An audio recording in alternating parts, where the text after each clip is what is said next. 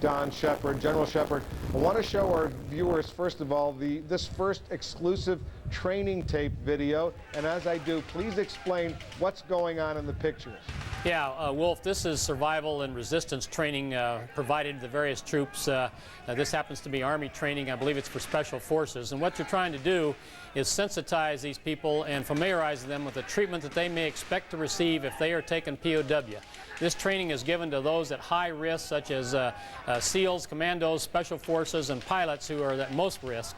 Various levels of training are given to other soldiers out there, but this is specialized training, showing them how they will be interred, how they will be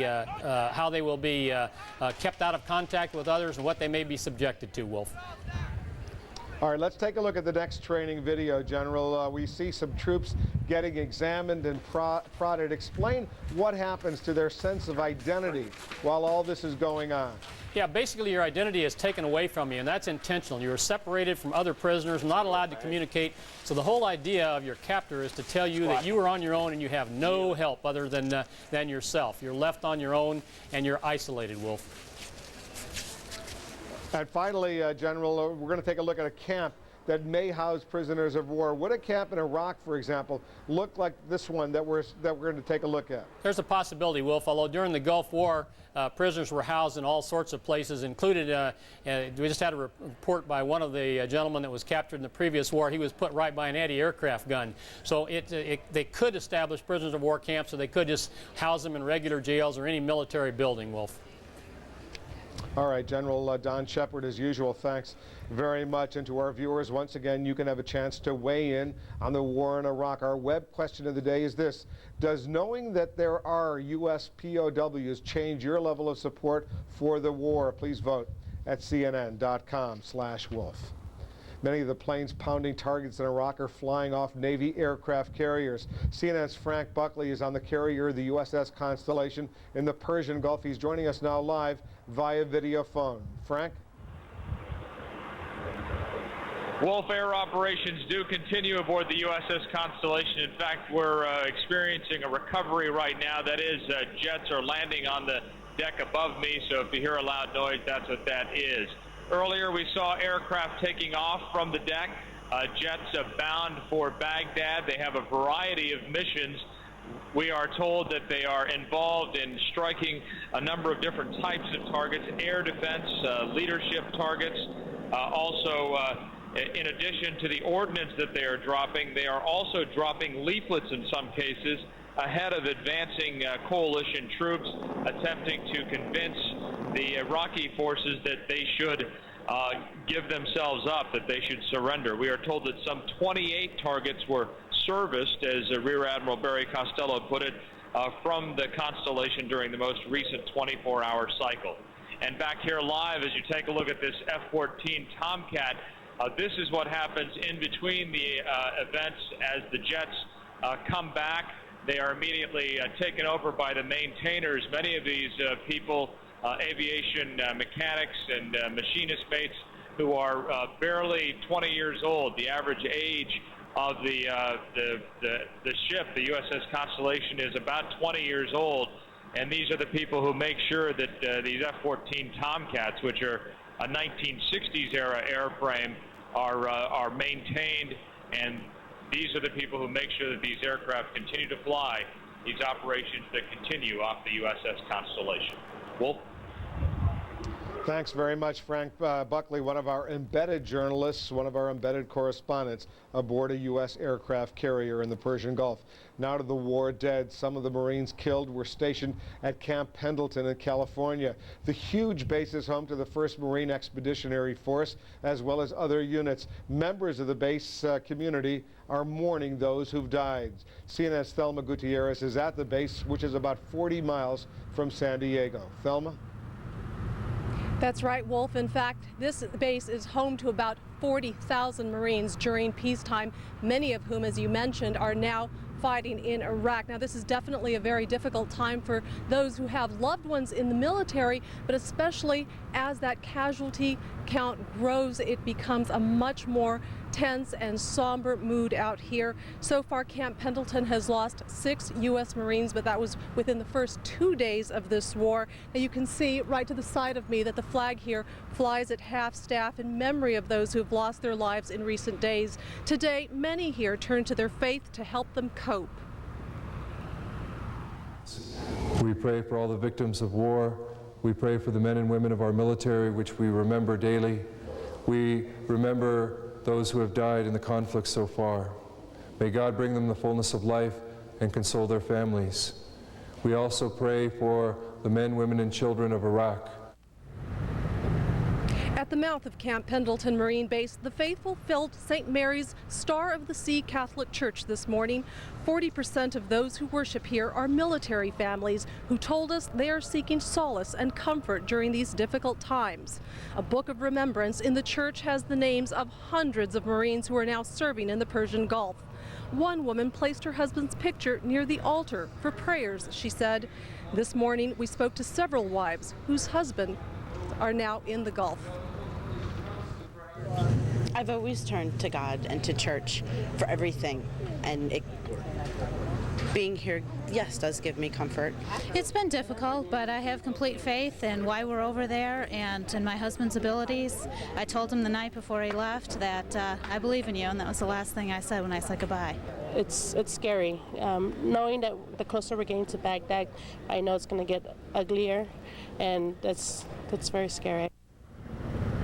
In fact, some of the information now coming in on more casualties is coming in so quickly that Marines here at the mouth of the base have come and they have asked us to read them the names to see if they recognize any of their fallen comrades. Wolf, back to you. Thanks very much, Thelma Gutierrez. Our heart goes out to all those families. Camp Pendleton, California. President Bush, meanwhile, got back to the White House today as the bad news mounted for coalition forces in Iraq. Let's go live to our White House correspondent, Dana Bash. Dana? Wolf, the president is in the White House residence this evening. He is getting constant updates from the war front. We are told this morning, while still at Camp David, the president said he and the First Lady went to church to pray for the lost troops and for their families. Back from Camp David as Iraqis released graphic pictures of Americans killed in action and the first prisoners of war, a stern warning from the commander-in-chief. The POWs I expect to be treated humanely. And just like we're treating the prisoners that we have captured humanely. If not, the people who mistreat the prisoners will be treated as war criminals. Taking reporters' questions for the first time in a week, the president expressed confidence about the war's progress, but as the reality of casualties on the battlefield set in, he braced the country for a tough fight ahead. I know that Saddam Hussein is losing control of his country, that we're slowly but surely achieving our objective. It's important for the American people to realize that this war has just begun. Despite some resistance, Mr. Bush said U.S. forces achieved a key objective, securing most of southern Iraq, especially the oil fields. Tommy Franks put a plan in place that moved on those oil fields quickly, and at least in the south, they are secure. And that is positive news for all of us.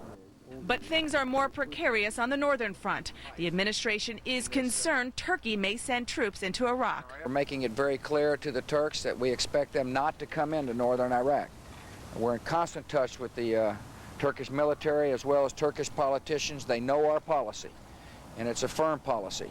And we've made it very clear to them we expect them not to go into northern Iraq. As for Saddam Hussein, the president made clear the opportunity to leave Iraq safely has come and gone. And to help convince Iraqis the purpose of this U.S. attack is to liberate, not conquer, the president said behind the ground assaults will be massive amounts of humanitarian aid. Wolf? And I'm sure it will be quite extensive. Dana Bash at the White House. Thanks very much.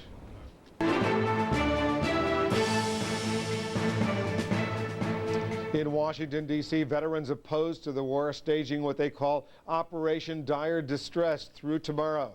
Today's protest included a rally and march, and wreath-laying ceremonies were planned at the Vietnam and Korean War memorial sites. Meanwhile, at the Lincoln Memorial in Washington, another crowd rallied in support of U.S. troops. The demonstration was organized by the group Free Republic.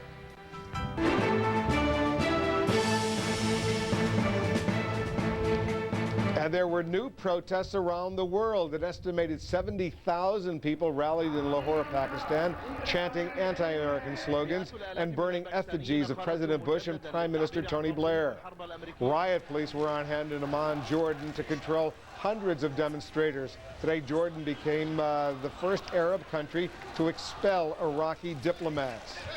30,000 people marched in Sydney, Australia, condemning the U.S.-led war and Prime Minister John Howard for supporting it with some 2,000 Australian troops.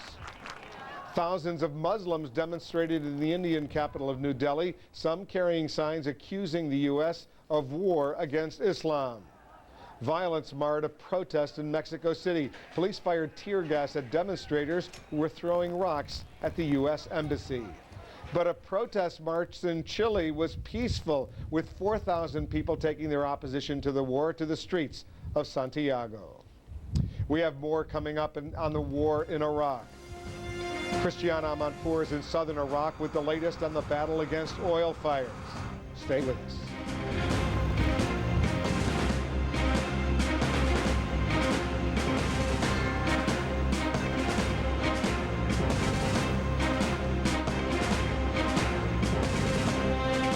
The war in Iraq continues, and no one takes you closer than CNN, live throughout the day. Stay with CNN, the most trusted name in news. Do Monday nights leave you with an empty feeling in your stomach? Well, then you better watch. We've got great movies. We've got great food. It's entertainment that sticks to your ribs. It's ham-tastic. It's entertainment that fills you up and never leaves you bloated. It's hot and Hey, we're trying to get... Hey! Dinner and a movie. Fresh television that's filling. Every Monday night on TBS Superstation. Dinner and a movie, great food, great movies, Monday nights.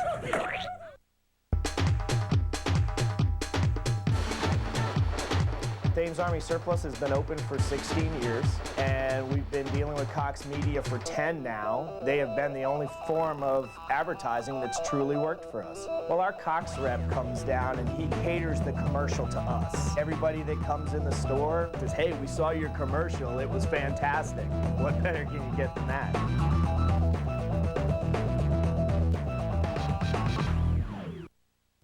Lewis and Clark, great explorers. Hey.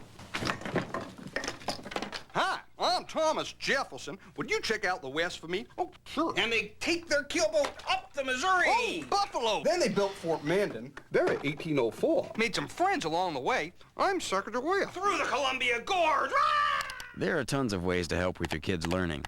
Find the really good ones on connectforkids.org. The sweet Pacific Ocean! Yeah!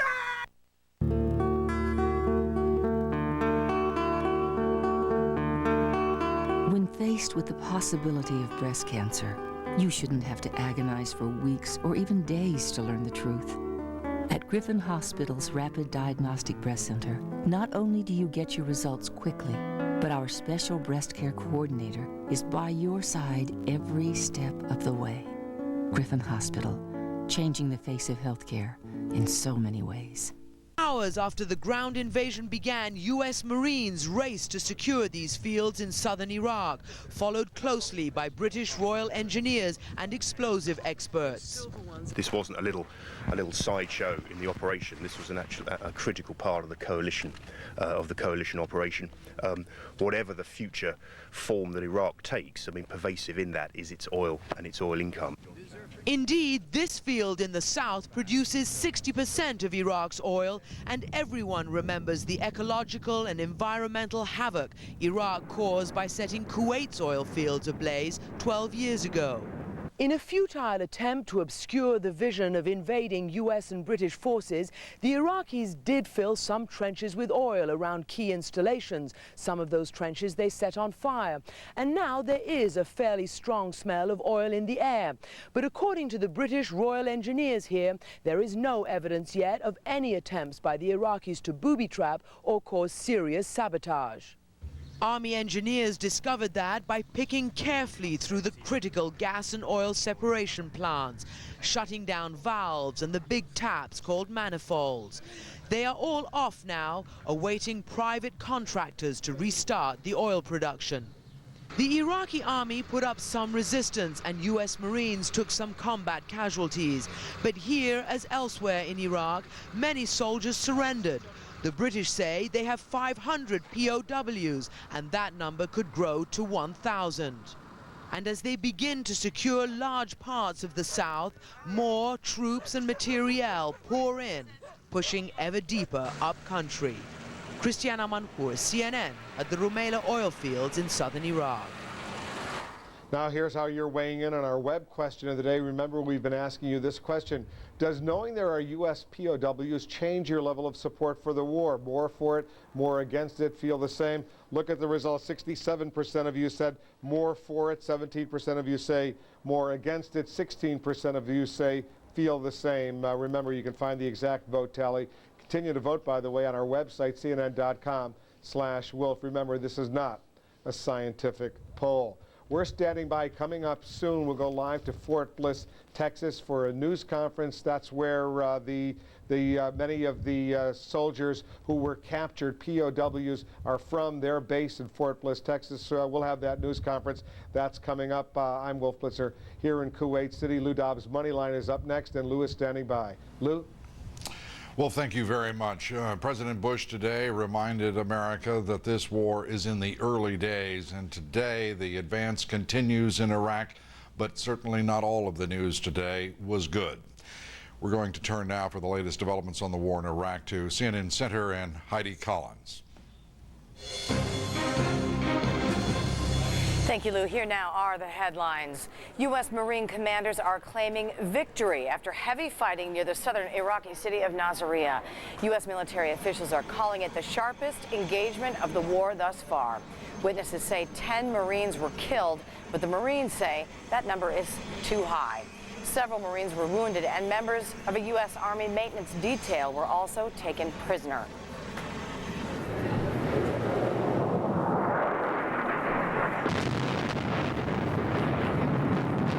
Large explosions rocked Baghdad tonight, the latest air raid in the American-led bombing campaign against the Iraqi capital.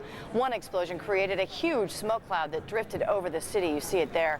Iraqi officials claim Allied planes have been shot down, but U.S. officials deny that, saying that all planes have returned safely to their bases.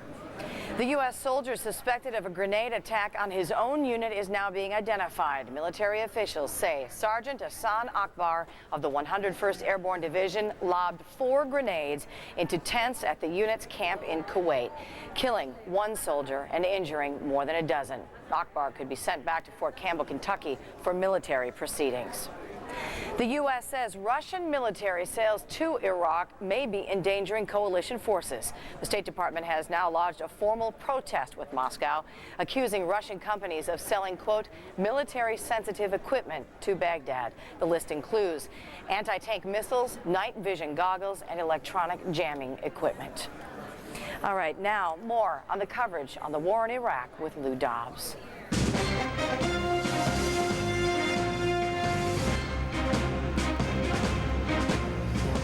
Good evening. In this hour, we're going to bring you up to date on the progress in the coalition's advance toward Baghdad. We're going to take a look at the strategic issues. We'll be talking with 2 generals, CNN military analysts Don Shepard and David Grange. But first, to bring you up to date, coalition military commanders say that U.S. troops have been involved in the heaviest fighting of the war so far. The fighting is taking place principally in and around the southern Iraqi city of Nasiriyah, that is just northwest of Basra. Up to 10 coalition troops have been killed. Others have been wounded. Significant casualties have been suffered. Central Command also says an Army supply convoy was ambushed. It said 12 soldiers are now unaccounted for, and they believe them to have been captured. Alessio Vinci will have the latest for us from the battlefield. A brigade of the Army's 3rd Infantry Division is now within 100 miles of Baghdad. 70 tanks, 60 Bradley fighting vehicles have traveled 230 miles in just 40 hours. In one engagement, the brigade killed 100 Iraqi militiamen. CNN military analyst General David Grange will give us his assessment of the campaign so far.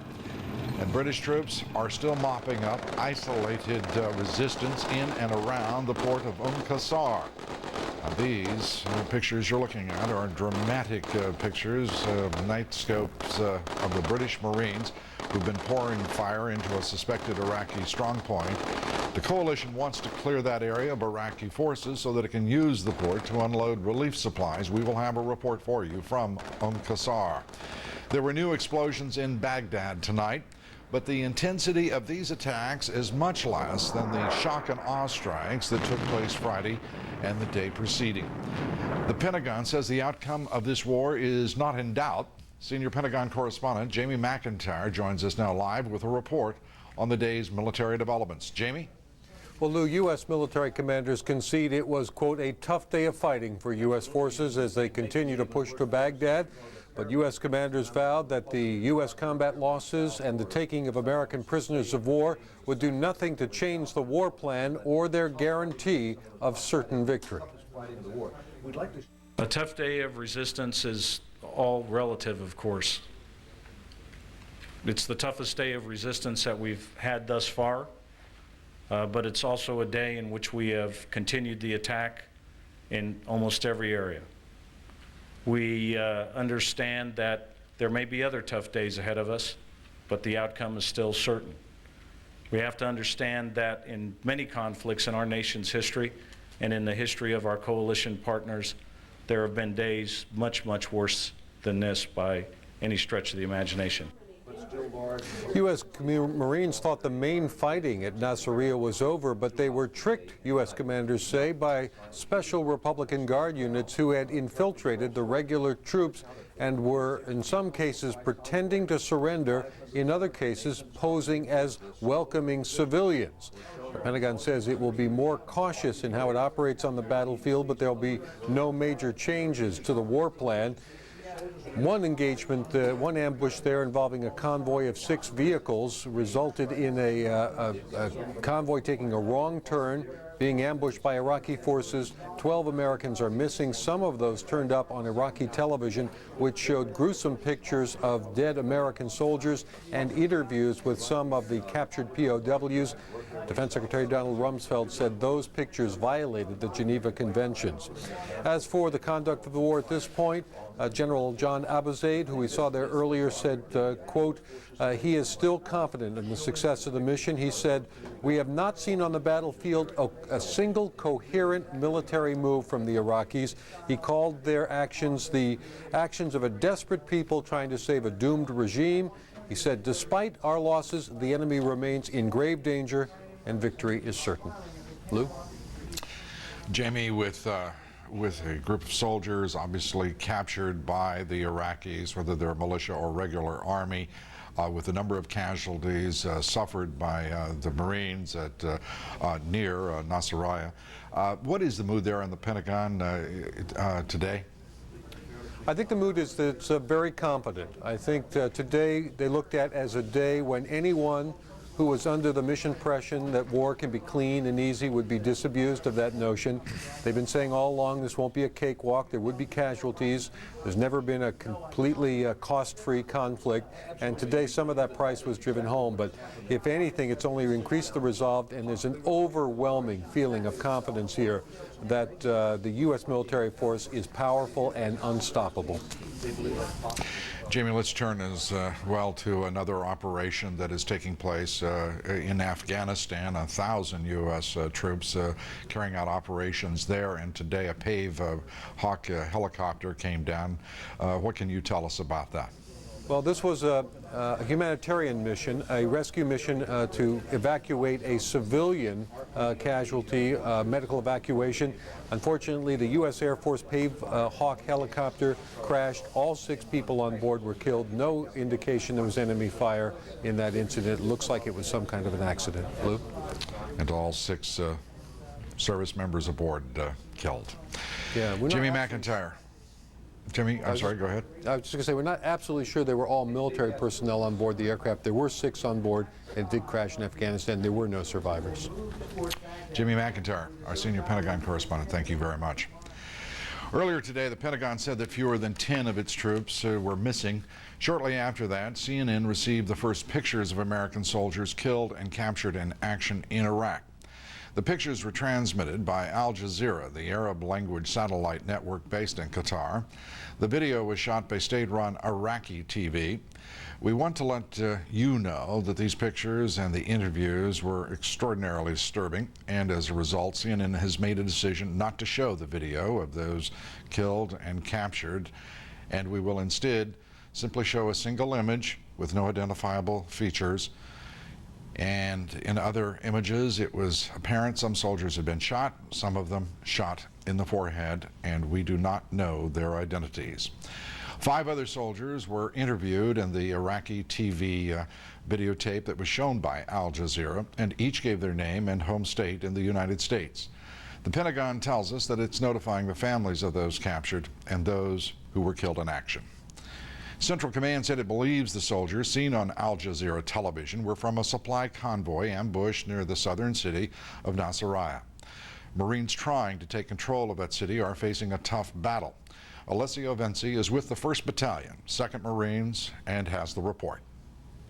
What I can report to you at this time is that a number of U.S. Marines at this time have entered the southern city of An-Nazariyah in the southwestern part of this country. Everything began early this morning when the column of several thousand Marines advanced towards An-Nazariyah and started encountering some resistance from Iraqi forces. Those Iraqi forces who had earlier on ambushed a military convoy carrying supplies to U.S. forces in this region. And as we drove by that ambush, aftermath of that ambush, we saw several U.S. military vehicles with bullet holes in their windows and their flat tires, and obviously the personnel on board had to be taken away really quickly before the Iraqi forces could do something to them. We also saw Cobra helicopters flying overhead with the 20mm machine guns retaliating against that ambush, and we saw, according to U.S. commanders, 3 Iraqi tanks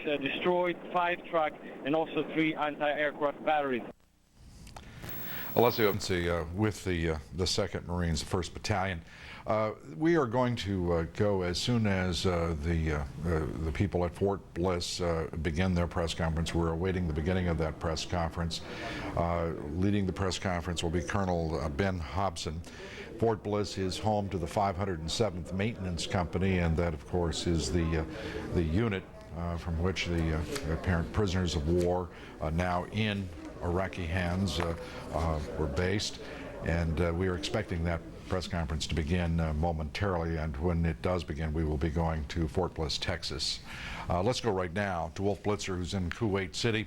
Wolf, earlier today you talked with Defense Secretary Donald Rumsfeld. He expressed confidence about the outcome of this war. Give us the rest of your impressions and what he said. He was under no illusions. He said this war was going to be won. Saddam Hussein's regime was going to be overthrown. It wasn't a matter of if, it was only a matter of when, and he thought that was moving along quite well. He was quite impressed.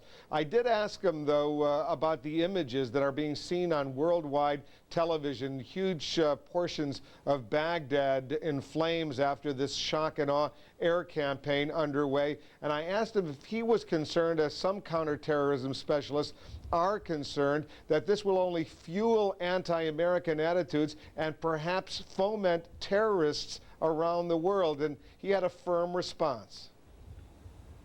The fact is that the terrorists did not need any provocation. They attacked the United States of America on September 11th, viciously killed 3,000 innocent men, women, and children of every religion, of every nationality across the globe. That was not a response to an attack on Baghdad. It was an unprovoked attack. They are raising money. They are training people. We stopped them in Afghanistan. We tore up their terrorist training camps. We drove them out of that country. And in that country now there's a government that's representative of the Afghan people. And that is what's going to happen in Iraq. And the idea that this is provocative is wrong. Weakness is provocative. It entices people to do things they otherwise wouldn't do. And war is everybody's last choice. No rational person wants war.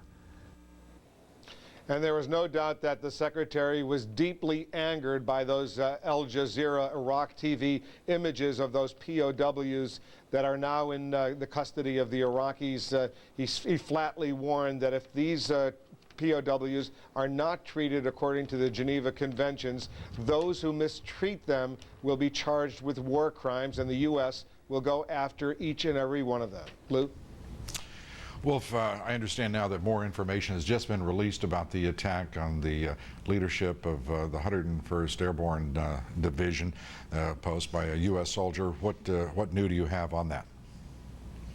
There's they have released the names of the soldier who was killed, a captain.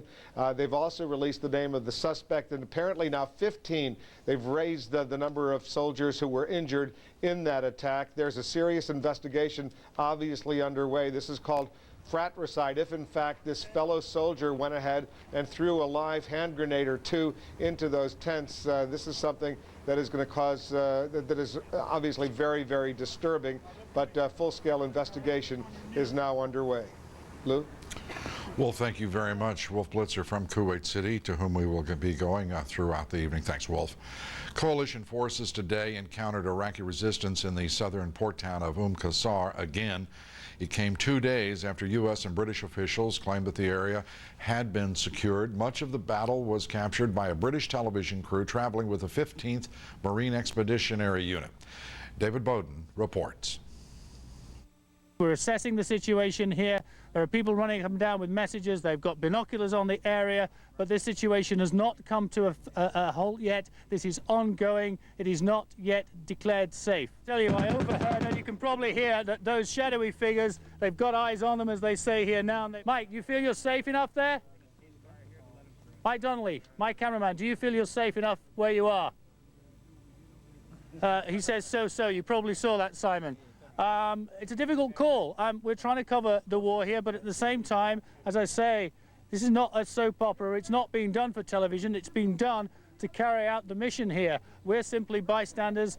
We're tagging along. It is not easy to operate in these conditions when there is nobody firing at you. It is more difficult, of course. Adrenaline will be pumping.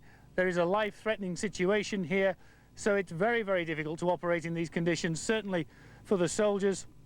Marginally less so for us, obviously, because we're just a few yards back from what is de facto the front line. But it's very hot, very difficult, very dusty, and the sand, as you know, and dust gets into everything.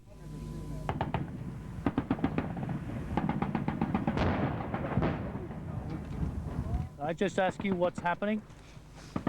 Roger, right now we just got a confirmation that we've got some pop shots. I guess somebody's trying to return fire with the tanks onto the tanks over. I believe the first tank's about to take a shot right now. There we go. Apparently there's somebody back there apparently that wants to keep going. Word has just gone down the line here to keep your heads down. Shots are coming out of the building still.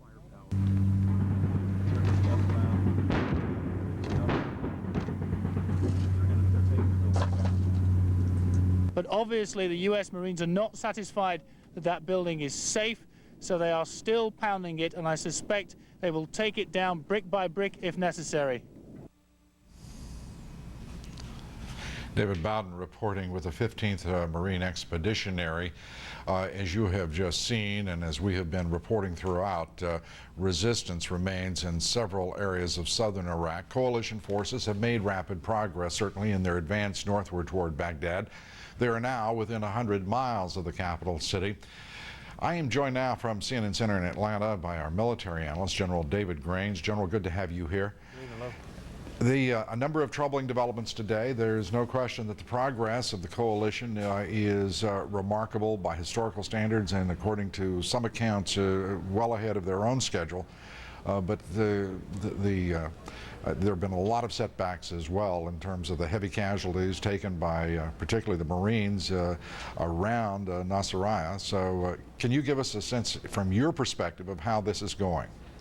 Well, I think you're seeing some great individual unit fights. In other words, the heroism, the command and control, the ability to use combined arms. That means ground and air, light forces like commandos and heavy forces like tanks, integrated with close air support and artillery fire. And they're fighting a foe that's a bit elusive. These are units that have been infiltrated, as stated earlier, by Special Republican Guards or paramilitary forces, which try to, their ruses and other means to confuse or deceive U.S. British forces, and it makes it very tough in this type of fight. General, we were led to believe initially Friday, based on a Reuters report, that Qasr had been taken, had fallen was the exact language coming out of Qatar. It was not the word or the language of General Tommy Franks, certainly, but with one of the staff officers there. Yet that fight has been persisting for 2 days. Nasiriyah was supposed to have been basically under control. That impression was given by a number of sources there. This is turning out to be tougher. Is it because perhaps the Iraqis have been far smarter in moving elements of the Republican Guard into the southern quadrant of the country? I'm not sure that it's because they've been smarter. This is, I think, part of their strategy to infiltrate and use to buffer up these units, the spine of these units, because most of the units down south maybe would cut and run or surrender. So they did that. And what's happened here is, as they control areas, they have taken down significant key objectives: oil refineries, road intersections, key terrain. And what happens is maybe some enemy elements have laid low, small pockets, small elements, and then they arise, and that's where you're seeing some of these firefights. It's very difficult with a rapid moving operation to clear every foot, every house of an area like this, a combat like this, that we're seeing in these recent fights. And so I think that's the predicament they're in. It's rear area fights to the flanks or behind forward moving units. General Franks, everyone associated with leading this advance to Baghdad has cautioned us time and time again, even before hostilities broke out, before the invasion began, that this was going to be far tougher than people were saying, that it was going to take time, and that expectation is apparently being realized now. But to the south, the 11th Infantry Division of the Iraqis, the 6th Armored, they were supposed to fold rather quickly. They've not done so. What do you think will be required? Well, we don't have the order of battle results of the enemies, but the reports that we've seen and who we've talked to, good portions of these units have surrendered or left. But you have elements still left that are capable of fighting our forces, reinforced by these others. And I think you're right. I think that the resistance is going to be stiff. And we may see that coalition forces are going to move into a phase where the intensity of pressure on enemy forces throughout Iraq will increase, because I think we may be at a phase where they've had an opportunity to lay down their arms and not die in place. And maybe there's more persuasion needed against some of these units. And I think in the days to come, tonight maybe we'll see this. You sounded almost, if I may say, General Rumsfeldian in your language there. Are you suggesting that the air campaign, the bombardment, the shock and awe needs to be intensified, to be both for the support of our ground troops and to be persuasive of the Iraqis? I would say both ground and air, but specifically air, because the ground forces are already engaged. I think those that are in the fight, most of them are already there. Some elements very far forward, with lines stretched out, and they have a lot on their plate as there is. So it'll probably be air, yes. And do you think at this point that we can expect a more rapid rate of deployment of other U.S. forces into the theater? I believe that's going to pick up. The pace is going to pick up.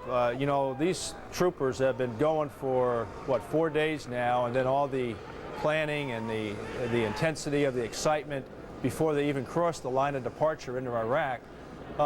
They're tired and know they have a rest plan, very brief rest plans as they move forward. There's a lot of stress put on these soldiers. Not that they can't handle it. These Marines and soldiers are doing a great job, and they will. But I think probably more forces would be welcome. General David Grange, thank you very much, as always. The 101st Airborne Division is pushing deep into Iraq. It has established a forward operating base now in the south of the country. I'm joined now live by Ryan Chilcote with the Screaming Eagles from inside Iraq. His photographer is Greg Danilico. Ryan. Lou, the 101st Airborne's 3rd Infantry Brigade has established what is called a FARP. This is very important. It stands for Forward Area Rearming and Refueling Point, and what it basically is a gigantic gas station in the desert and arms depot for helicopters. What it allows, very importantly, what it allows the 101st Airborne now to do is to move its troops even deeper behind Iraqi lines. It can use its assault helicopters, primarily the Black Hawk helicopter like you see behind me here at this FARP, it can use that, it can fly to the front, and then now instead of having to fly all the way back to the rear, they can simply fly back to this FARP, refuel, rearm, and then go back to the front. So it allows them to put their troops farther into the battle. Secondly, it allows, very importantly, it allows them to move their attack helicopters, primarily the Apache Longbow helicopter. That's the brand new version of the Apache helicopter, which you're going to be hearing a lot about, I think, during this war, that can locate several targets and actually hand off those targets to other Apache Longbow helicopters flying alongside it, so that they can simultaneously, having gathered information, where one helicopter gathers information, they can all simultaneously fire on several different targets. It allows those helicopters to spend more time destroying targets and less time taxiing all the way back to the rear. So this FARP is no small matter. This is a very serious milestone, if you will, in the buildup here inside Iraq. Very quickly, before the 101st Airborne got here, well, it was a 72-hour whirlwind road trip, if you will, from Kuwait to here. People talk about the race to Baghdad. Well, I think I got a taste of it. The 101st Airborne never stopping for more than a couple hours to refuel or switch out drivers. Really, the motto here, the credo was to keep on going as quickly as possible to set up this forward area refueling and rearming point. Lou? The 101st is always earning that that Screaming Eagle standard. You feel you're tired. Imagine those troops who are driving and moving everything along. Let me ask you this: have you, in that 72-hour period, have you been engaged with the enemy at all? No, absolutely not. Very friendly, actually, environment to it. The 3rd Infantry Brigade went through 3 towns. The first town, a very warm reception. That was on the first day. A lot of Iraqis turned out on the streets, waving to the troops, giving them the thumbs up, shouting to them. The soldiers tossing MREs, meals ready to eat, to the Iraqis waiting on the side of the road. It was a very friendly environment. The second town, not quite that way. Very eerie feeling, actually, the soldiers told me. They felt like they were not at all welcome. The soldiers there, instead of, or rather the Iraqis there, instead of welcoming them, simply watching them pass through. So a bit of both warm and cold reception for the troops. Lou? Ryan, let me ask you a couple of questions, and certainly our audience is well aware that we are sensitive to the military constraints and the needs for limiting whatever information, but General Grange and I were just talking about it. Has been, we're now 96 hours into the drive toward Baghdad from Kuwait, as you have just reported. Are the troops of the 101st, are they, how's their morale? How are they rested, and are they ready for the next phase? And if you could explain just briefly how this next phase changes for the 101st in particular, which has been following the 3rd. Absolutely. Well, I would say morale is very high. The 101st Airborne was the last to arrive in Kuwait and also the last to arrive in Iraq now. And they were very anxious, if you will, to get involved in what's happening inside Iraq. How things might change? Well, the 101st Airborne has more helicopters than any other division in the U.S. Army, and I think you're going to see a lot more use of those helicopters. The 101st Airborne is actually called the 101st Airborne Division Air Assault. And ever since Vietnam, they have specialized in using helicopters to move their troops to the battlefield. I think you're going to see a lot more of that in addition to the ground movements that you've been seeing from the 3rd Infantry Division. So that will change how this war is fought, because those helicopters can move very quickly. It allows the U.S. Army a great deal of flexibility. The 101st Airborne likes to talk about how it can move its troops further and faster and with more combat power than any other division in the Army. So I think you'll see the element of surprise being used a lot more than it has than just the basic brunt show of force that we've seen up to this point. Lou? Ryan Chilcote with the 101st Screaming Eagles. Thank you very much. President Bush has returned to the White House after a weekend at Camp David. The president, upon his arrival back at the White House, warned Americans that this is only the beginning of what will be a tough fight in Iraq. The president also had a stern warning for the Iraqis who hold American prisoners of war now. Dana Bash reports. Back from Camp David as Iraqis released graphic pictures of Americans killed in action and the first prisoners of war, a stern warning from the commander-in-chief. The POWs I expect to be treated humanely.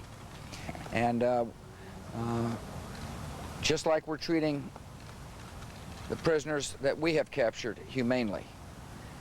If not, the people who mistreat the prisoners will be treated as war criminals. Taking reporters' questions for the first time in a week, the president expressed confidence about the war's progress, but as the reality of casualties on the battlefield set in, he braced the country for a tough fight ahead. I know that Saddam Hussein is losing control of his country, that we're slowly but surely achieving our objective. It's important for the American people to realize that this war has just begun. Despite some resistance, Mr. Bush said U.S. forces achieved a key objective, securing most of southern Iraq, especially the oil fields. Tommy Franks put a plan in place that moved on those oil fields quickly, and at least in the south, they are secure. And that is positive news for all of us. But things are more precarious on the northern front. The administration is concerned Turkey may send troops into Iraq. We're making it very clear to the Turks that we expect them not to come into northern Iraq. We're in constant touch with the Turkish military as well as Turkish politicians. They know our policy, and it's a firm policy. And we've made it very clear to them we expect them not to go into northern Iraq. As for Saddam Hussein, the president made clear the opportunity to leave Iraq safely has come and gone. And to help convince Iraqis the intention of this attack is to liberate, not conquer, the president said after the ground assault, there will be massive amounts of humanitarian aid, maybe in the next 36 hours. Lou? Dana, thank you very much. Dana Bash from the White House. Coming up next here, the latest developments on the war. The United States is now accusing Russian companies of selling equipment to Iraq that is being used against our forces. Andrea Koppel will have the latest for us from the State Department. We'll also be joined by CNN reporter Frank Buckley aboard the USS Constellation in the Persian Gulf. That and a great deal more still ahead. Stay with us. Coming to DVD. So nice of you to visit. Experience the most chilling thriller since The Silence of the Lambs. Red Dragon.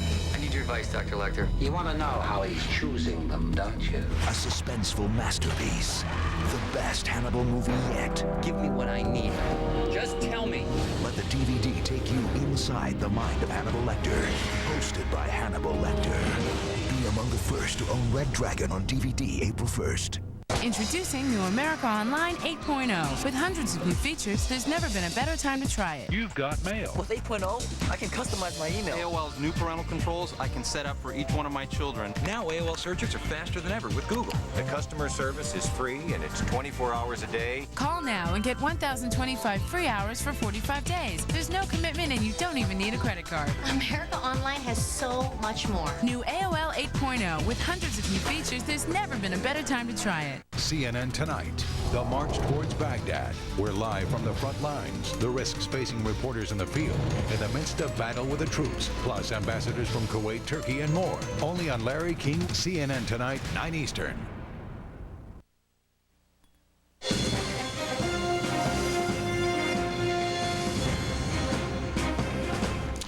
We had been awaiting, as we pointed out to you, a news conference that was expected from Fort Bliss in Texas, the home of the 507th Maintenance Company. At least 2 of its members are in Iraqi hands and are now prisoners of war, but we have just been informed by the Army that that press conference has been canceled. We will get as many details as possible over the course of this evening and be reporting them back to you. Coming up next, we'll be joined by CNN military analyst General Don Shepard. He will assess for us the U.S. ground campaign in this war and the air campaign and the strategy involved. But first, Heidi Collins has the very latest for us on the war in Iraq. Thanks, Lou. Here now are the headlines for this hour. As coalition troops advance on Baghdad, the death toll is increasing. Several Marines were killed in battle today. U.S. authorities say fewer than 10.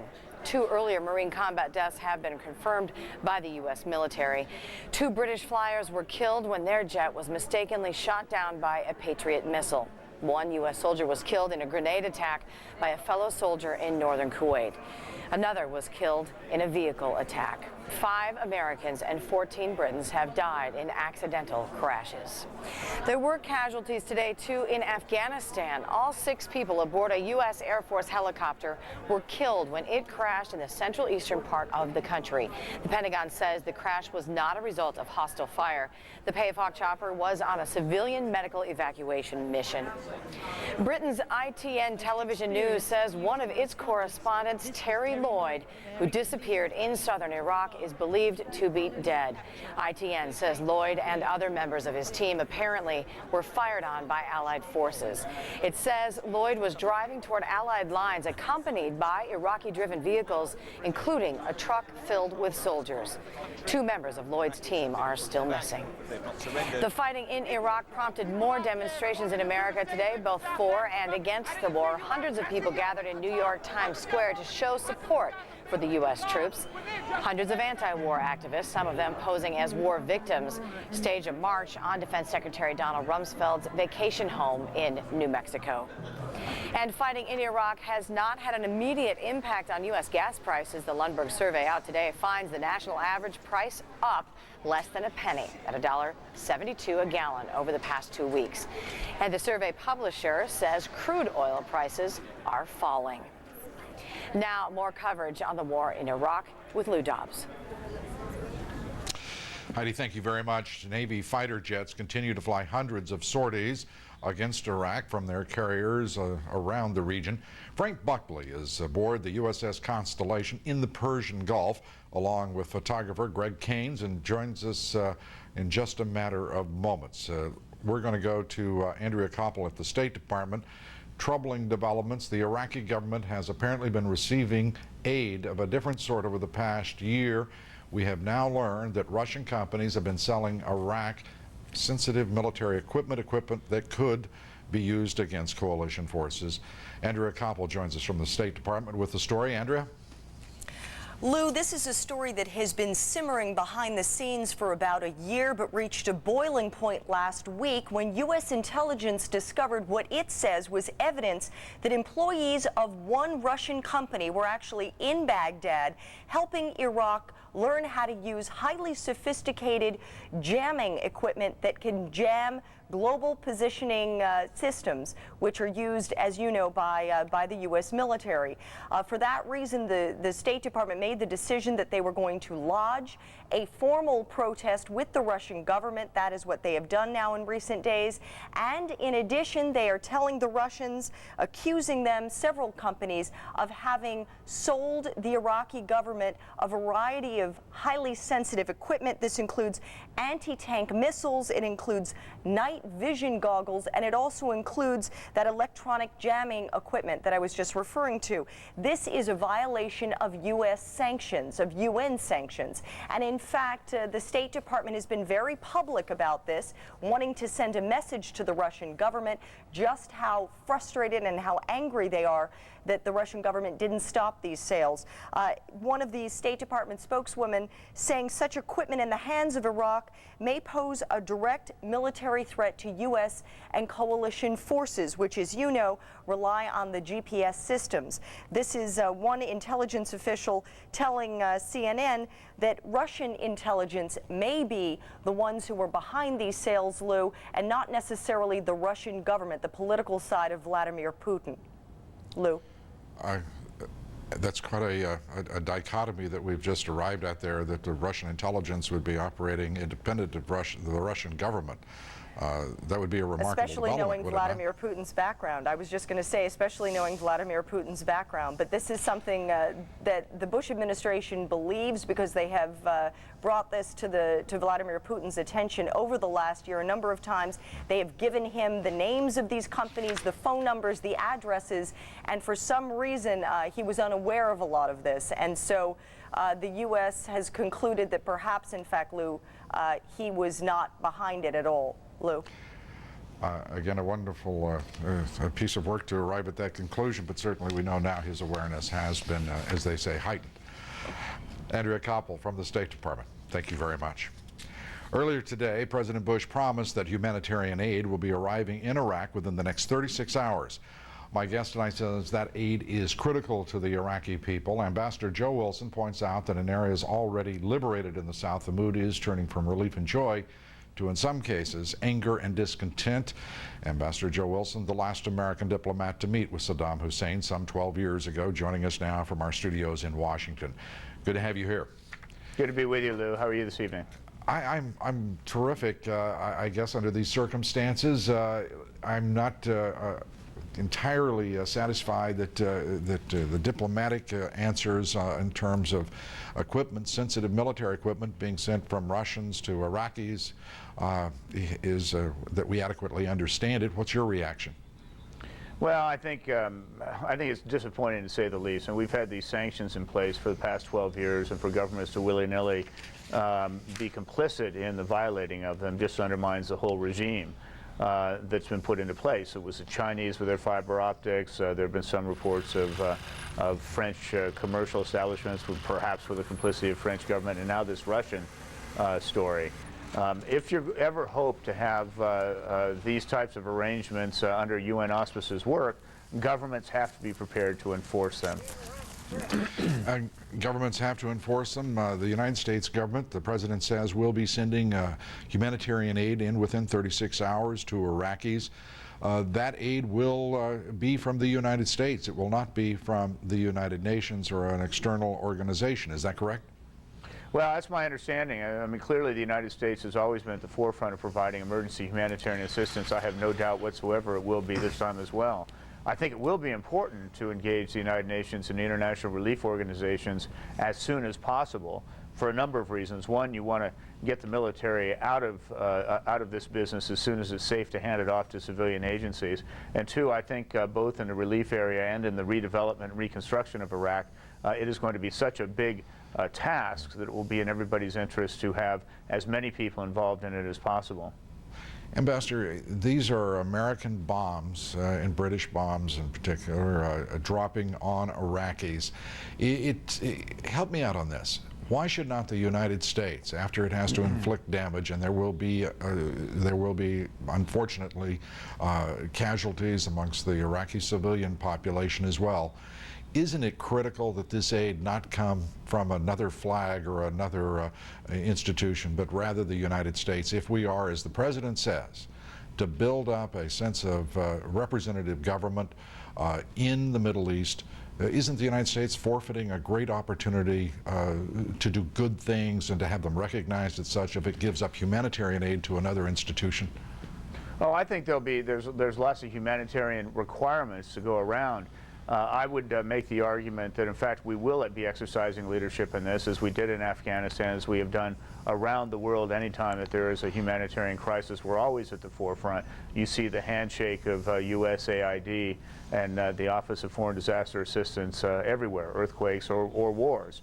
I just think that the task of both of humanitarian relief and of reconstruction is one that is sufficiently large that it will be in our interest to mobilize as many of the world's powers as we possibly can, both to share the burden and to share the risk of as we go forward in this great endeavor of reconstructing Iraq in the image of Western civilization. In the south, the Shia south of Iraq, a number of surrenders, literally thousands, but at this point the Shia have not, in Basra at least, surrendered at anything or opened their arms to U.S. and coalition forces. Do you think that is likely to occur now that we have had 4 days experience in the region militarily? Well, you know, it's still pretty early in the military campaign, but I must say that I would hope in the next couple of days that we will see some evidence in these great cities of southern Iraq, the great Shia cities of Basra, and then Nasiriyah, which is the one that was apparently taken today, and then moving up towards Al-Najaf and Karbala, where they actually did rebel against Saddam in 1991. It will, I think, reinforce the message that we are liberators if you actually have Iraqis coming out and acting like liberated. It's not, it's understandable that they're pretty much hunkered down right now. But I must say the pockets of resistance, which have apparently been rather intense in Nasiriyah and Basra, as well as Qasr, are of some concern, it seems to me, if in fact this is a liberation effort. Ambassador Joe Wilson, we thank you very much for being with us here. No, it's good to be with you, Lou. As I said, Navy fighter jets flying hundreds of sorties, and Frank Buckley is aboard one of the carriers, the Constellation, the USS Constellation in the Persian Gulf, and joins us now live with the very latest. Frank? Well, Lou, a very active flight deck here on the USS Constellation. Planes taking off and landing throughout the night, going to various points in Iraq. Those planes taking on a variety of missions, we are told, hitting leadership targets, also air defense facilities. In some cases, they are dropping leaflets ahead of advancing troops, trying to get the Iraqi soldiers to consider surrendering before coalition troops arrive on the scene. Earlier this evening, we talked to one F-18 pilot as he returned from a trip over Baghdad. His mission was, in fact, to drop leaflets over Baghdad to try to get to those Iraqi troops with those leaflets. We asked him about air defenses and whether or not he felt that the air defenses were being degraded in and around Baghdad. Definitely. With just by the fact that they're not guiding them, that's probably the biggest indication that we're exceeding in our mission to degrade their air defenses. They still have the missiles, so you can always just point it at the sky and launch it. You can't really prevent that unless you destroy it, and it's fairly difficult to get every single one of them.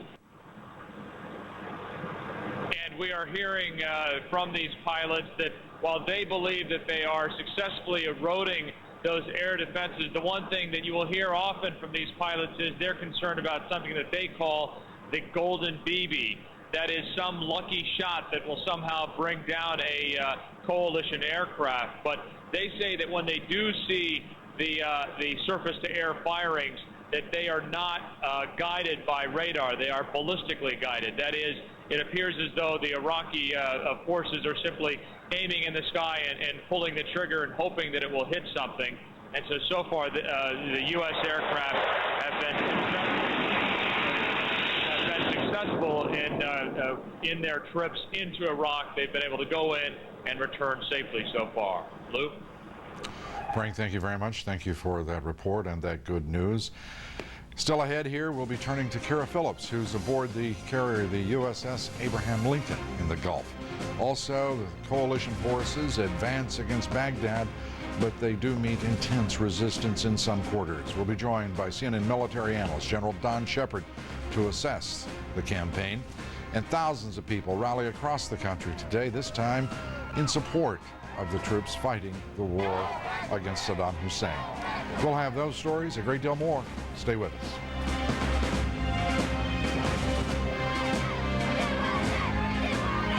CNN Tonight, the risks facing reporters on the Iraqi front lines, plus ambassadors from Kuwait, Turkey, and more. Only on Larry King CNN Tonight, 9 Eastern.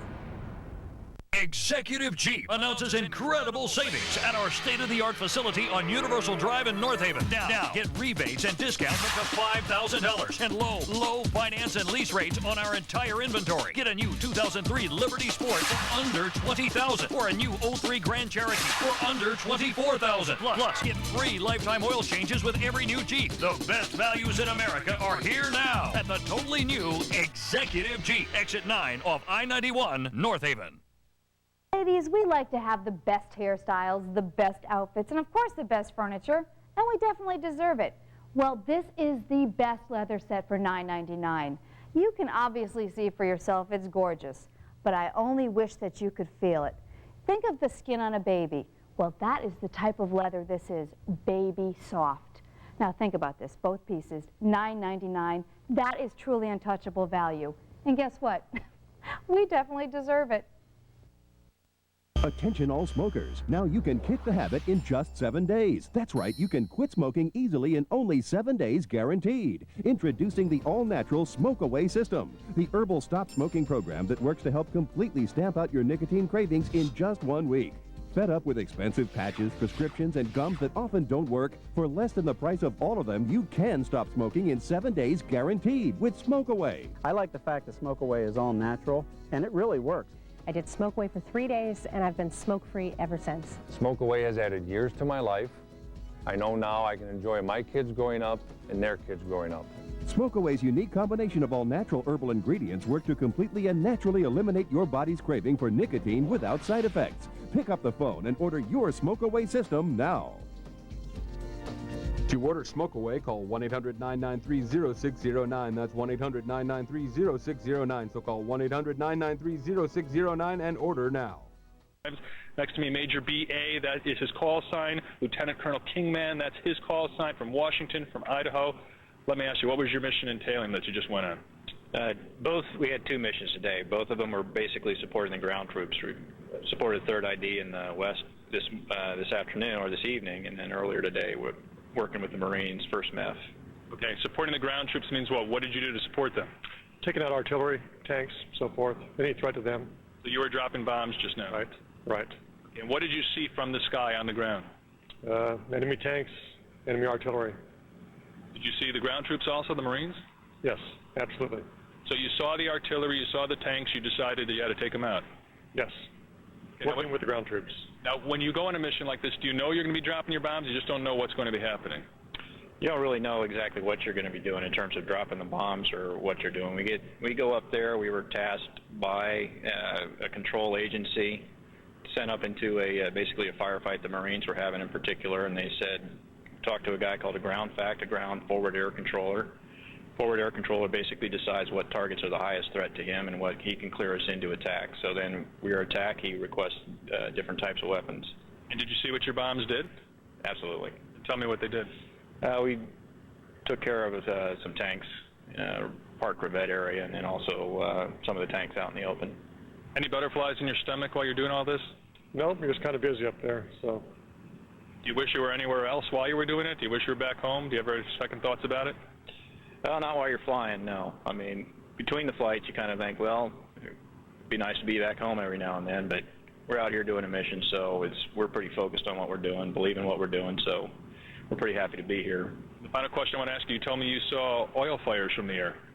Yeah, when you're flying up there, you can see a couple of the oil heads that have been knocked off, and it's, rather dramatic flames. It's a little bit hard to tell between the, the standard separation plans, but you can, if you look close at them, they're pretty impressive when you see the oil heads that are actually destroyed and burning. One more final question for you. Where, again, were you in Iraq when you dropped this artillery to support the Marines?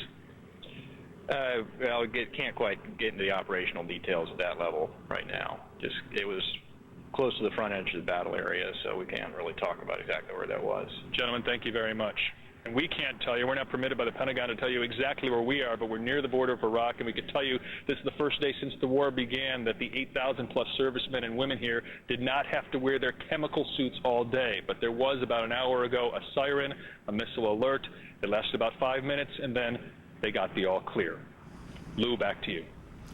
Gary, thank you very much. Gary Tuckman. Well, as coalition forces advance on Baghdad, there are still incidents of extremely tough resistance, as evidenced by the fighting at Nasiriyah. CENTCOM today described the fighting as the sharpest of the war so far. Joining me now, CNN military analyst, General Don Shepard. General, good to have you here. Good to be here. The CENTCOM made it pretty clear today, and so did the Secretary of Defense, that this has been a very tough day in some measures. Would you give us your assessment? Yeah, in war there's good days, there's days that not much goes on, and there's bad days, and this was an extremely bad day. We had the Patriot incident, we had the friendly fire incident with the correspondent, the British correspondent. We had the POWs, and we had another firefight with some casualties, so it's been a very rough day, and there'll be many more coming up, Lou. Yet the advance seems to be moving, at least according to some at CENTCOM in particular, ahead of their schedule. Is that the way you see it as well? Yeah, it's hard to diagnose and come up with a real answer to that. I've heard General Franks and Secretary of Defense say on a couple of occasions, this is going to take as long as it takes. It may take a few days, a few weeks, a few months, but it's going to take as long as it takes. Now, everybody would like to drive to Baghdad unimpeded and then have them give up. That's not in the cards. It appears that the strategy being used is to bypass the big population centers such as Basra, cut it off, if you will, so that military can't be resupplied there from the Iraqi standpoint, and then clean up the smaller areas such as Nasiriyah, which is still being tough, and then have people come in behind to secure them later, and thereby that allows you to move fast. If you stop at every little firefight or any of the big cities en route, it's going to definitely slow down the advance. So I think that's what's going on, Lou. It also, does it not, General, change some of the, if you will, of the algorithm? Because you have, as these forces, like the Third Army, with the 101st behind it preparing for its air assaults, obviously in the days ahead, it also leaves your rear echelon exposed, such as the instance with the 507th Maintenance Company and the prisoners that were taken there, the prisoners of war. It also leaves open the issue of control of whether it be Basra or Qasr or Nasiriyah, the Ba'ath Party still has influence. The Republican Guard has apparently elements in the area. This creates some tension, does it not? It really does, and you're right on with your assessment there. The further you get from your rear areas toward Baghdad, the more your lines are stretched out, the more you become vulnerable in your rear areas, the more people it takes to secure the area behind you, and the less people you have to fight in the front. You're going to have, obviously, terrorist incidents in Iraq. We're seeing it every day in Afghanistan. We've even seen it in this country and can expect more. So this is a real problem. It's something that you train for and look at from a military standpoint, but it is never a clean fight where you take an area and everything's over. You have to be careful all the way to Baghdad and all the way home, Lou. Indeed. And General, I talked with General Grange earlier about this issue, and let me turn to you for your thoughts. And that is the intensity of the bombardment, the air campaign against Baghdad and other cities and targets. What do you think we're going to see here over the course of the next 24 hours and several days? Yeah, I think you're going to see a stepped-up air campaign, but this is a different war than the Gulf War. A lot of people are saying, why do we have a long air war and make it easy for the ground soldiers like the Gulf War? Well, this is totally different. In the Gulf War, the Iraqi army was arrayed toward the front in dug-in positions, well established down toward the front. You could attack them with air. In this case, the Iraqi army is spread within the cities. They're not out in battle formations, making it much tougher. You have to wait until they group up in military formations to attack them, and that is now happening as the U.S. forces move forward. More and more targets are forming. In the Baghdad area, the targets are dispersed in the populated areas and making them difficult to hit because of collateral damage. But when the Iraqi army wants to group to fight military power, they are going to have to bring their forces together, and that makes them very vulnerable to military power, Lou. So there's a lot of tough fighting coming up, but I think everything that's happening is logical, and I'm not one that says this time you could have had a long air war, because Tommy Franks launched this early on the ground war because of the oil fires there, and he kicked it off out of the sequence he wanted to, and now he's responding. And the advance, as is documented, has been remarkable to this point. General Don Shepard, thank you very much. Pleasure. Hundreds of people all across the country rallying in support of U.S. troops. 1,300 people in New York and Times Square. That compares, by the way, to about 200,000 anti-war protesters yesterday. Today, many demonstrators waved flags and held signs reading simply, "God bless America." Supporters also gathered yesterday in Washington State, Dallas, Sacramento, California. Those rallies come as a series of new polls suggest American support for the war and President Bush's handling of it are growing. The latest CNN USA Today Gallup poll finds 76% of Americans approve of the U.S. decision to go to war against Saddam Hussein. And a New York Times CBS poll found 70% of Americans now approve of the president's handling of the conflict, an increase of 19 percentage points in the course of 10 days. That poll found support for the president significantly weaker, however, among Democrats. 93% of Republicans surveyed approve of the president's handling of Iraq. Only 50% of Democrats approve. Aircraft carrier USS Abraham Lincoln is part, of course, of the strike against Iraq, and our Kara Phillips is on board and has the report. Every morning here, Admiral John Kelly comes across the shipwide speaker and encourages and updates all the sailors here who are carrying out Operation Iraqi Freedom. He talked about cockpit discipline. So far, he says, the bombs that have been dropped with complete certainty and accuracy. Flight operations have not slowed down. They are quite consistent. Bombing runs taking place through the day and through the night, continuing to shape the battlefield for troops on the ground in Iraq. Talking to a number of strike fighter pilots as they've been coming back, a big concern about the troops on the ground. A number of missions, SAC missions, forward air control missions taking place, and that's where strike fighters launch off the carrier here, go into Iraq, basically providing a type of protection and cover for the troops, communicating with the troops on the ground. If indeed the troops might feel there's a threat ahead, the strike fighter pilots will observe from the air and radio back to other strike fighters if indeed they do see a threat coming. The strike fighter pilots tell me that recent targets they've taken out include leadership compounds, runways, air defense systems, command and control sites, a number of tanks, and other facilities such as Republican Guard special operations facilities. Other things going on, hundreds of Tomahawk missiles, I am told, by one of the captains here on the ship, continuing to be launched from the destroyer squadrons into Iraq. Something else coming from Captain Phil Green. He's a commander of one of the destroyer squadrons. He said mines have become a big threat out here. We have faced a terrorist threat since we arrived in the Gulf. Threats from explosive-laden vessels, mines, and low, slow-flying aircraft continue today. Surface shotguns work closely with their respective carriers to support the vital surveillance effort. A number of threats that pilots are dealing with, a number of threats that ground troops are dealing with, and also the divers, SEALs, and other coalition forces out in the water, specifically mines, trying to take that threat away from the battle groups. Aboard the USS Abraham Lincoln, I'm Kira Phillips, CNN. And that's where we are in our coverage of the war to this hour. Aaron Brown will be bringing you our coverage through the evening. Let's turn first to Heidi Collins with the latest developments. Thanks. Thanks, Lou. I'm Heidi Collins in the CNN newsroom. Coming up in 90 seconds, the war in Iraq live from the front lines. But first, the latest news at this hour. Today, it got ugly. What commanders called a tough day for coalition forces. Marines met new resistance in the vital Persian Gulf peninsula of Al-Faw. There was heavy fire as they engaged in something close to house-to-house fighting. You're seeing them use a type of grenade designed to stun the enemy.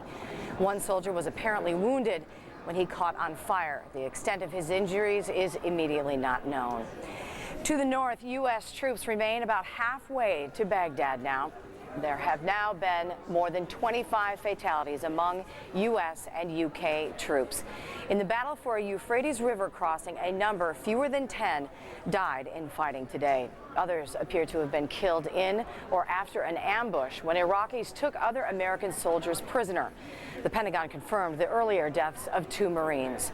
5 Americans and 14 British died in helicopter crashes. An accident on the ground killed 1 American, and another was killed by a grenade attack at Camp Pennsylvania in Kuwait. The Pentagon has identified the suspect in that attack as Sergeant Hassan Akbar of the 326th Engineer Battalion. The motive for the attack remains unclear. A crash today in Afghanistan killed all 6 people on board an Air Force helicopter. The Pave Hawk copter was on a medical evacuation mission when it went down north of Ghazni. That's a look at the news this hour. Now back to the war in Iraq, live from the front lines. More resistance and slower going. It's going to take a while to achieve our objective, but we're on course, we're determined, and we're making good progress. Casualties, human shields, and prisoners of war. What I'm saying is that it's a violation of the Geneva Convention. Cold, wet, hungry, and afraid to go home. Who will help the war's refugees? The polls say the war is popular, but many in the streets, they're saying something else. Live from Baghdad, Kuwait, Washington, Los Angeles, and Kentucky, and cities around the globe. The war in Iraq, live from the front lines. It's just after 3 a.m. in Baghdad on a Monday morning. Just moments ago, an explosion. There have been, over the day, a series of explosions. Coalition Central Command denying now reports broadcast in Arab media that a coalition plane was shot down in Baghdad. Though Iraqis did make a show, if that's what it was, of firing into the river, into the reeds, presumably in their search for an American pilot or coalition pilot, leading a coalition general to say Iraqi search and rescue techniques, quote, leave something to be desired. Good evening again, everyone. It is a reminder today that war is nasty business, difficult business, and often heartbreaking business. I'm Aaron Brown at CNN Center in Atlanta. And I'm Wolf Blitzer reporting live tonight from Kuwait City, where about 2 hours ago, a Patriot missile intercepted an incoming Iraqi missile fired toward Kuwait City. Officials say the intercepted missile came down away from any residential area. Meanwhile, U.S. ground forces are closing in on Baghdad. The 101st Airborne's 3rd Brigade has established a forward refueling and weapons depot in southern Iraq. That will allow U.S. attack helicopters to penetrate even farther behind enemy lines. And coalition forces are still running into Iraqis who prefer to stay and fight.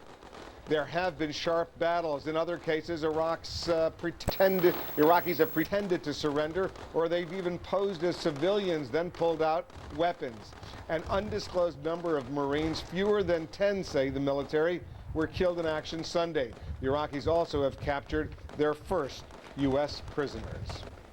CNN received the first pictures today of American soldiers killed and captured in action in Iraq shortly after the Pentagon said fewer than 10 of its troops are missing.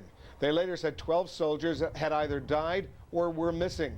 The pictures were transmitted by Al Jazeera, the Arab language satellite network. The video was shot by the state-run Iraq TV. We want to let our viewers know that these pictures and the interviews were disturbing. CNN has made a decision not to show the video of those killed. Instead, we will use this single image with no identifiable features. In other images, it was apparent some soldiers had been shot, some of them in the forehead. We don't know their identities. In addition, 5 soldiers were interviewed. Each gave their name and home state in the United States. The Pentagon tells CNN it's notifying the families of those who were captured and those who were killed. Aaron? Well, good evening to you. It has been a tough and nasty day in this war with Iraq. Right now, the air raid sirens are going off in Baghdad, the big picture on the right of the screen. We'll keep an eye on that. This is the time of night, 3 in the morning over there, when coalition forces might well launch a strike, and we'll just have to see if that's what happens. About 5 hours ago, there was an enormous explosion in Baghdad, and we'll just see what unfolds before us live. Back to the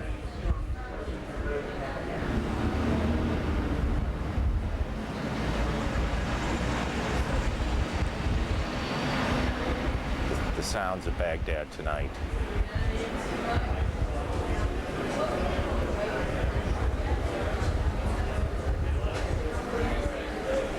There are cameras in a number of locations. As many of you know, these are fixed cameras.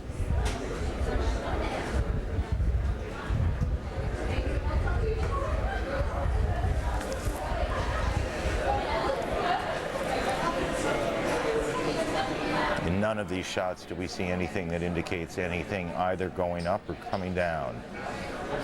So we'll just keep an eye on it.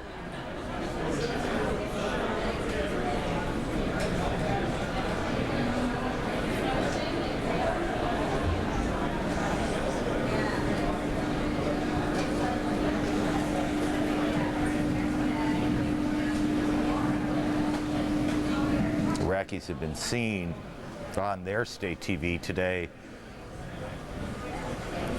Pictures of their forces that have been in combat. In some cases, they have seen pictures of American dead and American POWs. We can only imagine what this Sunday has been like here for the families of those POWs, the almost unthinkable anxiety of knowing a loved one is being held overseas, being completely powerless to do anything about it. It is a feeling, I'm sure, that is shared not just by the families, but by many Americans tonight as they heard reports that the first POWs, American POWs, have been taken. Many of the soldiers came from Fort Bliss, which is in the western part of Texas. CNN's Ed Lavandera is in El Paso. Ed, good evening.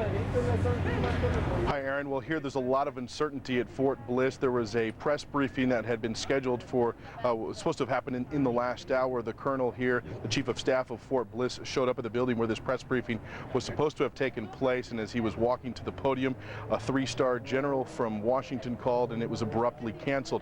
The colonel left the building here without answering any questions, but we were able to speak with a couple of the spokespeople here at Fort Bliss, and they say that there just isn't enough information to go forward publicly with what might have happened with the soldiers that are believed to have been taken in action in Iraq.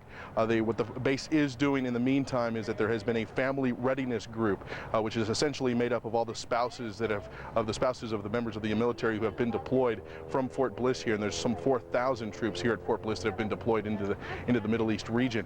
These members of these groups and also the chaplains here at Fort Bliss have been in contact with these family members, helping them get the information that they need to bring some ease to them, if you will. But of course, the situation here, asked one of the spokespeople, is if there had been something that happened in the last hour or so that caused the cancellation of this press conference. And they do say that there's always such a fluid situation, and with what exactly is happening with these soldiers is not exactly clear at this point. So they just didn't feel comfortable going public with the information that they have. So needless to say, they have not released publicly the information information of the soldiers that have been captured, and they're working with these family readiness groups to help them deal with what is going on. We're told that some of the family members are here and that there are some family members that are not here at Fort Bliss as well. So the situation here continues to move as the higher ranking officials here at Fort Bliss continue to get more information as to what exactly has happened in Iraq.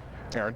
Ed, very briefly, do you know if the families of both the dead and the captured have been notified?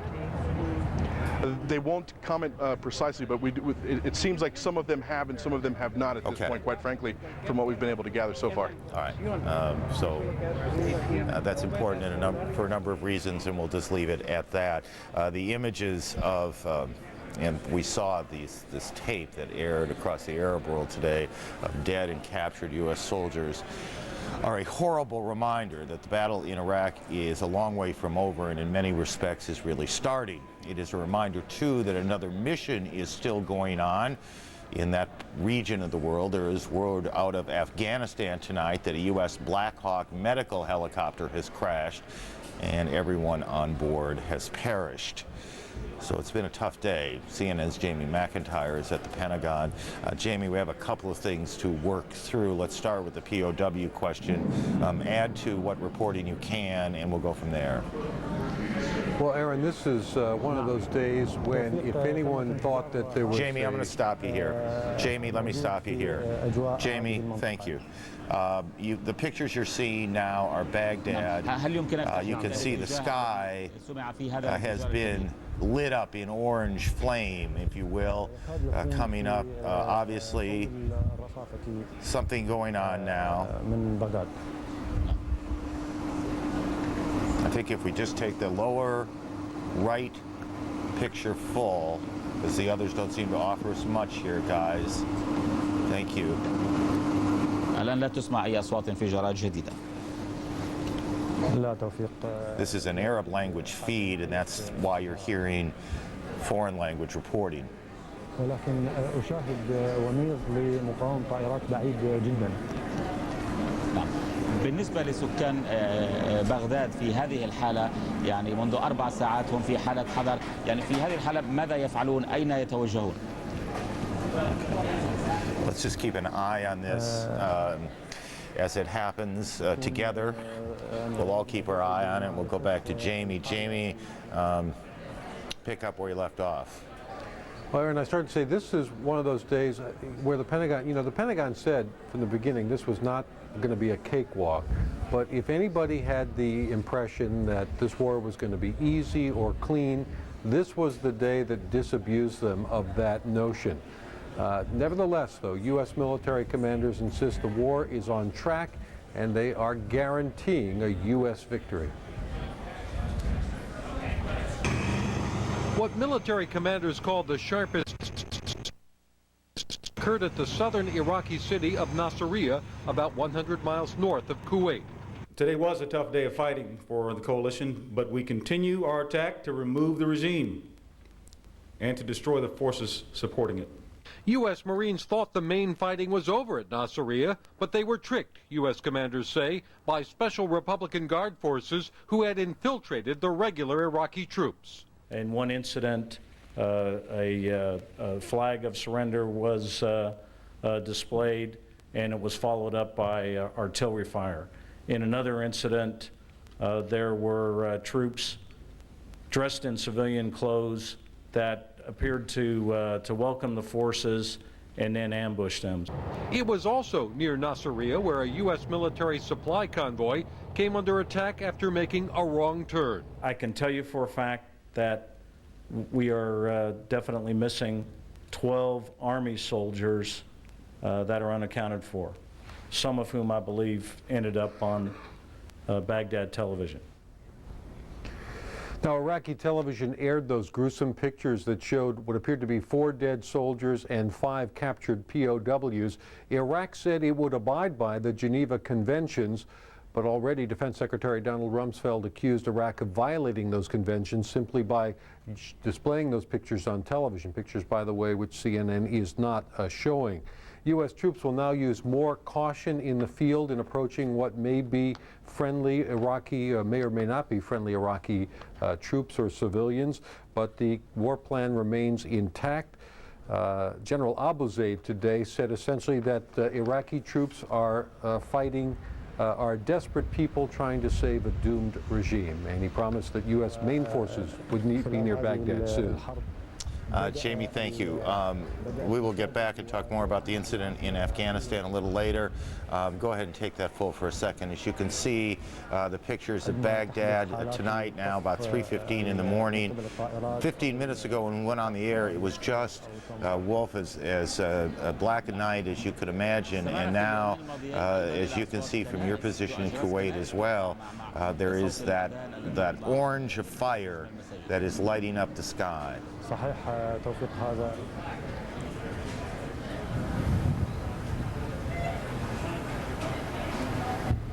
There have been a series of explosions. I heard 3 in my ear while Jamie was talking. There may very well have been more.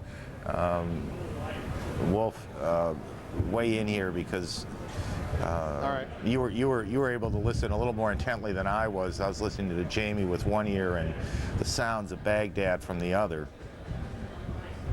I was going to say, Aaron, these latest bombardments, these latest explosions, huge explosions over the past few minutes in Baghdad, according to a Reuters correspondent who's on the scene, just filed a report for the Reuters news agency. The reporter saying among the largest, the biggest to hit the city since A-Day. Let's listen in briefly.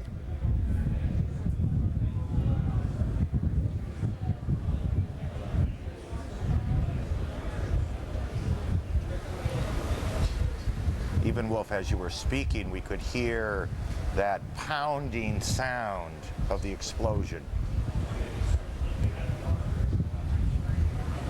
And this one, we're told, was in central Baghdad. Earlier, a few hours ago, there were a series of 3 blasts that hit the southeastern part of the city. This one in the central part of the city. The Reuters correspondent filing a dispatch just a few minutes ago saying that there was no prior warning from air raid sirens, no sign of anti-aircraft fire, simply a huge bomb blast that went off, indicating that perhaps the Iraqi air defense system, their early warning detection system, the radar not necessarily working as effectively, or just speculating here, perhaps those stealth F-117A fighters managing to penetrate through Iraqi airspace without being detected. The first sign any of those 5 million people in Baghdad might have had to this latest bombing was the actual bombing itself, because as you know, Aaron, in the past, usually the Iraqis have some early warning. They fire those anti-aircraft blasts into the skies. We see those tracers that go up there, and of course the sirens blast throughout the city. Well, and I heard you earlier today, you were talking to General Shepard, I believe it was, when this earlier run of explosions hit, and there was very little tracer fire being anti-aircraft fire coming from the ground up. There was very little of that, and the general suspicion was that there had been some degrading of the Iraqi defense, air defense around the capital. As we look at this picture, and even in the 3 other cameras that we have available to us, we have yet to see any anti-aircraft fire going up. Whether that is in fact significant in and of itself, whether it means that their forces have been degraded, we wouldn't speculate, but we can report the fact of it. We just haven't seen it, and that says something.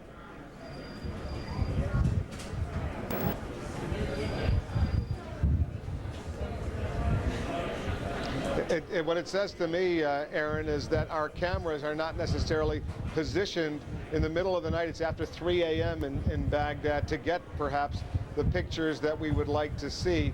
That those cameras, as you point out, are fixed.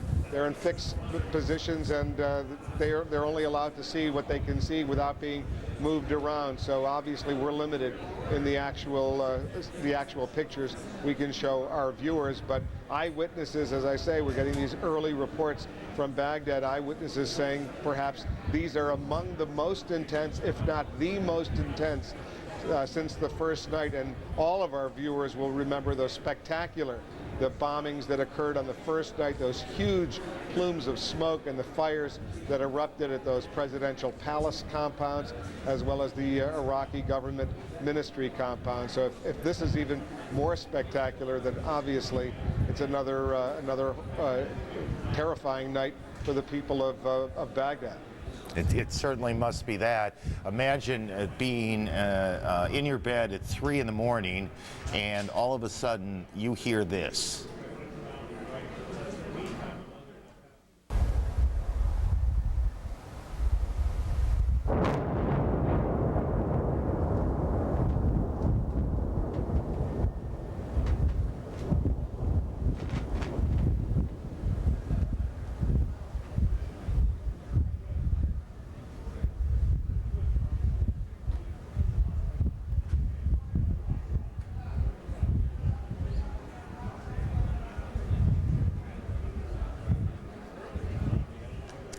And you hear it without the advance warning of any air raid sirens or anything else. So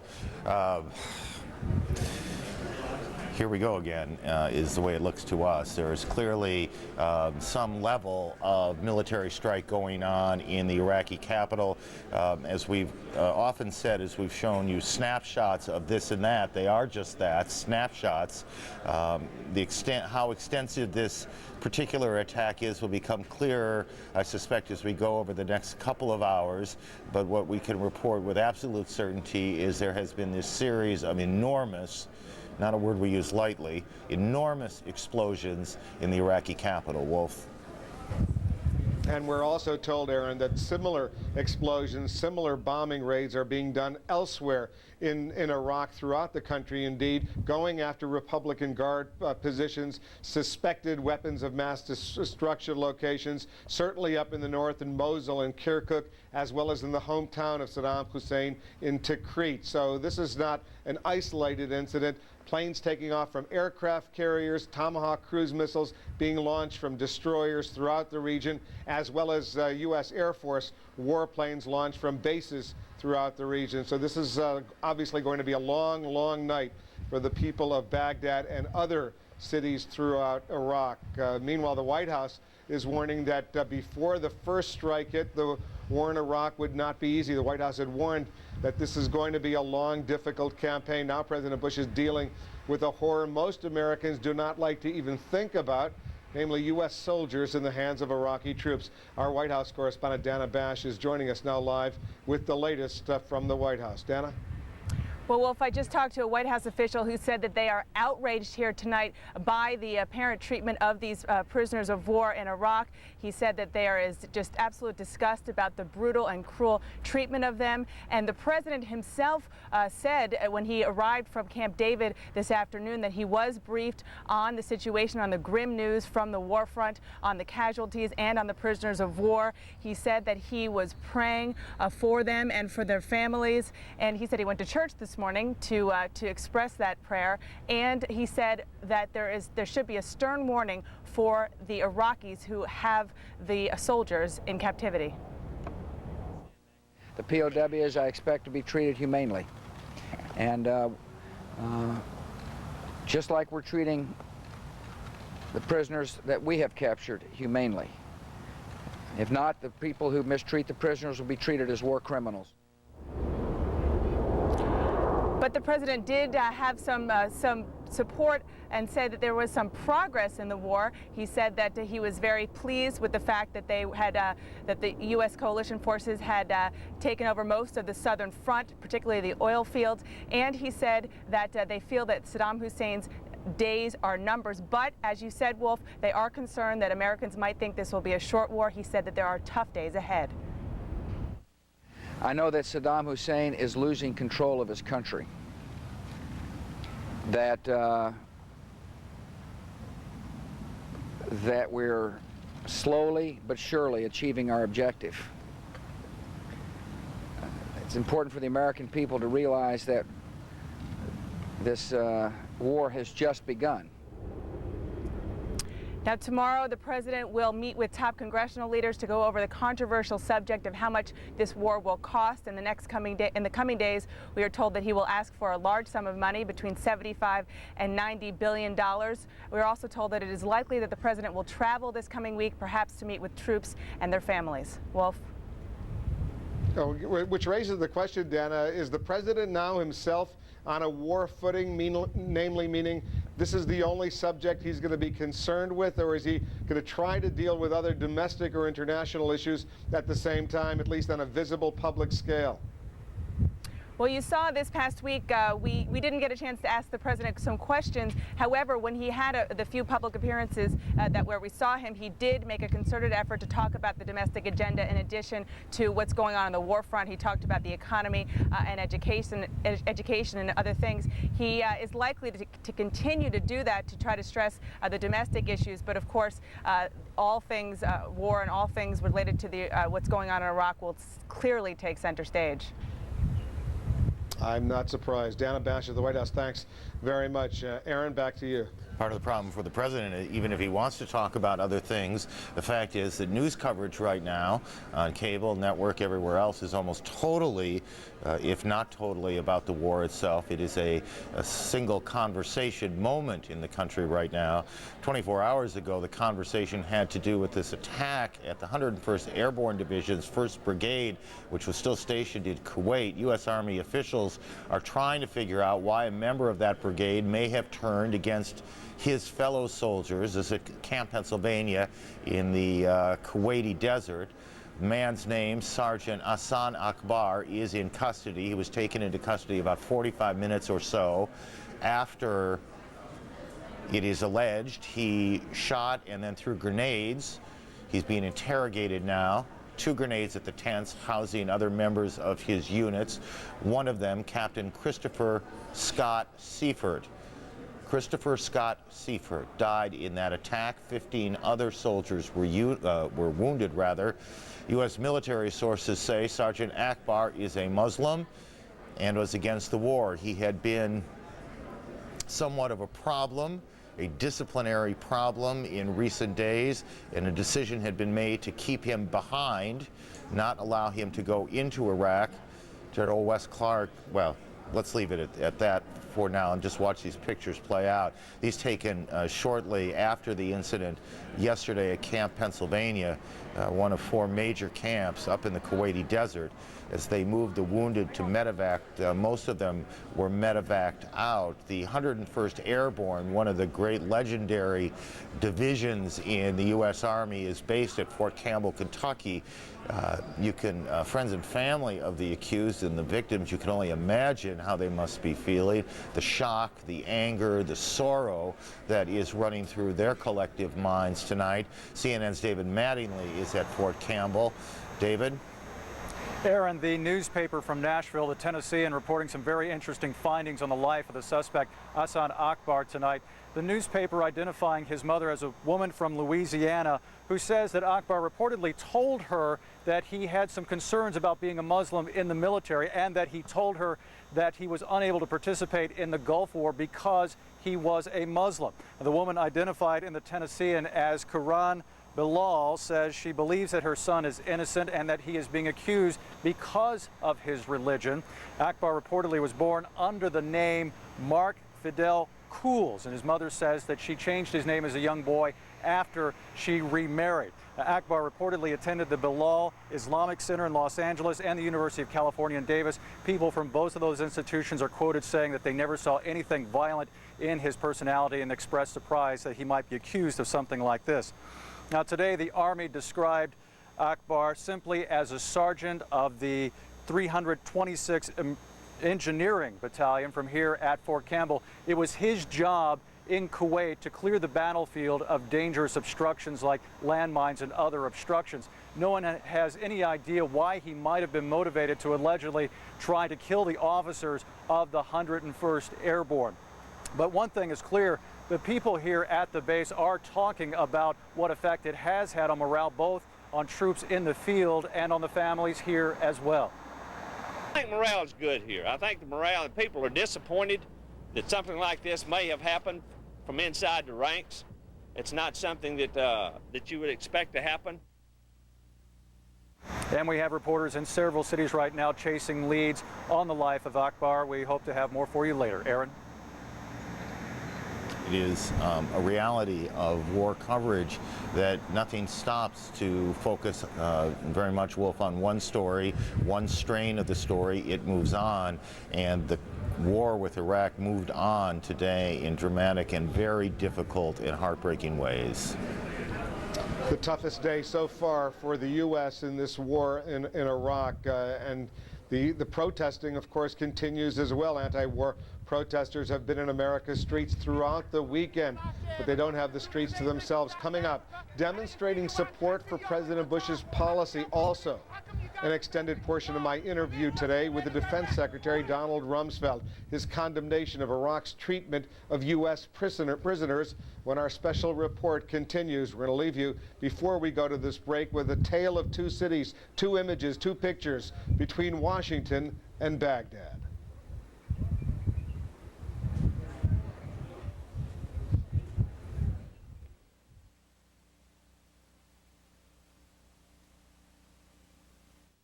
My relationship with Prudential is very, very simple. It's one word. It's trust. It's just people listening to me, listening to my needs, and tailoring a plan to face the future.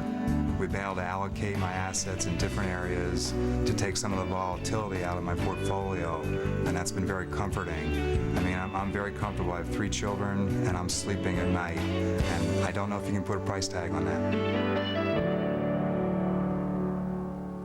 CNN Tomorrow, we're live from the front lines with overnight developments, updates on the capture of U.S. soldiers, up-to-the-minute troop movements, and more on the next American Morning with Paul Azan. CNN Tomorrow, 7 a.m. Eastern.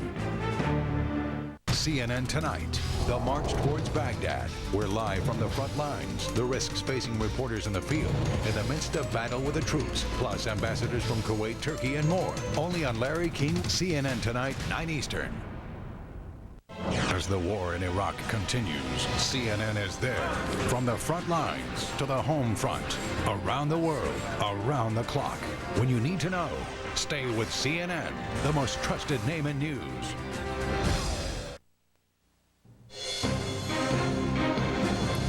Good evening, everyone. I'm Heidi Collins in the CNN newsroom. Our coverage of the war in Iraq continues in just a moment, but first, this look at the headlines. An army spokesman says after the deadly fighting near the town of Nasiriyah, 12 soldiers are unaccounted for and are thought to have been captured by Iraqi guerrilla forces. The overall death toll of Allied forces in the war so far includes fewer than 10 Marines who were killed today. The U.S. military also confirms 2 earlier combat deaths. 2 British flyers died after their plane was mistakenly shot down by a Patriot missile. A U.S. soldier was killed in a grenade attack at Camp Pennsylvania in Kuwait. A sergeant in the 101st Airborne is suspected of that attack. 1 U.S. soldier was killed in a vehicle accident, and accidental crashes claimed the lives of 5 American and 14 British personnel. U.S. Marines traded fire with Iraqis in the port city of Qasr at dawn. The fighting lasted several hours, ending with an airstrike by a Marine jet. House-to-house fighting during the Al-Faw Peninsula was intense. 1 soldier suffered injuries after being set on fire by a stun grenade.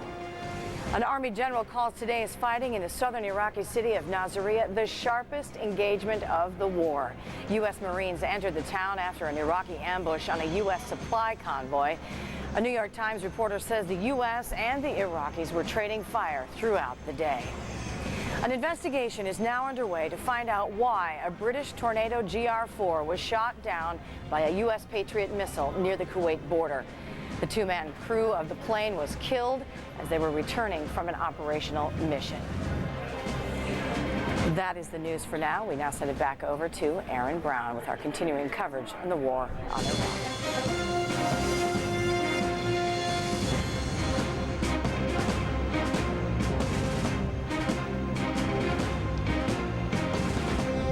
Aaron Brown will be with us in a moment. I'm Wolf Blitzer reporting tonight live from Kuwait City.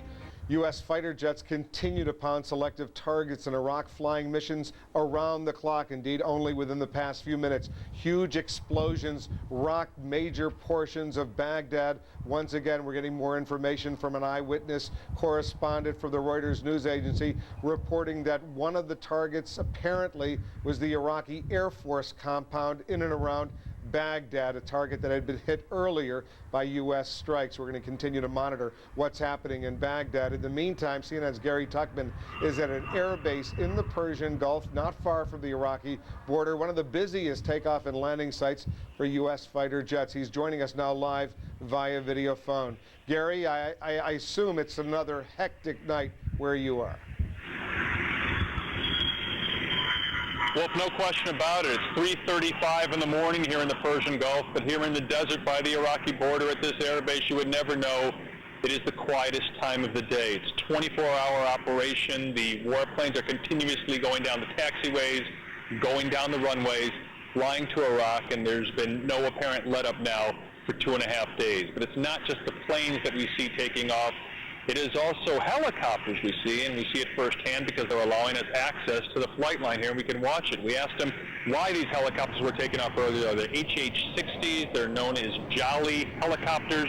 They are often used for search and rescue missions. We were told by the Air Force, yes, indeed, this morning they went on 3 separate search and rescue missions. Our natural next question was, what were they searching for? Who were they trying to rescue? The Air Force would not tell us the answer to that. They said it was confidential. The only thing they would tell us is that their missions were successful ones.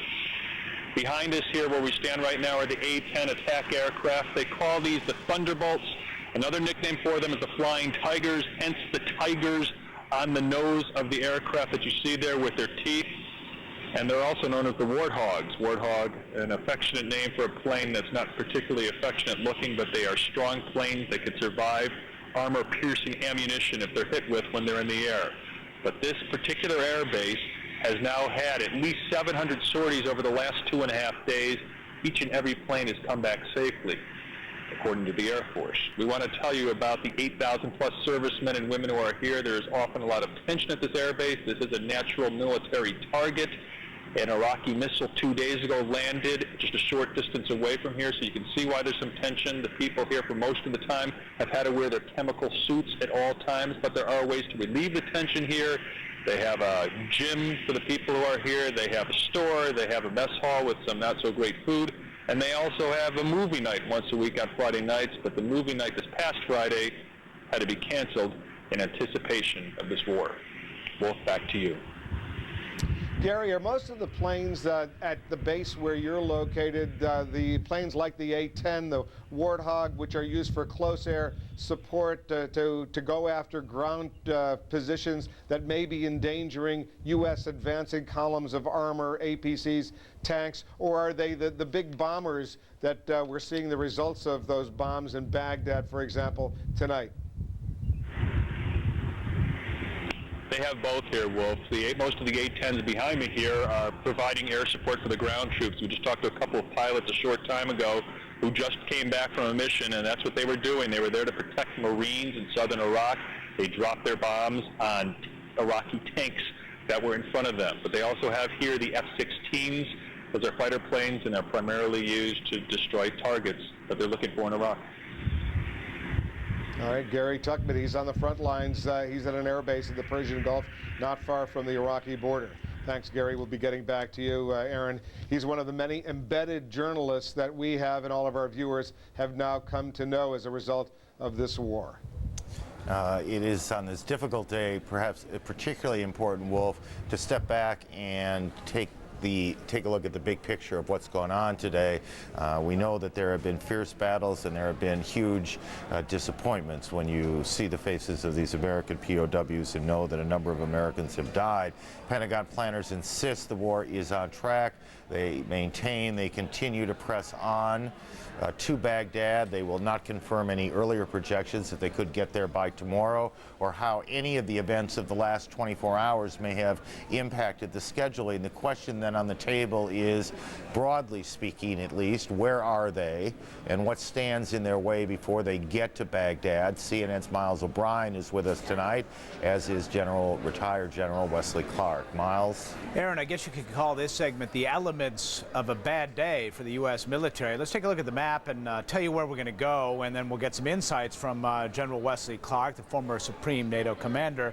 We're going to start out here in the absolute southern portion of Iraq, the Faw Peninsula. Then we're going to go up to Nasiriyah, and then we're going to go to a place called El Najjar to see, in many cases, how things can go wrong in a situation like this. General Clark, good to have you with us as we move down to Qasr, which is the southernmost port in Iraq, only a 19-mile coastline. It's right along the Shatt al-Arab waterway there.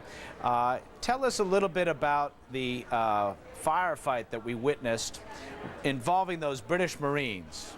What we had there was an Iraqi stay-behind force. It had been stiffened with some Republican guards. As is typical in situations like this, in urban terrain, built-up areas, it's very complicated. You don't see everything when you first drive through. And if they don't shoot, you might not go into the area where they are. After we had been there for 24 hours, they shot.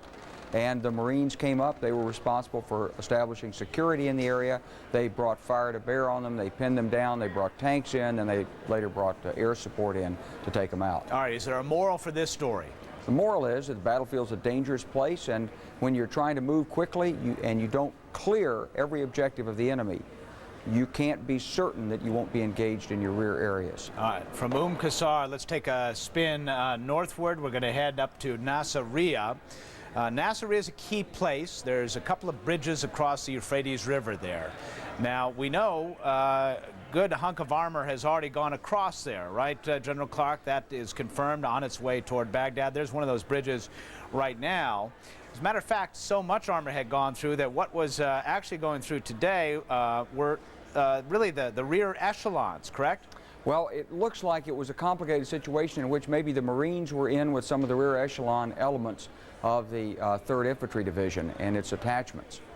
Okay, so tell us, with that groundwork, once again what happened was, sort of as the meat of the armor went through, apparently no resistance, and then suddenly resistance comes out of the woodwork. Exactly. We're not quite sure what happened yesterday, but apparently elements of the 3rd Infantry Division made it through.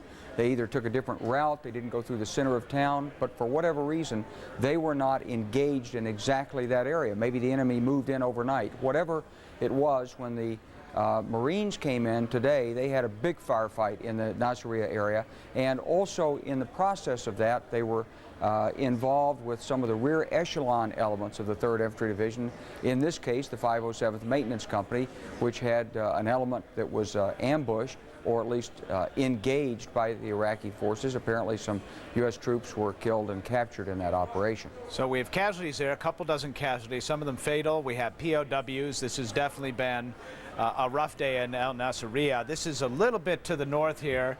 This is in Najaf, and this is about 95 miles from Baghdad. This is the 3-7 Cavalry, Walt Rogers with them. You're looking at some of the pictures as we move our map up in that direction. Obviously getting closer to Baghdad here, and in this case also met with some resistance, right, General Clark? That's exactly right. And 3-7 Cav did hit resistance. It's hit continuous resistance up there in that area. These were dug-in enemy forces. They were engaging the helicopters, the OH-58 Deltas. Air was brought in. It was difficult to identify the enemy in a sort of semi-built-up area. And there have been persistent reports as well that women and children were pulled in by the Iraqi forces to provide human shields to protect them from U.S. strikes. All right, General Wes Clark, I want to ask you a couple of more questions, but before we do that, let's look ahead at another thing to throw into this mix, another possible adversary out there, which is very difficult to control. Matter of fact, cannot be controlled, the weather. Orland Sidney is here to talk a little bit about a brewing sandstorm of all things, as if CENTCOM needed anything else to consider. Orland? Miles, thanks a lot. Right now, it's very quiet across much of the Middle East. It has been for much of the weekend, but that's not going to last. Here in the eastern Mediterranean, we're expecting some development of an area of low pressure starting sometime tomorrow. Looking in the southern part of Turkey with a cold front extending down to the south, probably looking at some showers across parts of Egypt and maybe the Sinai Peninsula. But the big thing is this warm air coming up from the southwest. This can be very gusty, and we expect that to be windy all the way through Monday night and Tuesday. Of course, as it moves across Saudi Arabia, continuing through Iraq, that's lots of wind, and that could pick up a sandstorm moving it across Iraq and into Kuwait Tuesday night and into Wednesday. So it looks like the Tuesday, Wednesday time frame, things could get a little bit dicey. The threshold for picking up sand and dust is about 15 to 20 miles an hour. Some forecasts have put the wind up to 33 miles an hour by Tuesday, dying off on Wednesday. Miles? All right, Orland, Sydney. General Wes Clark, sandstorms. How big a problem? What does it affect most? It basically negates some of your technology. So if this one is 33 miles an hour, what it's going to do is it's going to complicate maintenance. It's going to complicate helicopter flight. It's going to complicate our ability to maneuver. It's going to slow the tempo of the operations. It's going to make it more difficult for us to engage the enemy at the longer ranges that we favor. General Wes Clark, thanks very much. Aaron. Thank you. Carl Penhall is one of our embedded reporters. He is now roughly 60 miles from Baghdad to give you an idea of the extent of the push, and he will now give you an idea, because we have him on the phone, of the degree of resistance. Carl? Hi, Aaron. I've just stepped off of Black Hawk, the command and control helicopter for a unit of Apache attack helicopters. There's been an attack by the Apache attack helicopters on positions of the elite Republican Guards about 60 miles south of Baghdad tonight. The attack started sometime after midnight and lasted in the region of about 3 hours. In the course of that, the Apache attack helicopter unit went up against the Medina Division, the 2nd Armored Brigade of the elite Medina Division. That's part of the Republican Guard. The attacks were on positions west of the city of Karbala. As the Apache attack helicopters flew in, they did encounter stiff resistance. Personally, from the position where I was sitting in the command and control helicopter, I couldn't see the extent of anti-aircraft fire, but the pilots who were flying the helicopter reported to me that the Republican Guard units laid up a heavy barrage of anti-aircraft fire. Some of the American aircraft flying the mission have reported taking fire. The mission, like I say, has now returned to a position which I can't disclose, but further south of where the attack took place. And in the next few moments, I shall be speaking to some of the commanders that led the attack to find out the extent of the kinds of positions that they were able to attack. During the course of that mission, though, I must say that I didn't see any huge flashes. The command and control helicopter in which I was traveling was probably about 15 to 20 miles from the scene of the strikes. But even from that distance, one would expect to see Hellfire missile strikes. Those I didn't see, although there were at least three big plumes of smoke and flames that shot up from the horizon. So one would assume that the Apache helicopters did open fire on certain positions. The type of elements that they were trying to strike were T-72 tanks. This Republican Guard unit were estimated to have at least 90 T-72 tanks and multiple pieces of field artillery, as well as armored personnel carriers. Aaron. We were with these guys, actually, these Apache pilots, 3 or 4 weeks ago. They penetrate deep ahead of the advancing Army and cavalry. This is exactly what their mission is. Do you know if they all came back? Those kind of issues I can't yet report on, Aaron. Okay. We are obviously subject to a certain number of ground rules here, and quite simply, I don't know. I'm now sitting, I've just descended from the Black Hawk, and I'm literally standing in the middle of the desert. We're waiting for transport to go and regroup with the rest of the unit. And so those are the kind of details that we'll be looking to talk to the unit commander from in a full briefing, Aaron. Carl, thank you. Carl Penhall, and we would expect that both as information becomes available and as the embedding rules play out, there are certain things we can't say until everybody's confident that saying them will put no one in danger. We suspect before the night is out, we'll know more about this Apache raid that took place against the Republican Guard tonight.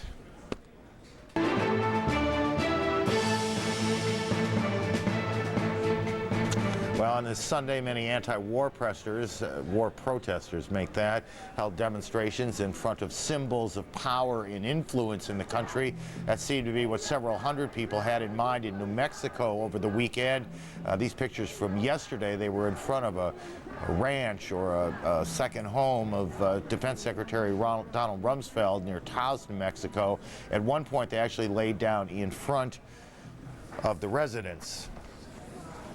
Americans who back the war or simply want to show their support for the troops also continue to congregate in significant numbers around the country. CNN's Maria Hinojosa has been listening to the voices of the country on this day. Maria, good evening to you. Well, hello, Aaron. You know, Times Square, which is where I'm at, is usually the place where the anti-war demonstrators have congregated in the past several weeks. But today, it was the time for those who support the war to come out. But you would have to say that even though the 76% of the American public says they support this war, this would have been perhaps a manifestation of a silent majority. There were only about 1,000 people who came out here. They were very vociferous. They were very angry at the fact that they believe that anti-war demonstrations might be sending the wrong message to the troops, even though many of these anti-war demonstrators say that they carry signs saying we support our troops. These people really wanted to say very loudly and clearly that they support the U.S. troops, that they support the president, and that they support his policies, Aaron. Well, those are you know, in New York, which is, as you've noted, has seen lots of anti-war demonstrations. To see those people come out, it was all loud, but it was all peaceful, correct? It was very peaceful, this demonstration here, very loud. Every time a firefighter's truck would come by, there would be a huge round of applause, but very, very peaceful. But, you know, interestingly, Aaron, it was, if you looked at these groups of people, there were anywhere from 100 to 250,000 people out yesterday that marched for hours down the streets of Midtown Manhattan. But if you just look at them as a large group, I would be very hard pressed to find any visible differences between them, except for the signs that they were carrying. A lot of families were out. A lot of people from all different kinds of class backgrounds, racial background, ethnicity, a lot of immigrants, a lot of them saying that they love this country, but just very, very, very divided on the issue of this war. And when you would start to talk to people, almost immediately today when I started asking for questions, immediately other people would come in and there'd be just a verbal confrontation. But beyond that, very calm here today. Several arrests yesterday, though, at the end of the protest, when a lot of people just wanted to literally stay there in Washington Square Park and wouldn't leave until the police took them away. Thank you, Maria. Welcome to New York and welcome to America. That's the kind of country we are. We have strong opinions. Wolf? Aaron, there were also new protests around the world today. An estimated 70,000 people rallied in Lahore, Pakistan, chanting anti-American slogans and burning effigies of President Bush and Prime Minister Tony Blair. Riot police were on hand in Amman, Jordan, to control hundreds of demonstrators. Today, Jordan became the first Arab country to expel Iraqi diplomats. 30,000 people marched in Sydney, Australia, condemning the U.S.-led war and Prime Minister John Howard for supporting it with 2,000 Australian troops. Thousands of Muslims demonstrated in the Indian capital of New Delhi, some carrying signs accusing the U.S. of war against Islam. Violence marred a protest in Mexico City. Police fired tear gas at demonstrators who were throwing rocks at the U.S. Embassy. But a protest march in Chile was peaceful, with 4,000 people taking their opposition to the war to the streets of Santiago. course, with war, as we have learned, there is a human toll. Thousands of Kurds in northern Iraq have abandoned their cities and towns and have basically become refugees in other areas in northern Iraq. CNN's Jane Araf has more now on the growing humanitarian problem. Unfortunately, we don't have Jane Araf's report right now. We'll try to get that report for our program later. We're going to take a quick break as we look at some powerful still pictures from the Associated Press.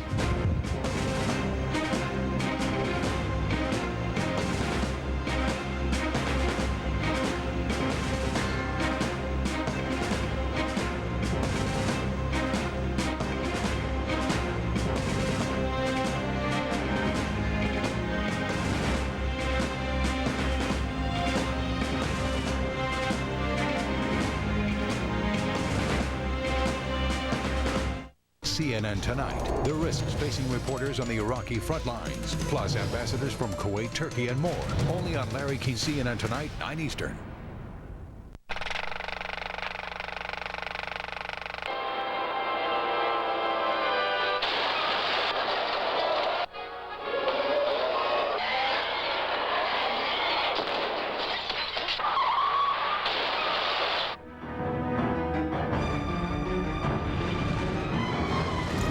Hundreds of movies, millions of emotions. Star Super PAC.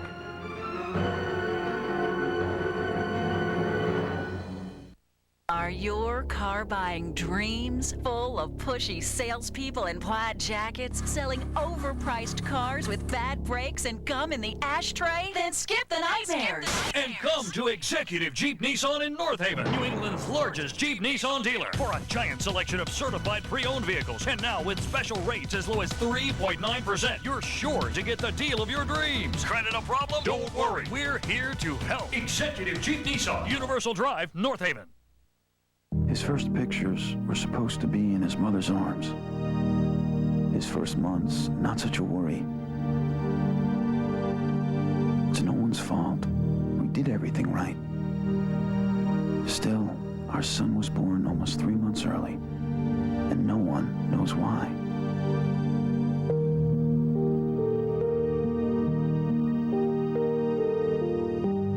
I just wish someone could tell me why.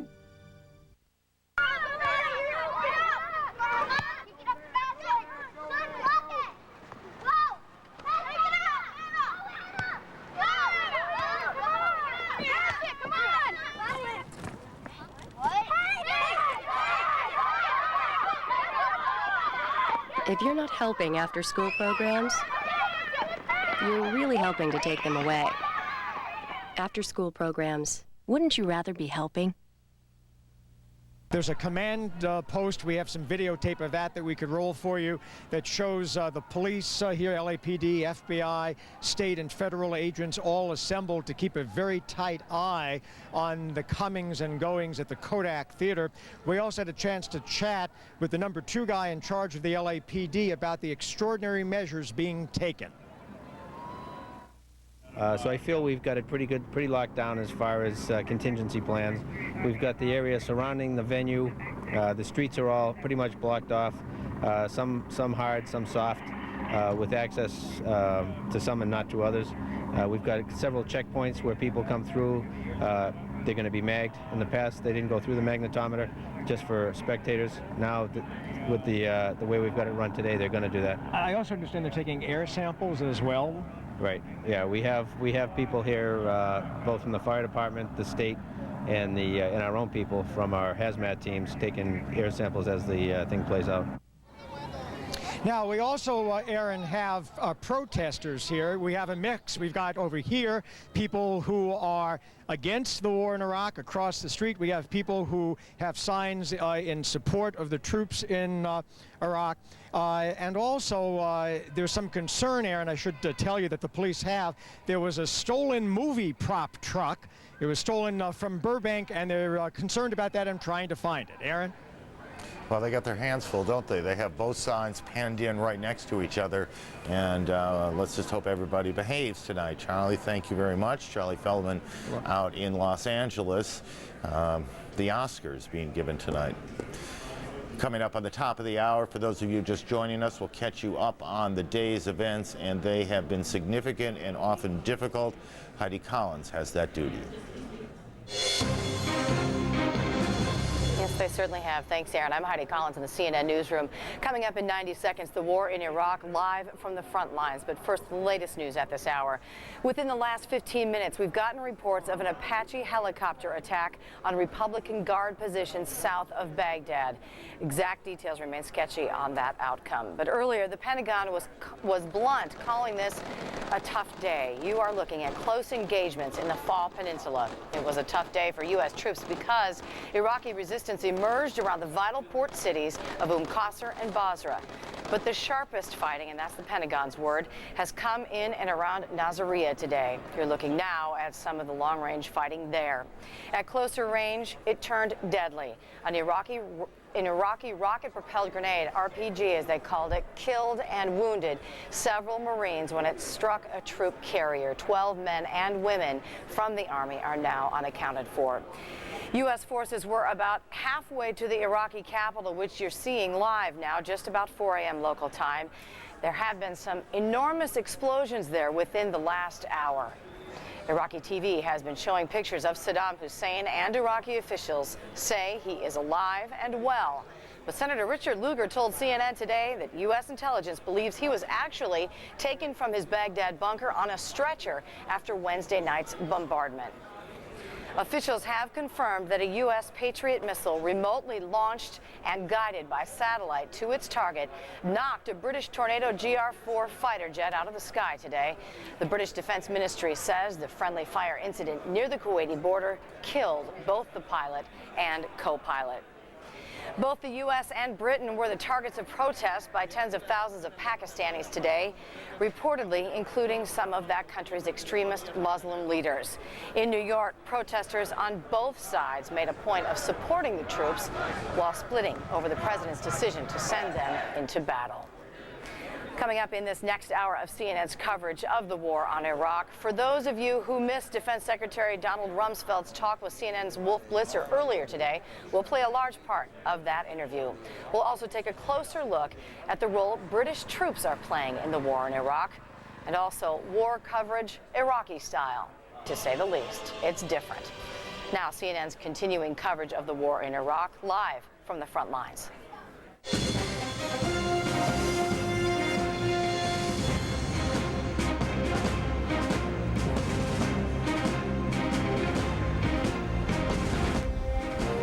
Baghdad endures another night of bombing, explosions less than an hour ago.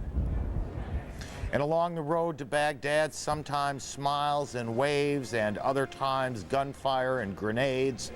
Coalition forces on the move, 5 Americans taken POW. If there is somebody captured, and it looks like there may be, I expect those people to be treated humanely. Both sides, of course, take prisoners of war. How they are treated says a lot.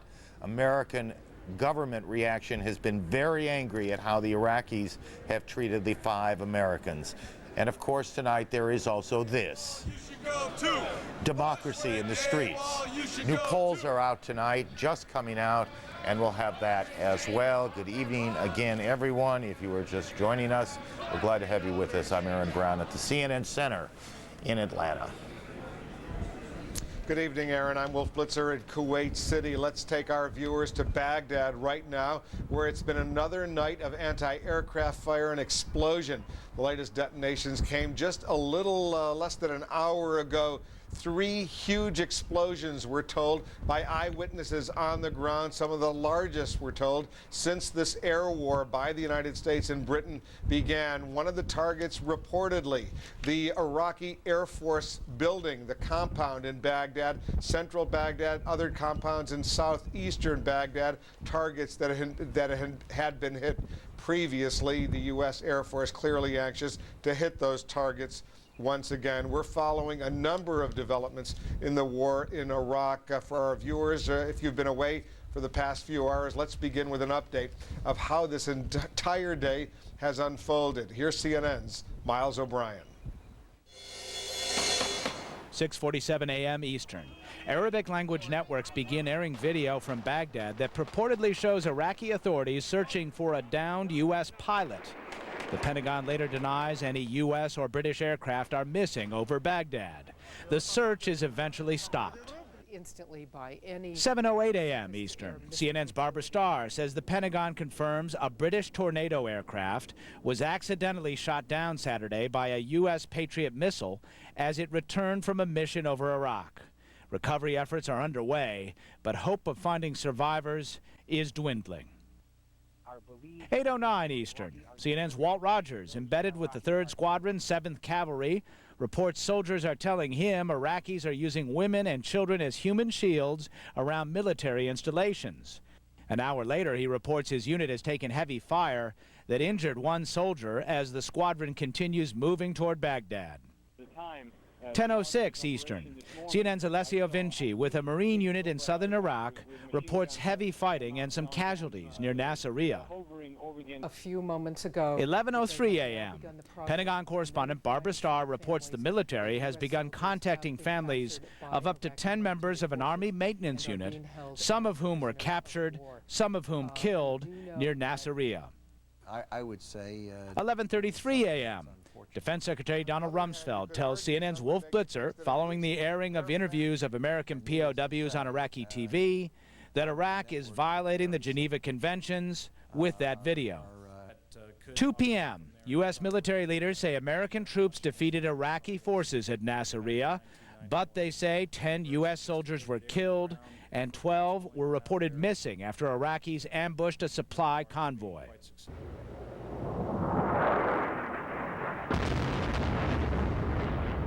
2:30 p.m. Eastern Time, 10:30 in Baghdad. Huge explosions are heard and buildings are set ablaze in the Iraqi capital, apparently from a new wave of airstrikes. Miles O'Brien, CNN. And for more details on what's happening in the war in Iraq, be sure to go to CNN.com. Lots of useful information there. I want to go back to CNN's Carl Penhall. He's one of our journalists embedded with the U.S. troops. Carl, when Aaron spoke to you just a little while ago, you had a headline there. You and your troops, the troops that you're covering, now only 60 miles outside of Baghdad. That's the deepest penetration we've heard of since the start of this war. It seems very close to Baghdad. Indeed, Wolf, the strikes tonight were on positions, on Republican Guard positions, about 60 miles south of Baghdad. Very definitely the start of the major approaches to Baghdad, urban areas, and like I say, heavily defended by the elite Republican Guards. The Apache attack helicopters were going up against T-72 tanks, towed artillery pieces. These all belong to the 2nd Armored Brigade of the Medina Division of the Republican Guard. The positions were if you look on a map, to the west of the city of Karbala, north of the city of Al-Hilal, and these are positions that straddle the land between the river Euphrates and the river Tigris. So like I say, the approaches to the southern side of Baghdad. The mission started somewhat after midnight. It lasted more than 3 hours. I was flying on a Black Hawk helicopter. That was the command and control helicopter for one of the battalion's first attack that was involved in that fight. From that vantage point, we were in a holding pattern about 20 kilometers, so some 15 miles south of the area where the strikes were taking place. It must be said, a little bit difficult to get a full picture of what was going on there. Initially, in the first stages of the combat, I did see 3 or 4 large balls of flame and plumes of smoke coming up from positions which appear to have been struck by Apache attack helicopter weapons. Following that, though, the pilots of the helicopter in which I was traveling, who obviously had a much better vantage point, were telling me that there were very heavy barrages of anti-aircraft fire, and those were being put up in response to the arrival of the Apache attack helicopters on the scene. Some of the U.S. pilots have reported their aircraft have taken fire. but at present I haven't been able to ascertain or get a full picture from commanders as to the true extent of what went on there, and also what positions, how successful they may have been in striking those Republican Guard positions, Wolf. Carl Penhall, he's one of the embedded journalists, one of the CNN reporters with U.S. troops deep inside Iraq right now. Carl, thanks very much for that report. Stay safe over there, and we'll get back to you from time to time, certainly when you can. There have been many major developments today in this war. One of the most important, of course, is the taking of those U.S. soldiers as prisoners of war by the Iraqis. While unsettling, it probably will not change the military strategy. Let's go to our senior Pentagon correspondent, Jamie McIntyre. He's covering all of these late-breaking developments. Jamie? Well, Wolf, according to the account here at the Pentagon, there was a U.S. military supply convoy that was made up of 6 vehicles. It was supposed to hook up with combat forces in southern Iraq. Apparently, the commander of that convoy took a wrong turn and went into an area where there were no U.S. forces. They encountered some Iraqi troops. There was a firefight, an ambush, and some number of U.S. military personnel were killed. Others were wounded. Others were captured. Today, the incident was acknowledged by a spokesman at the U.S. Central Command in Tampa, Florida. There were 12 soldiers from the ambushed convoy that could not be accounted for. We believe them to be in the custody of the irregular forces that conducted the ambush, and their status is not known. Of course, the headquarters now is operating out of their forward base in Qatar, in Doha. There, the Lieutenant General John Abizaid, who is one of the deputies, gave a briefing on how the war was going, and despite what he described as the sharpest engagement of the war thus far at Nasiriyah, he said the war plan is on track and victory is certain. We are satisfied with the strategy of our campaign plan. It's on track. It's being very successful in the broadest military sense. There will be times when actions will happen throughout the sector where loss of life will occur, but I would also emphasize that we do not consider the actions taking place in the sector as a defeat of any kind. Also tonight, a report that originated in the Jerusalem Post, which is gaining some credence here at the Pentagon, although we have to tell you about it with a grain of caution. It does appear that the U.S. military has taken a suspected chemical weapons facility in southern Iraq at a place called An-Najif, about 150 kilometers south of Baghdad. We are told that this may be a chemical weapons facility. General Abizaid was asked about it at that U.S. Central Command briefing in Qatar today, and he said simply that he could not confirm the report, but he did confirm that 2 Iraqi generals were in custody, having been taken prisoner, and they were providing them with information. It looks like the note of caution here is this does appear to be some kind of a chemical production facility, but whether it's a chemical weapons facility may have to wait until they can get a closer examination of the location. Wolf? It's a sensitive issue. I know when I interviewed the Defense Secretary, Jamie, Donald Rumsfeld, earlier today, I asked him if the U.S. and coalition forces had found any weapons of mass destruction capabilities inside Iraq, and he said as of the interview, 11:30 a.m. Eastern this morning when I interviewed him, he said the answer was no. So maybe this has happened since. Maybe it's not necessarily weapons of mass destruction. It may simply be some sort of chemical facility, as you point out. But right now, the focus is trying to find weapons of mass destruction, presumably before they're used, if in fact they're used. That's one of the highest priorities. There's no evidence, as far as I can tell, Jamie, and correct me if I'm wrong, that there's been any use of weapons of mass destruction, chemical or biological, in any of the warheads, the missiles that have been launched so far. No, there hasn't been, and General Abizaid again mentioned at his briefing 2 things. One is he also said they had no evidence that they'd found any weapons of mass destruction, but again, he may have been reserving judgment until he had more information about this particular facility. He also mentioned again the concern that troops near Al-Qut may have, south of Baghdad, may have chemical weapons. That's based on the pre-war intelligence the U.S. had that some chemical weapons capability may have been provided to the Republican Guard there. So that's an area where they're going to be watching very carefully as they approach those forces. Wolf?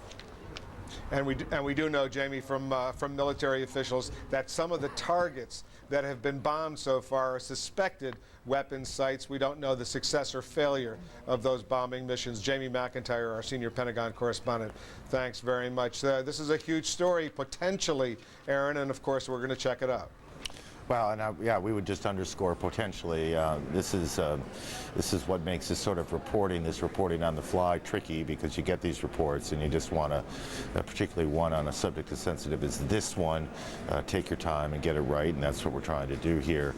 The lead of the day clearly is that some Americans have been taken prisoner of war. It's the most disquieting scene. We saw it a little bit earlier. We saw it. We have not yet aired it. We're dealing with that question. Soldiers are trained on this. CNN's Miles O'Brien's with General Wesley Clark, retired General Wesley Clark, the former NATO commander, talk a little bit more about these issues of prisoners of war and the rest. Gentlemen? Aaron, thanks very much. I'll tell you what, before we do that, before we talk about the lead of the day, let's talk about this possible lead, which is this situation in Najaf. Let's, first of all, show you where this is, take you to the map, zoom you in on this spot, which is about 95 miles to the southwest of Baghdad. We do know that the 3-7 Cavalry has been through there because we heard from our Walt Rogers embedded with that group right at that spot. They saw some action there. Now, we don't know much about this place except to tell you that apparently there was some sort of facility found there. That is a broad thing because there are facilities that can make fertilizer, which also can be used to make chemical weapons. General Wes Clark, just give us calibrate us here on what this might possibly be. Speculation would be that if it's a facility for production, maybe there's, they know it because they found some empty shells there, some warheads for shells. I mean, that's what I would speculate might be found there. Right. Whether there's anything to this or not, you know, as everybody said, we're going to have to develop this because this is huge. This is the smoking gun evidence of chemical weapons, which we have all along believed that the Iraqis have, if we indeed have this. Perhaps most tantalizing is that point that there were 2 generals captured and apparently talking. Let's move along to Nasiriyah, though, where we will get back to our discussion of the prisoners of war, which, as Aaron pointed out correctly, is the lead story of the day. Give us some backstory on what was going on in Nasiriyah first, if you would, General Clark. First of all, the very important bridge there, which I'm going to point out to you right in the center of town there. Not a big place, but nevertheless very strategic. What was going on? Looks like that this was on the boundary between the 3rd Infantry Division and the Marines, and somehow both forces were going to use Nasiriyah and the bridges. So what we had was the Marines following some elements of the 3rd Infantry Division, which had already passed through or around Nasiriyah. In fact, we even had reports yesterday, Miles, that that bridge had been, or at least one of the bridges had been secured. But this morning, when the Marines drove into town, apparently it wasn't secure. Whether the enemy had come in overnight or been reorganized or something, suddenly there was stiff resistance. And that stiff resistance led to a day-long fight with the reconnaissance battalion of one of the Marine regiments.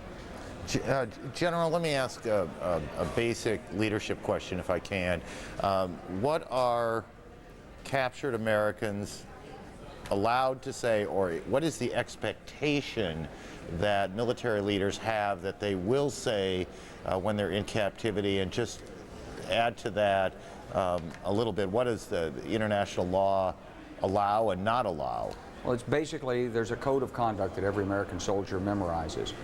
This came out of our experience in the Korean War, and we basically have always said it's name, rank, serial number, date of birth. But as a result of the experience of the Vietnam POWs, there's a general understanding also that people will eventually give some information under duress.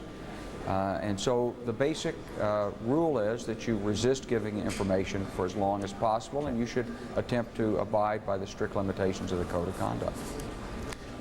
And just again, in this, just the second part of the question, the Geneva Convention that covers this in terms of how the capturing nation is entitled to do or not do with these POWs? Well, they're not allowed to be tortured. They're not allowed to be subjected to mistreatment or abuse. They're supposed to be safeguarded. They're supposed to be given medical aid and food and shelter. They are, of course, going to be disarmed. Normally, the officers are segregated from the soldiers and non-commissioned officers. Thank you very much, General. We'll be talking more to you tonight. Coming up in about a half an hour, we're going to talk to a reporter in El Paso, Texas, who has talked to the mother of one of those young Americans. And Larry King, coming up at 9 o'clock Eastern Time, Larry King will have an interview with the mother of one of them, and she is aware her son has been taken captive, obviously, and that's coming up ahead. We'll give you more information as we go on that.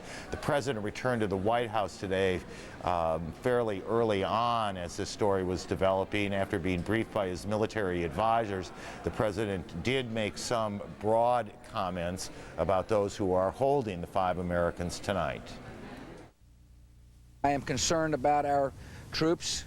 Obviously, anytime one of our soldiers loses a life, I grieve with their parents and their loved ones.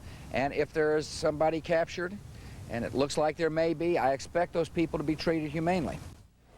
That was the president as he returned from Camp David. Today's news is especially difficult at Fort Bliss in Texas. That's the Army base, home to the 507th Maintenance Company. That's what these young soldiers were. They were a maintenance group. They were there to fix broken down trucks and other things. They were not there to fight it out, if you will, in that sense of the term. CNN's Ed Lavandera joins us from the area now with more on the reaction there. Ed? Aaron, well, when we spoke the last hour, there was some question as to just how many family members and if all of the family members involved in this situation had been notified. A spokesperson here at the base says that they are fairly certain, and that's as best as they could couch it at this point, that all of the family members have been notified so far, but they say they are working overtime to make sure that all of that has happened properly. The soldiers that are involved, of course, were deployed from here just in February to go off, and they're actually technically under the command of the 3rd Infantry Division, working a maintenance unit here out of Fort Bliss, Texas.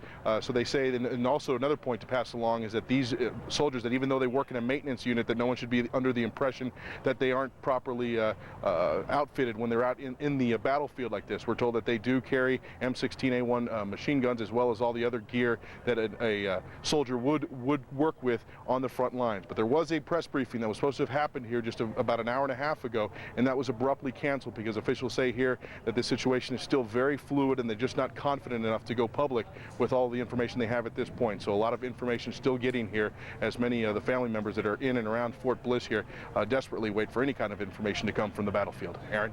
And our hearts go out to them. Thank you very much, Ed Lavandera in Texas. Again at 8:45 tonight, give or take. Okay, we'll talk to a reporter from El Paso who has talked to the mother of one of the young Americans who was taken captive today. And then at 9 o'clock on Larry King Live, Larry will be talking with that woman who has graciously agreed on such a difficult day to talk to us. In a minute, we'll show you how some of what the Iraqis are seeing on their TV news. You'd never guess it was the same war, or in some cases even a war at all. Not unexpectedly, they see it from their own perspective. But for the British, there's no question that this is a war, and it has been a very tough one for them. They've taken some losses. We'll take you to the middle of an artillery duel when our special report live from the front lines continues on a Sunday night.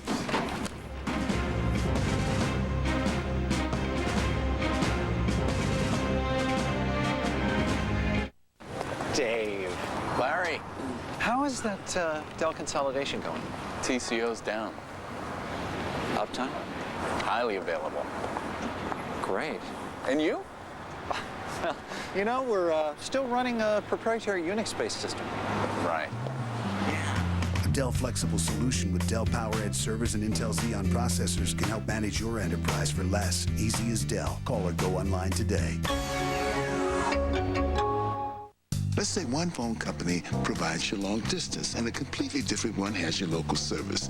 Now, you probably pay too much for both of them, but you let it slide until you discover that with the neighborhood, you can get unlimited local and long distance together for one low monthly price. And just for good measure, extras like caller ID are included. Get 50% off your first month in the neighborhood. Call 1-800-JOIN-MCI before May 1st. Over 1 million have joined. How about you? CNN Tonight, the march towards Baghdad. We're live from the front lines, the risks facing reporters in the field, in the midst of battle with the troops, plus ambassadors from Kuwait, Turkey, and more. Only on Larry King, CNN Tonight, 9 Eastern.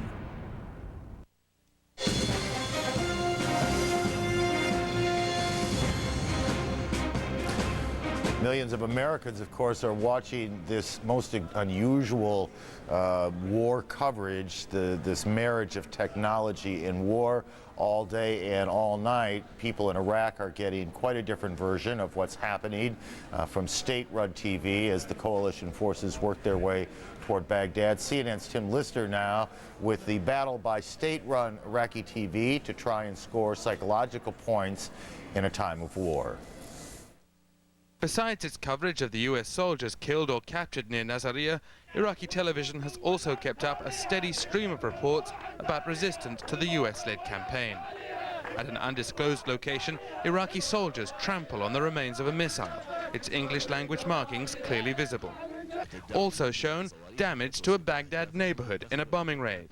The newsreader says 24 civilians were injured and accuses the United States of lying when it says it's using only so-called smart bombs. And there's more footage of hospital casualties, part of a concerted effort to support the claim that the US campaign is ranging well beyond military targets. Also on the main evening news, what appears to be Saddam Hussein in relaxed mood, meeting military commanders. The announcer says the meeting took place Sunday. There's no way of verifying that, but it's clearly part of a campaign to show that the regime is still in complete control of the situation. To reinforce the point, repeated airings of defiant words from Vice President Taha Yassin Ramadan, his first appearance before the press since the war began. At a later news conference, a taunting distinction drawn between American and British forces. We hope and we wish that we can fight Americans and not the British. But they are aggressors. Many observers are surprised that Iraqi TV is still on the air, pumping out a stream of patriotic songs and scenes when not carrying news reports. U.S. Defense Secretary Donald Rumsfeld says it's risky to attack the television station and its broadcast facilities. They have put their communication systems in downtown Baghdad and commingled civil actions, civil activities with military activities. And they've done it in very close proximity to large numbers of innocent men, women, and children. In the battle for hearts and minds, the main evening news from Iraqi television also gives extensive coverage to anti-war demonstrations around the world, including in the United States. No opportunity missed to persuade the Iraqi people that there's universal international condemnation of the American-led campaign. Tim Lister, CNN. Propaganda, Wolf, is a fabulous thing to watch unfold. It's just the most interesting thing in the world. And we're seeing extensive propaganda, of course. Meanwhile, Arab media reported today that a coalition plane went down over Baghdad. That set off a frantic search by Iraqi troops along the Tigris River. The troops fired wildly at the water, where they say 2 coalition pilots had parachuted from their planes. Coalition officials firmly deny that any aircraft or pilots were lost over Baghdad. 2 British flyers did die today when their plane was mistakenly shot down by a U.S. missile. Both U.S. and British commanders talked about the accident during today's Central Command briefing. Earlier this morning, an American Patriot battery is thought to have downed a British Tornado in an accident that is both tragic and under investigation. The crew are, at this point, listed as missing. In the various combat actions and accidents that have taken the lives of many of our comrades in this campaign, all of us mourn them. We don't know the full circumstances of the incident earlier today, but there is clear evidence to suggest that a US Patriot missile battery shot down an RAF Tornado GR4. A detailed investigation is underway, so we must not rush to judge. We need to establish exactly how this happened so we can take steps to minimize the risks in the future. But we have checked our current procedures and we are satisfied. Both commanders emphasized that despite the accident, the U.S. and British forces are working together smoothly. British forces got trapped in fierce fighting today with pockets of Iraqi resistance in southern Iraq. Reporter Philip Ray Smith was with the troops when the ground battle broke out. Watching over burning oil fields, these British troops were the first to enter the country, but until yesterday hadn't even encountered Iraqi resistance. After sundown, everything changed. It was all hands to the deck. Iraqi artillery were firing in the area and getting closer with every shot. Proof that hostile forces were not yet spent. Just over an hour ago, we came under attack by Iraqi artillery. After bombarding them with 105mm rounds, they're now either in retreat or immobilized. The empty ammo tins stacked up. This was counter-attack on a large scale. Artillery against artillery, it was a simple battle for ground. More World War I than World War III. Let's get it sorted out, guys. Let's get the ammunition sorted. Get ready to engage again. A jammed round put one gun out of action, not enough to endanger the fire mission. What they have seen is remaining troops closing in on one specific building, and they're all now flying the white flag. All right, so that's the end of that small battle. Today, the guns are still firing at Iraqi positions. Even outside the cities, this war is not a walkover. This is Philip Ray Smith in southern Iraq. And Aaron, if you listen closely to the sounds going on here in Kuwait City right now, the sounds behind me, you'll hear the first morning call to prayer for the faithful. I assume that same sound is now blasting in Baghdad as well. We heard it last night. We'll hear it for, I guess, at every time this night. It's now almost morning here in the Persian Gulf. Thank you. Monday morning in the Gulf, Sunday night here. British television agency ITN, whose reporting has been terrific, and some of it, which you just saw, is now confirming that one of its correspondents who has been covering the war has died. Terry Lloyd and two other members of his team were killed in southern Iraq. Apparently, this was a friendly fire incident. They were killed by coalition forces firing at Iraqi troops. Terry was the longest serving correspondent for ITN, and he is the first correspondent for that company to die on assignment in the agency's 48-year history. Terry Lloyd. Our coverage continues in just a moment. CNN Tonight, the risks facing reporters on the Iraqi front lines, plus ambassadors from Kuwait, Turkey, and more. Only on Larry King CNN Tonight, 9 Eastern. Executive Jeep announces incredible savings at our state-of-the-art facility on Universal Drive in North Haven. Now get rebates and discounts up to $5,000 and low finance and lease rates on our entire inventory. Get a new 2003 Liberty Sport for under $20,000 or a new 03 Grand Cherokee for under $24,000. Plus, get free lifetime oil changes with every new Jeep. The best values in America are here now at the totally new Executive Jeep. Exit 9 off I-91, North Haven. When you catch a cold, you don't go to an optometrist, you go to a doctor. When your vehicle gets sick, you go to Auto Specialist. Auto Specialist in West Haven has 14 ASE certified technicians and 20 bays, all outfitted with the latest diagnostic and repair equipment. They solve the problem fast. They do in-house engine, transmission, and differential overhauls. They even have a nice body shop and heating baking booth. They make paint right on the premises. When you need repairs, go see the specialists. CNN, the most trusted name in news. Good evening. evening, everyone. I'm Heidi Collins in the CNN newsroom. We'll have more coverage right after these headlines. U.S. Central Command says 12 U.S. soldiers are now unaccounted for in southern Iraq. It's believed they were captured after an ambush. The Arab language network Al Jazeera showed pictures of Americans it said were killed or captured in the fighting outside the southern city of Nasiriyah. President Bush cautioned Iraqis on their treatment of any American prisoners. The POWs I expect to be treated humanely. And just like we're treating the prisoners that we have captured humanely. If not, the people who mistreat the prisoners will be treated as war criminals. The Kurds in northern Iraq, longtime enemies of Saddam Hussein, could be closer to launching an attack of their own on Iraq's leader. Kurdish forces are reported to be amassed along the border between Turkey and Iraq, waiting for a decision on whether indeed they will attack. Investigators are trying to find out why an Army sergeant allegedly tossed 4 grenades into tents at Camp Pennsylvania in Kuwait, killing 1 soldier and wounding 15 others. Hassan Akbar is in military custody and could be sent back to the 101st Airborne's base in Kentucky for military proceedings.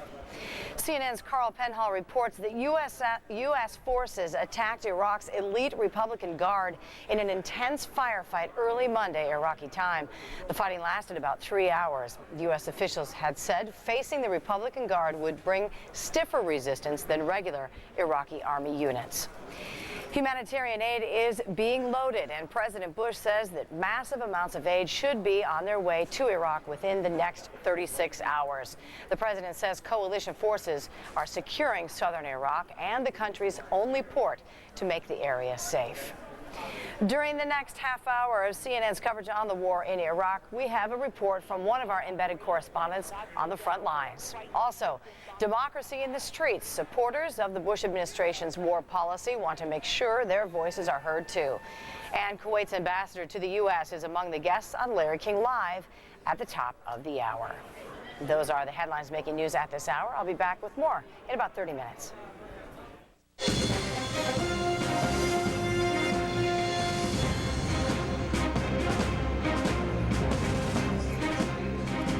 Well, it's hard to believe in many respects, but this is only the 5th day of the war, yet military analysts say that American aircraft have already flown more than 6,000 combat missions.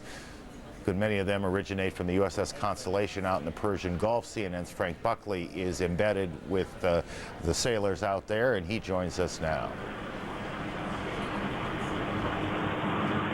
The air operations continue here aboard the USS Constellation. We've been seeing aircraft take off throughout the night and then be recovered on the flight deck here of the USS Constellation. We're told that the jets that are leaving from this aircraft carrier are flying into Iraq. They are involved in strikes against defense installations, air defense sites, communications facilities, and they're also going after leadership targets. In some cases, these aircraft are dropping leaflets onto Iraq, flying ahead of coalition troops, attempting to reach Iraqi troops with these leaflets, requesting that they surrender. We talked to one pilot tonight who had just returned from a flight in which he flew over Baghdad to drop some of those leaflets. We told him upon his return about the fact that Americans were being held prisoner. All pilots know that when they fly over Iraq, that this could happen to them if they were shot down. We asked this pilot for his thoughts. I think it's unfortunate, but also I know those guys are well trained, and I know they can take care of themselves. And as long as the Iraqis are abiding by the Geneva Conventions, I think they'll be treated fairly, and no harm should come to them. It's in the back of our minds, and I think a lot of the pre-flight preparation that we go into each flight, we think about it. Once you're in the air, you kind of put it out of your mind. So again, air operations continuing off the USS Constellation. We're told that during the most recent 24-hour cycle, that 28 different strike sorties have taken place off the USS Constellation. Aaron? Frank, thank you. Frank Buckley. That's a good reminder that this war goes on, even as we have focused a lot today on the POW story, and will again before this half hour is over. Wolf? Thanks, Aaron. Earlier today, I had a chance to speak to the Defense Secretary, Donald Rumsfeld, about those soldiers missing in Iraq, now believed to be prisoners of war. He shared his thoughts on that as well as on the progress of the war. Secretary Rumsfeld, thanks so much for joining us. I know this is an incredibly busy time for you, but let's get right to some of the immediate issues at hand. First of all, as you well know, within the past few moments, the Al Jazeera Arabic language television network has broadcast Iraqi television video of American POWs that they say are now in the hands of Iraqi officials, some of them alive, others killed in action. What can you tell us about this? There have been reports throughout the morning here in the East Coast to the effect that some U.S. soldiers were unaccounted for. Whether the ones that are being shown on that particular station or not, that network, are those individuals, I'm not in a position to say. We do know that the Geneva Convention makes it illegal for prisoners of war to be shown and pictured and humiliated. And it's something that the United States does not do. And needless to say, television networks that carry such pictures are I would say, doing something that's unfortunate. Will this affect the course of the war, the fact that the Iraqis now have American POWs? The course of this war is clear. The outcome is clear. The regime of Saddam Hussein is gone. It's over. It will not be there in a relatively reasonably predictable period of time. And the people in Iraq need to know that it will not be long before they will be liberated. The leadership and the military in Iraq needs to know that they should act with honor and stop defending a regime that is shortly going to be history. Mr. Secretary, this broadcast is being seen live around the world, including in Iraq. What is your message to those Iraqi government officials who now have control of these American prisoners? That they treat those prisoners according to the Geneva Convention, just as we treat Iraqi prisoners according to the Geneva Convention. And further, I would say that they'd be well advised to put down their arms, follow the instructions that have been communicated, and act with honor, and help liberate the Iraqi people from the vicious, repressive regime of Saddam Hussein. The outcome is clear. When you say it's predictable, the outcome is clear, how much time do you think it will take for the U.S. and British forces to achieve their objective? At the present time, there are U.S., British, Australian, and Polish forces that are on the ground. There's some 46 nations that are publicly, politically supporting this coalition effort. There is a broad and deep coalition that is being enormously helpful in this effort. And their forces are wonderful, fine young people as well. The time is going to depend on how much resistance there is, and the loss of life will depend on how much resistance there is. And our hope and our prayer is that this will end soon with a minimal loss of life on the part of the Iraqis as well as the U.S. and coalition forces. The Defense Secretary Donald Rumsfeld earlier today, a Defense Secretary who minces no words. Aaron? Never does. Well, thank you. On the subject of POWs, to this point, American audiences watching American television at least have not heard any of the names of the 5. That's about to change. We're joined now by Diana Washington Valdez, who's a reporter with the El Paso Times. Diana interviewed Anacita Hudson, who is the mother of 23-year-old Joseph Hudson, who was taken prisoner in Iraq today. Diana, it's good to see you. How did Joe Hudson's mom learn that he was taken? Yes, she herself and other friends of hers who are Filipino subscribe to a satellite Filipino channel 2, ABC-CBN. One of these friends called her and said, immediately turn on your television and switch over to that channel. As soon as she turned on the TV, she tuned in just as her son was being interviewed, and she recognized him immediately. This was at 10:35 a.m. this morning. Again, we saw just briefly there Joe Hudson. Give me, Diana, her state of mind. Obviously, she was concerned. Was she confident that her boy was going to get out alive? Obviously, she was very distraught. She told us that out of all the GIs who were over there, she couldn't imagine why her son was captured. She's very concerned about his well-being, his state of mind, and how he's being treated. As she saw the image of him, she said to me, my Joseph, he looks scared, just as a mother would be concerned. And she would like very much to count on the president, she said, to fulfill his promise to get them out of there. We would also say, if she's watching now, as we saw that tape earlier ago, he also looks strong. His voice was strong, and she should be proud of him. To find out this way as opposed to a formal notification must be enormously, not just shocking, but difficult. Was she, when you talked to her, was she in tears? Could you tell, I gather this is a phone conversation that you had with her? No, we went to her house in Alamogordo, New Mexico.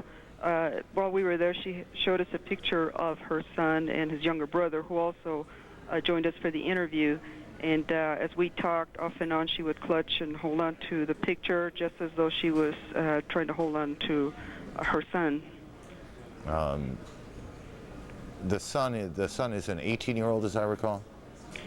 The son who's in the military, the one who's captured, is 23 years old. Right, no, the son who was with Mrs. Hudson. Anthony is 18 years old, yes. Yeah.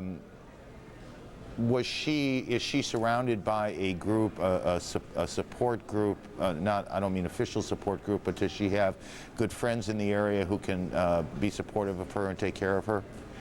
Yes, there was about a dozen or more neighbors who had shown up at the house. This is a close-knit neighborhood, a military neighborhood by Holloman Air Force Base, and many of the people who live there are retirees. One of the neighbors told us he watched Joseph grow up. He lived next door to the family for 20 years, and he too was just shocked at the turn of events. Just to orient our viewers a bit, the picture you're looking at is a picture of the El Paso Times shot today of Joseph Hudson's mother and his younger brother. Tell me, Diana, tell us all what you can about Joseph Hudson. He is more than a name, and he is more than a prisoner of war. Yes, indeed. He grew up, spent many years in Alamogordo. He graduated from Alamogordo High School. He worked for a while at a dining hall at Holloman Air Force Base, later at a Sonic fast food eatery, before he joined the Army. He's the son of an Air Force retiree who's deceased now, David Hudson. So he's grown up around the military all his life. He's married to a woman named Natalie and has a 5-year-old daughter named Cameron. And have you been able to get in touch with either, well, not with, certainly not his daughter, Erin. Have you been able to get in touch with his wife? No, his wife was at a closed briefing at Fort Bliss for the families who were being notified about what had happened. There was to be a press conference at Fort Bliss following a briefing, but the officials canceled that press conference, so we were not given any more access to any more family members. And do you know now, just to slightly off, take a slight turn, do you know now if all of the family members of these 5 young Americans have been notified? No, I personally do not. I cannot say that all of them have been. Whoever they were able to get a hold of this afternoon and were taken to the post or arrived at the post were the ones who were, at the briefing. When did Mrs. Hudson last talk to her son or see her son, do you know? Yes, about 3 weeks ago when his unit, 507 Maintenance Company, was being deployed, were on their way to Kuwait. She went for that departure ceremony at Fort Bliss, and that was only 3 weeks ago, and the next time she sees him is on television as a prisoner of war. Diana Washington Valdez, that's a nice piece of reporting. I've read the story. It's a sensitive and thoughtful piece of work, and thank you for sharing some of it with us tonight. Diana Washington Valdez is a reporter for the El Paso Times, and who was given the most difficult assignment, and should you read her story online or wherever, I think you'll see that she handled it well. Mrs. Hudson, Anacita Hudson is her name, will be a guest of Larry King's coming up at the top of the hour on Larry King Live. We know sometimes that people in these situations want very much for you to know who their son, their husband is, not just that they are names and not just that they are prisoners, that they have lives and hopes and all the rest. And so she will join Larry coming up at 9 o'clock Eastern Time right after this program. Wolf. And unfortunately, Aaron, it's probably not going to be the end of these kinds of stories that are going to be written. Indeed, military families around the United States are bearing the emotional brunt of this war already. CNN's Thelma Gutierrez, for example, is at Camp Pendleton in California. Thelma, a lot of sad people over there as well. Wolf, I can tell you that the mood here is very tense, very somber. After all, this is a base of 40,000 people during peacetime. This is also a base where they have learned that in the first 2 days of the conflict, at least, that 6 U.S. Marines who were based right here have been killed, and again, they're waiting for those numbers to go up. Now you can see that the flag right beside me, Wolf, flies at half staff in memory of those who've lost their lives in the recent days. Today, early today, many here turn to their faith to help them cope. We pray for all the victims of war. We pray for the men and women of our military, which we remember daily. We remember those who have died in the conflict so far. May God bring them the fullness of life and console their families. We also pray for the men, women, and children of Iraq. At St. Mary's Star of the Sea Catholic Church, right outside of Camp Pendleton, many military families gathered.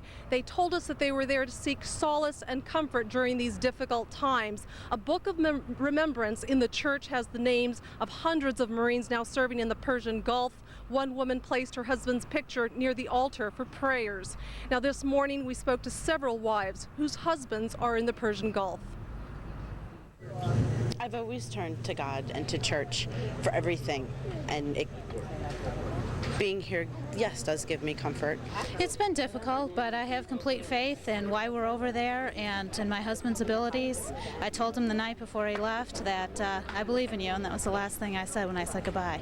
It's scary. Knowing that the closer we're getting to Baghdad, I know it's going to get uglier, and that's very scary. No doubt this is a very trying time on the children as well. They talked to us, and they also told us that they had a message that they'd like to send to their fathers who are serving in the military. I love and miss him, and we can probably have fun when he comes back. Is there anything you'd like to say to your dad? I hope he comes home safe. Can you tell me, do you miss your dad?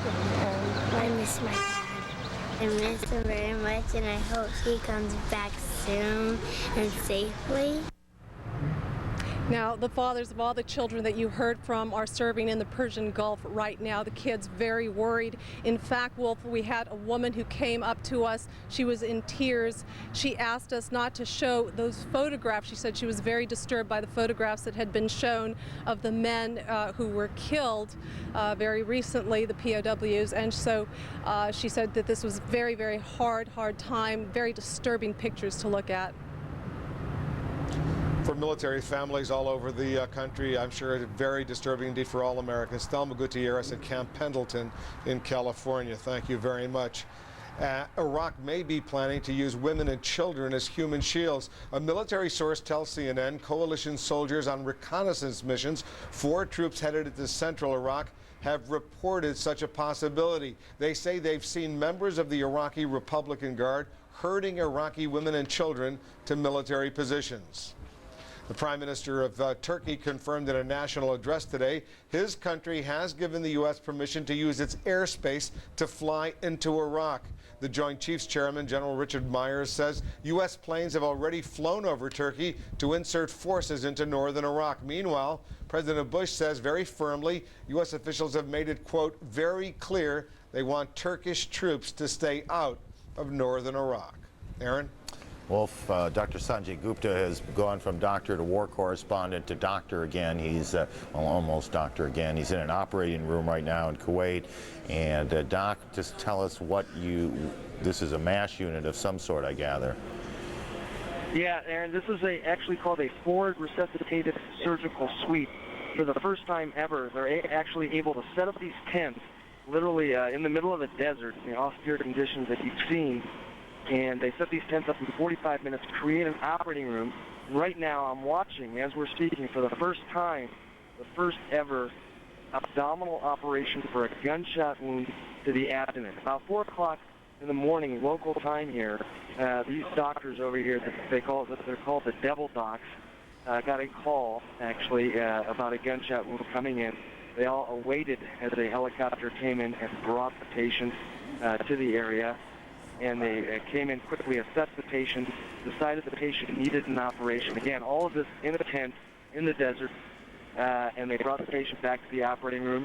They had general anesthesia, they had scrub sinks, they had all the supplies, just like you'd think they would have in an operating room back stateside. And right now, as we speak, they are doing the operation. I'm sorry, how do they keep it sterile? Well, they have it's a pretty sophisticated. First of all, they have a floor, which is unusual, different from a lot of the other tents. That floor actually keeps a lot of the dust and sand from coming out. The tents are 2 layers, in places 3 layers. That allows sand and dust to remain outside as well. They have scrub sinks with running water, which is how the surgeons wash their hands. They have all the sterile gloves and gowns, which is how they keep themselves clean. Do you have any idea how long it was from the time the soldier was shot to the time he was on the table? This is critical, Aaron. Perfect question. It's less than an hour. They talk about the golden hour.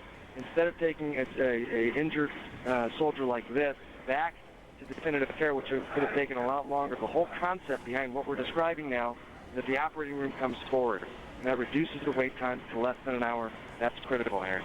Wolf, you want to jump in here?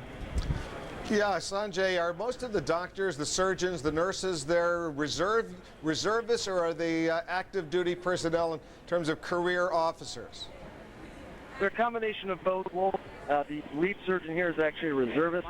His assistant, I'm standing here behind him, is actually a career doc. He was someone who worked in the Navy for quite some time, has seen many different conflicts. So they're really a combination of both. I'll tell you, there's 7 people in the operating room, including an anesthesiologist, actually 3 surgeons, one assistant, one is just observing. There's a circulating nurse. There are scrub nurses. This looks just like home, except I keep reminding myself that we're in the middle of the desert here. Well, and do they have all the kind of sophisticated equipment you would have in Atlanta in some sort of shock trauma unit or surgical unit that you would normally have in an emergency hospital in a major U.S. city? The thing that they don't have is they don't have imaging tests. They don't have things like CAT scanners and X-rays and MRIs. A patient like this may have gotten some of those imaging studies ahead of time. Instead, what they have to do is rely much more on what's known as the clinical exam, literally looking over things and trying to guess a little bit what's going on inside based on their clinical exam. You see a lot more hands-on and a lot less imaging being done here in the desert to figure out what's going on.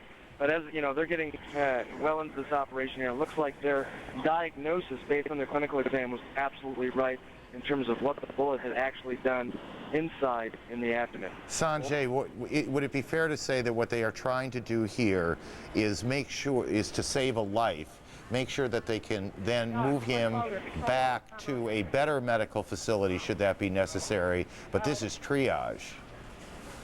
That is correct. Now, and they are doing an operation here. In the past, they would have simply literally put on a bandage and probably sent a patient like this back to USS Comfort or back posterior to more definitive care. Those patients, they figured out over time, did not do well. So they're doing an operation here But this patient's definitive care ultimately will be received somewhere else, somewhere further back than here. But again, in terms of the aggressiveness of the treatment this far forward, this is the first time this has been done. Doc, do me a favor, if you will, and just come back to us around in the 10 o'clock hour and update us on how this all went. I hate to leave this hanging. Nice piece of reporting, though. Thank you. Dr. Sanjay Gupta in an operating room out in the desert. Alessio Vinci is out in the desert as well, one of our embedded correspondents, and he's had this exclusive look at events playing out there. Hours after the U.S. armored column came under attack in Al-Nazariya, the body of one Marine was being wrapped in an American flag and carried to a waiting helicopter which had just landed nearby. He was one of many Marines to die in this intense battle to control an important supply route for U.S. forces trying to reach Baghdad to the north. The charred remains of one of the vehicles still smoldering, a testimony to the ferocity of the fight as Iraqi forces used rocket-propelled grenades to destroy the heavily armored personnel carrier, killing everyone on board. Nearby, a second armored vehicle heavily damaged, the burned gear of another Marine lying on the ground. Earlier in the day, only 6 miles away, another deadly attack against American forces in the region. A U.S. military supply convoy was ambushed as it lost its way around the unfamiliar territory. Many of those ambushed were killed or taken hostage. Several hours after the Iraqi forces ambushed a U.S. military supply convoy, Iraqi forces continue to engage the U.S. military, who is responding with heavy machine gun fire and 40mm grenades. Advancing U.S. Marines, many of them as young as 19 and seeing their first combat, called for air support as they attempted to enter the city of Al-Nazariya.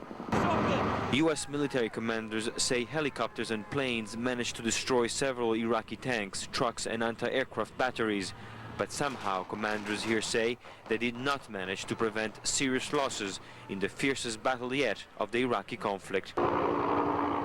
Alessio Vinci, CNN, with the U.S. Marines in Al-Nazariya, Iraq.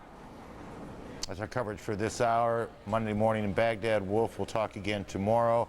We'll see you all again, 10 o'clock Eastern Time for Newsnight. Larry King Live is next. Good night. Thanks, Aaron. Larry King Live with CNN's continuing coverage of the war in Iraq. Tonight, we'll talk with the mother of one of the U.S. soldiers taken prisoner by Iraq today, and we'll learn what those POWs might be going through. From 3 men who were taken prisoner during the '91 Gulf War, Air Force Colonel David Eberly, the senior-ranking coalition POW, plus Marine Major Joseph Small, and Air Force Lieutenant Colonel Dale Storp, also reporters on the front lines with the troops, plus Air Force Lieutenant General retired Larry Farrell, U.S. Army Colonel retired David Hackworth, and the view from Iraq's Middle Eastern neighbors with ambassadors from Kuwait, Turkey, Jordan, and Egypt. We begin with Nick Robertson in Amman, Jordan. That is his new post. How long you intend to be there, Nick? How long? And then when do you move on and where to? Larry, really as short as possible, I hope. I'd like to be able to go back to Baghdad, or at least back into Iraq. That really just depends on how swiftly coalition forces can prosecute this war against the leadership in Baghdad. If they can move into that capital quickly, then I think from here we'll be able to get back into Iraq fairly swiftly. For now, the plan is for me to remain here. We have a lot of other good correspondents in the region, and we all just have to take our turn on this story as it develops. Do you have any reaction, Nick, to this incredible day this has been, this POW story? This is Iraq is perhaps getting the best propaganda they can for their own people at this time, when all the other images coming into Iraq speak of Iraqi defeat, Iraqi defeatism, surrenders, etc. This sort of image is going to play very well for the Iraqi leadership. It's just the sort of thing they need to bolster their troops, and it's just the sort of thing the coalition doesn't need at this time. What it needs is Iraqi troops to surrender and give in without a fight. This won't help that cause, and that for the coalition is not a good thing. By the way, to your knowledge, Nick, is that a violation of the Geneva Convention to show their pictures? Absolutely. You have to ask permission for any wartime captive if you were to film them or even interview them. So unless they gave their express permission to do it, then it would be a violation, yes. Let's go to Gary Tuckman by video phone. He's at an Air Force. He's at an air base near the Iraqi border. What can you tell us from your vantage point, Gary? Well, Larry, we do come to you from this base in the desert, not far from Iraq. This is a base where the 8,000 servicemen and women have worn chemical suits much of the week, where they've had sirens on at least 12 occasions over the last couple of days for missile alerts, and where an Iraqi missile landed very close by. But nevertheless, it has not stopped the procession of warplanes heading down the runway and going to Iraq with planes like this one behind me, this A-10. A short time ago, we talked with the commander of this base, who also flies the F-16, a fighter plane. That's another plane that's at this base. He's flown 2 missions today, and this gives you an idea of how varied the responsibilities are. There's a plane, an F-16, going right past us right now, so I'm going to wait 1 second so you can hear me. But this tells you the variety of what they do. He's had 2 very different missions today. His first mission was to fly the F-16 over southern Iraq and drop leaflets urging surrender. Another plane's going by as we're talking. His second mission, several hours later, was to drop bombs over Iraqi positions. That gives you an idea, Larry, of what's going on here. Many of these pilots fly 2 missions to Iraq each day. Thank you very much, Gary. By the way, you remember we told you that story last night about the ITN journalist taken. Well, Terry Lloyd, the ITN journalist that we talked about last night with his friend and showed you pictures of, he was officially announced as killed today. Let's go to Ryan Chilcote. Ryan is our CNN correspondent embedded with the Army's 101st Airborne Division, 3rd Brigade, inside Iraq. Looking much the worse for it. Do you feel as bad? What is... You look kind of weird, Ryan. What's that on your face? You know, the absolutely, you know, the trip from, I guess I won't use that word, 72-hour convoy trip, road trip from Kuwait here to southern Iraq. I'm standing at what the military calls a FARP, a forward area rearming and refueling point in the middle of the desert. Basically, this is a gigantic gas station and weapons depot for helicopters, and it's a really big thing for the 101st that it will allow them to move their troops now on helicopters deeper behind enemy lines, behind Iraqi lines. It'll also allow them to use their very powerful and destructive Apache attack helicopters much more effectively. They can spend a lot more time destroying targets and a lot less time taxiing, if you will, all the way back to the rear, all the way back to places like Kuwait. So, but the trip here, 72 hours, beginning with a series of, count them, 4 Scud alarms, 3 before we even left the camp, 1 the next day. That's what prompted this gear that I'm wearing here. It's a bit like a ski parka, but actually it's a chemical protective suit. And both I and all of the troops have been in these for the last 3 days, moving through the desert at about 50 miles per hour, absolutely caked in dust. Basically very, you know, toasting inside of vehicles. The 101st Airborne, you know, the one problem with covering these guys, they just never stop moving. They never stop for more than 2 hours the entire 3 days. All they stopped for was basically to refuel and to switch out drivers. So, you know, pretty brutal trip here, but they're here and they're ready to go. Larry? Ryan, one other thing for you. What was it like to go through Iraqi towns? Yeah, well, pretty interesting. The 101st Airborne's 3rd Brigade went through 3 towns. And the first one, pretty warm reception, a lot of Iraqis out, both young and old, a lot of them clapping, a lot of them waving, a lot of them shouting to the troops. And the American soldiers, for their part, they didn't really stop in that first town, but they did throw some MREs, particularly to the kids. MREs are those meals ready to eat, basically the field rations for U.S. soldiers. And they, you know, tossed these in Skittles to the kids, and, you know, the kids were holding those very proudly, basically accumulating them. A real warm reception in that first town. Not at all like the second town. The 3rd Brigade came into the next town in the middle of the night, and the Iraqis there not welcoming them, not applauding them, but actually just watching them, really. As one soldier put it, was pretty eerie. He remembers coming in and seeing a gigantic mural of President Saddam Hussein and thinking, geez, we need to get out of this town as quickly as possible, because the Iraqis inside, the civilians, were kind of milling around and not being very, I guess, welcoming at all. So not such a positive reaction there. Third town, again, a positive reaction. In fact, the ground commander even got out of his car. He said, hey, spoke with some of the Iraqis, said, we're here, we're your friends. The Iraqis asked him, are you sure you're here to stay because you were here in '91? Well, he said yes. They asked him, what do you want? He said, regime change in Baghdad. They said, well, then that's good, that's fine. Obviously, these people have no love lost in southern Iraq for Saddam Hussein, so the Americans there well received. Larry. Thank you, Ryan. Ryan Chilcote, embedded with the Army's 101st Airborne and on the move.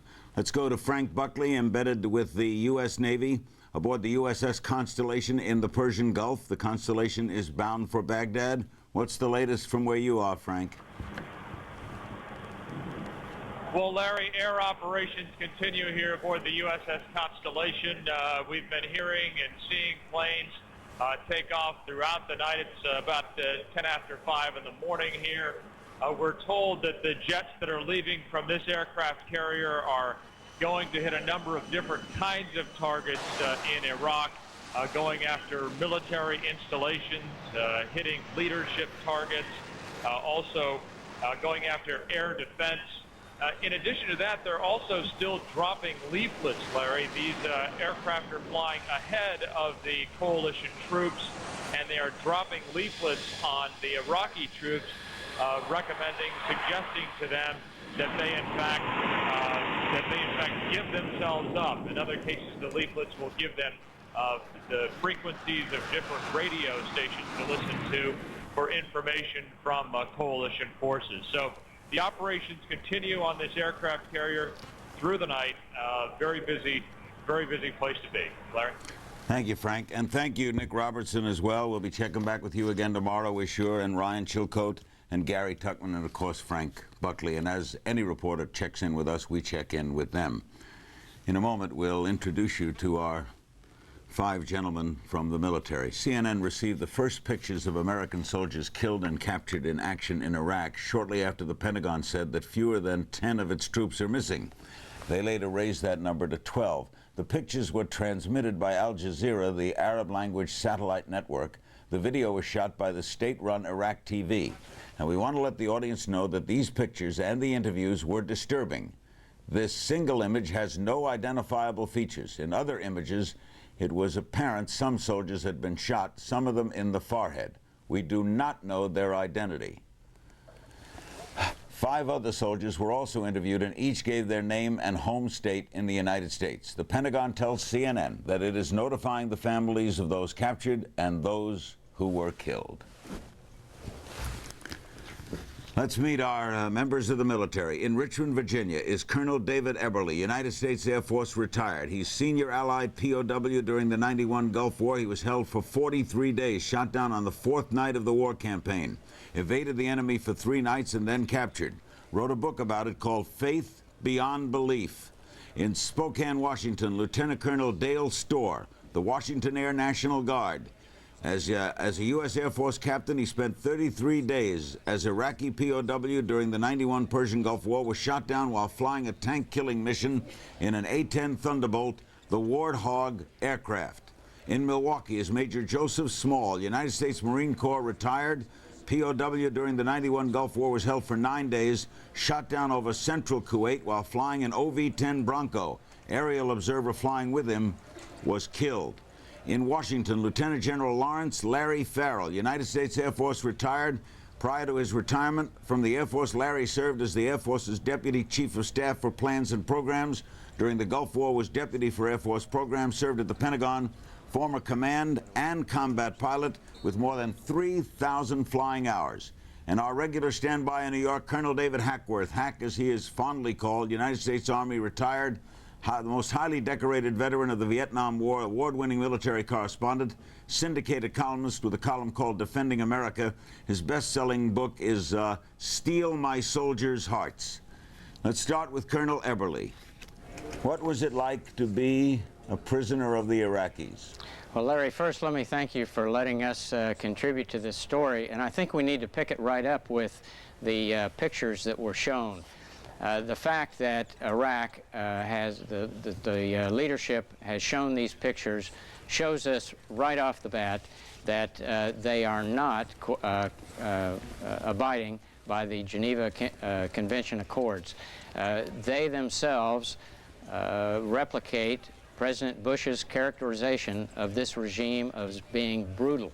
And the pictures that they have shown of these dead soldiers just typifies that regime. Now, how did it feel?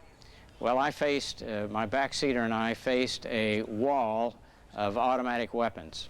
And so, although I'm a fighter pilot at heart, I've got to tell you that my level of concern, I was scared. Clearly, my degree of fear had hit the maximum limit. We have a picture of you as a POW. How were you treated?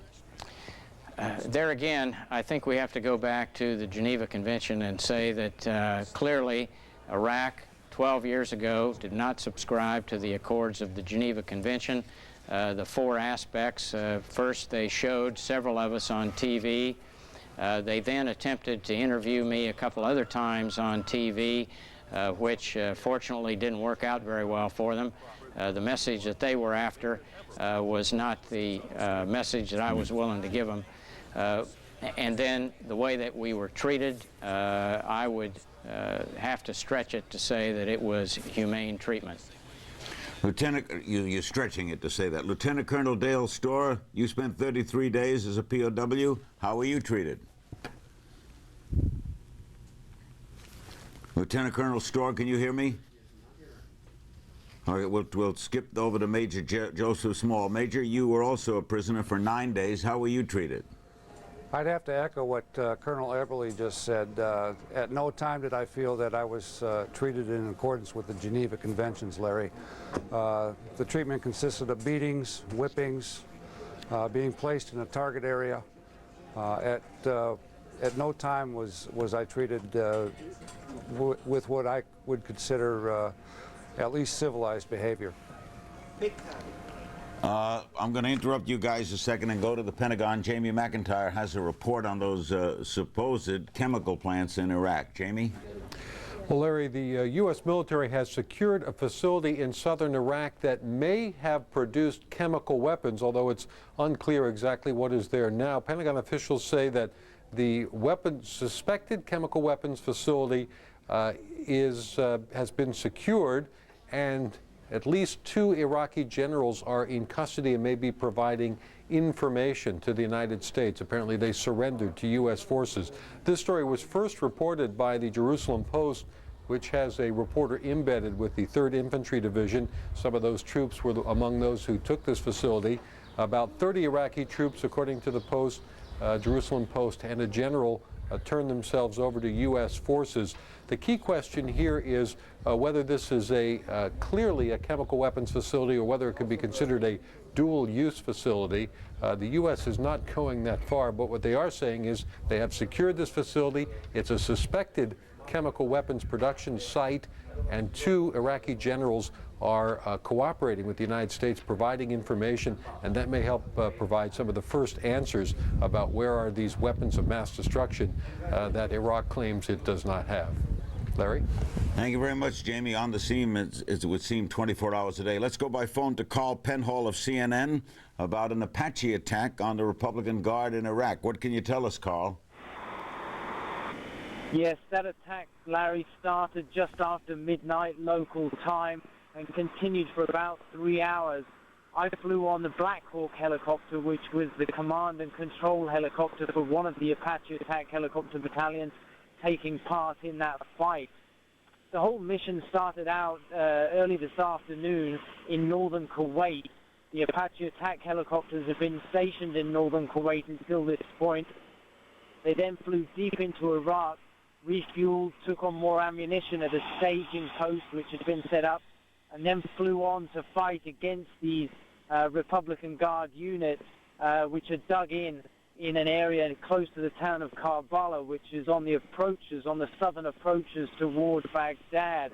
The unit specifically was the 2nd Armored Brigade of the Medina Division of the Republican Guard, and military intelligence before the fight showed that this unit did possess some 90 T-72 tanks, and a number of towed artillery pieces. What seems to have taken a little bit by surprise the Apache helicopters that were flying the mission was the extent of the anti-aircraft fire that the Republican Guards were able to put up. They didn't seem to have any particular trace on the Apache helicopters, but just by simple detection and also hearing them come, put up very heavy barrages of anti-aircraft fire. Some of the U.S. pilots have reported that their aircraft did take fire, but so far there's not been a full assessment of how many aircraft may have been damaged in that. It's also too early, Larry, to say how successful the Apache mission was. There's been no battle damage assessment, as the military calls it, no assessment yet of what positions the Apaches actually managed to destroy, Larry. Thank you very much, Carl, and there'll be daylight in about an hour. When we come back, we've straightened things out in Spokane, and we'll talk with Colonel Dale Storr, and we'll talk with retired General Larry Farrell and our man David Hackworth, and more with our military and ambassadors still to go. You're watching Larry King Live. We'll be right back.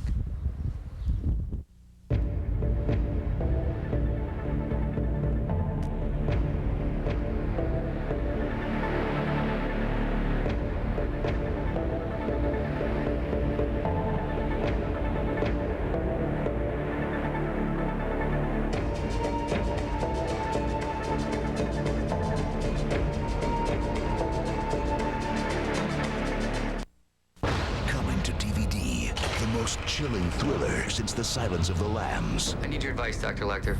Red Dragon, on a bonus-packed DVD you'll watch again and again. A little sample, then. Why not?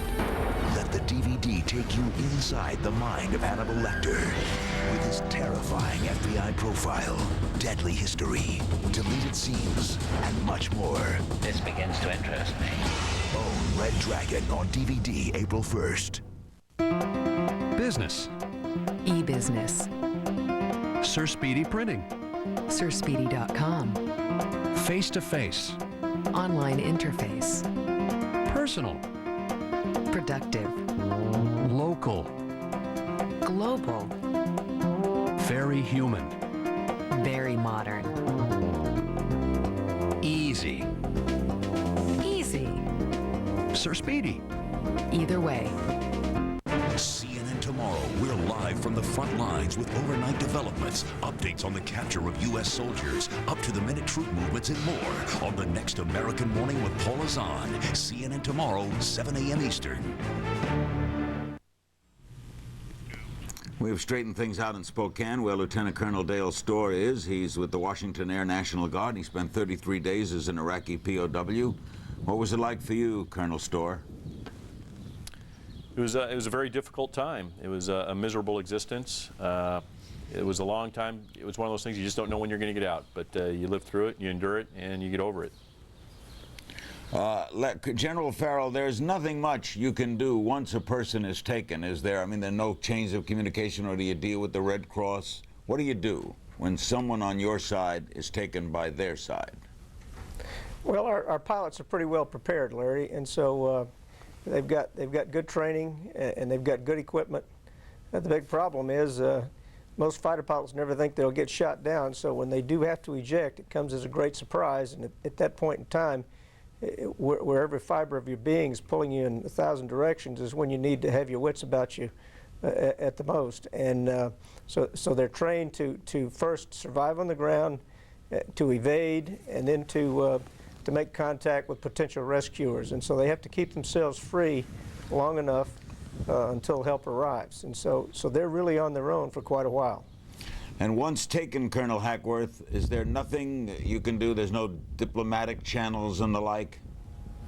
Well, especially the Air Force, but also our special forces and even the individual soldiers are very well trained on survival techniques, how to escape, how to maintain yourself under that intense pressure of torture and threat and brutality that all of those heroes that you have on the program tonight have witnessed. By the way, we are now being told that air raid sirens are being heard in Kuwait City. Air raid sirens in Kuwait City. Colonel Everly, what kept you going? Colonel Eberly in Richmond, what kept you going? Yes, can you hear me now? Yeah, I hear you. Go ahead. Clearly, my faith in God, my faith in my country, and my faith in my fellow airmen, as well as the love of my family and friends, kept me going. Clearly, as a prisoner, you must keep your mind focused. I actually never viewed myself as a prisoner, Larry. I just thought that I was carrying the war to the enemy with a little bit of disadvantage. And I certainly underline what General Farrell had said about the spirit that you have to take into this. You must maintain a positive attitude at all times.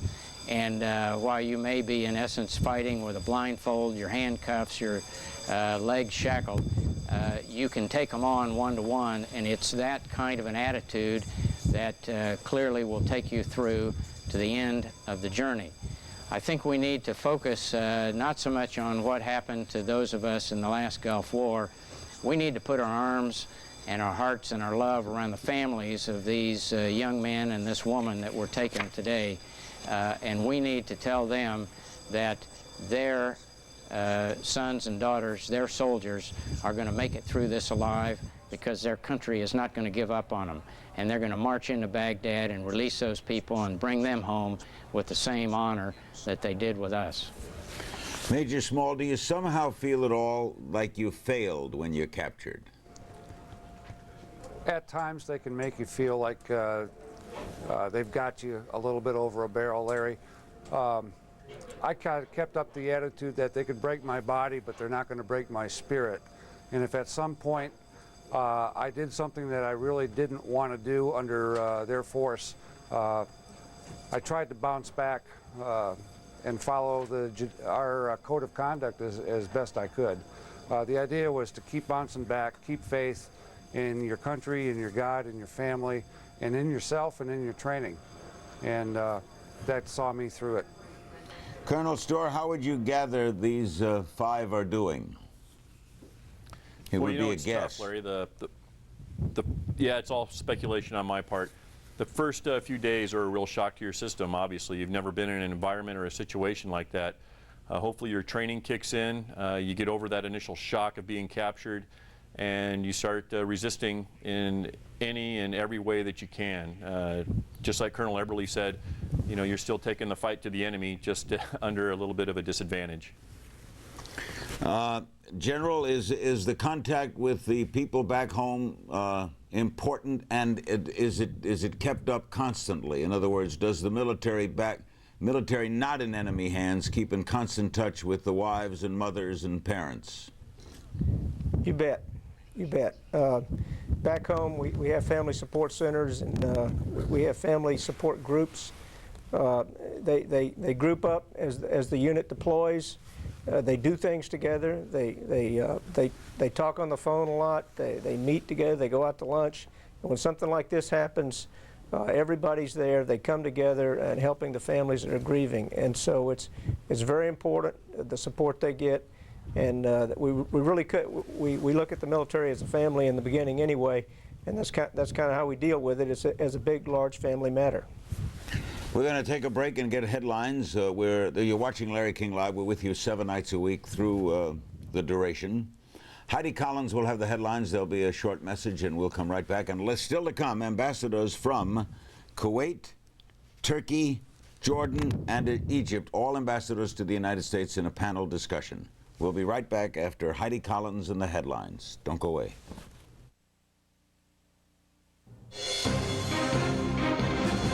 Thanks, Larry. Good evening, everyone. I'm Heidi Collins. More coverage of the war in Iraq in a moment, but first these headlines. The U.S. military believes that 12 unaccounted for soldiers are prisoners taken after fighting near Nasiriyah.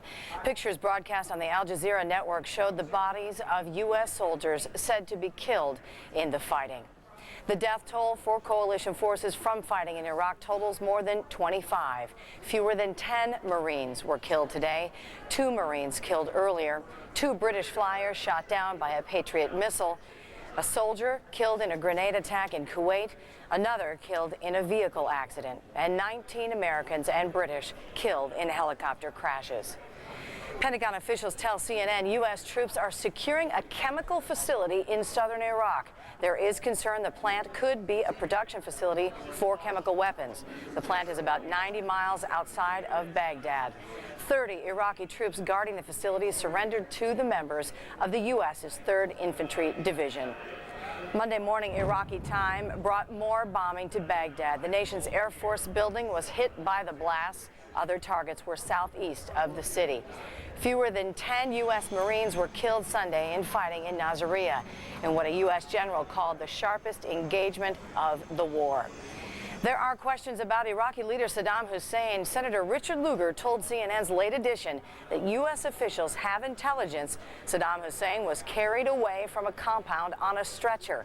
But the senator says Saddam's condition is unknown. The Academy Awards are underway at Hollywood. Chris Cooper has won the Oscar for Best Supporting Actor for his performance in the film adaptation. He beat out a star-studded group that included Paul Newman and Christopher Walken. Some other things going on in the world today.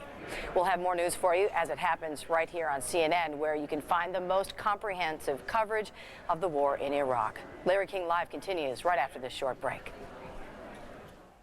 The war in Iraq continues, and no one takes you closer than CNN, live throughout the day. Stay with CNN, the most trusted name in news. Are your car buying dreams full of pushy salespeople in plaid jackets selling overpriced cars with bad brakes and gum in the ashtray? Then skip the nightmares. And come to Executive Jeep Nissan in North Haven, New England's largest Jeep Nissan dealer, for a giant selection of certified pre-owned vehicles. And now with special rates as low as 3.9%, you're sure to get the deal of your dreams. Credit a problem? Don't worry, we're here to help. Executive Jeep Nissan, Universal Drive, North Haven. I have it, you have it, we all have it. It's called blood. And every 3 seconds, someone needs blood. Each year, 4 million people need blood transfusions. You can help by becoming a blood donor. It's fast, simple, and safe. One donation from you can save up to 3 lives. Be a lifesaver. Call 1-866-FROM-YOU. That's 1-866-376-6968. Toll free to find out where you can donate and save a life today. CNN, the most trusted name in news. We're back. The all-clear siren is now being heard throughout Kuwait City. Things are status quo there. We're going to take some phone calls for our guests. But first, General Farrell, has anything surprised you about the action thus far? No, I think actually, on balance, the campaign has gone fairly well. There have been some good things and some bad things, and the good things are the speed with which they're moving, the condition of the oil fields, and the lack of chemicals. But we've had some nasty surprises today, and I would anticipate more surprises in about 2 or 3 days when our troops get to Baghdad, or in the vicinity of Baghdad. I think is going to be a crunch point. But up to now, I was surprised today by the action on Nasiriyah. Like a lot of other people were. Hack, we've discussed surprises with you before. Do you expect more when they get nearer to Baghdad itself, the troops? Well, looking at it in perspective here, we're at D+5, the 5th day of the air war, the 3rd day of the ground war, and let's compare it with Normandy, 6 June 1944. On the 3rd day of the war, Ike's guys were a couple miles inland. On the 3rd day of this war, our guys are 300 miles inland. Ike's guys in 1944 had 5,000 casualties. Our folks up to now have had about 200 plus casualties. Most of the casualties came from that convoy that went the wrong way. We are told there are only 12 dead, but that figure is probably 3 or 4 times that high. It was a significant disaster, and I have confirmed that from 2 sources that are basically on the scene. So the problem is this, Larry. We're going high diddle diddle right up the middle, which would make George Patton very proud. And we're leaving our flanks not secure, and there's stay-behinds that are eating up our soft logistical tail. These are people that are not tankers, they're not fighters, they're people that are supply, logistics, and they don't know how to handle combat such as this. So you got guys the same that we experienced in Vietnam that are back in the rear, that are called stay-behinds, and their purpose is to inflict casualties on the soft tail. That's what's happened. It was a big risk, big gamble, and we've got to secure our tail. Are you disagreeing then with what they did? Well, war is a gamble, Larry. It's a high-risk, ugly, ugly game. I think that if I were running the campaign, it's one of the worries that I've had, because I've pretty well known through sources what the game plan was, that we should have had armored cav units that were dropping off in places that could be likely ambush places. This was the drill of Vietnam. This was the lesson of Vietnam. We don't learn from the past. That's the sad story. Let's get a phone call in. El Paso, Texas. Hello. Hello? Yes, go ahead, lady. Yes, I was wondering, why does it take so long to get a hold of family members, you know, about the POWs and everything? Why does it take so long to get a hold of the family members? General Farrell, would you know that? Well, in some cases we get a hold of them quite quickly. In some cases we have difficulty, and here's where Colonel Hackworth can probably help. In a ground action like this, far removed from a headquarters, you don't have the details that you're able to for sure know exactly what happened, who died, who captured, and so it's difficult to go to the families when you don't have the information. In some cases, you can't find the families even when you have the information. So there's a lot of factors at play here. Anything you'd add, Hack? Yeah, the brutality that we witnessed today, we experienced especially in the Pacific Campaign in World War II. I remember as a little 19-year-old kid in Korea seeing American soldiers with their hands tied behind their back by North Koreans and shot in the head. Her question was about opponent.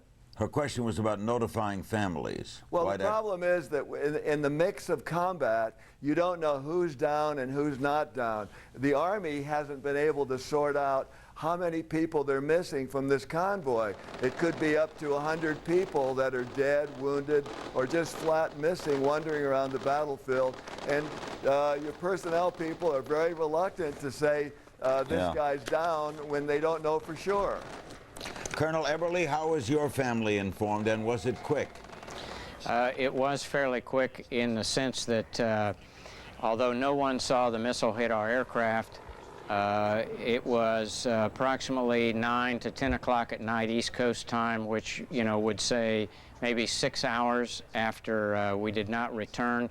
As was just mentioned, since no one saw us get hit, no one heard a radio call, we just simply did not show up back at Al-Qarj, and by the time they searched the other bases that we possibly had diverted into, then they determined that we were missing in action.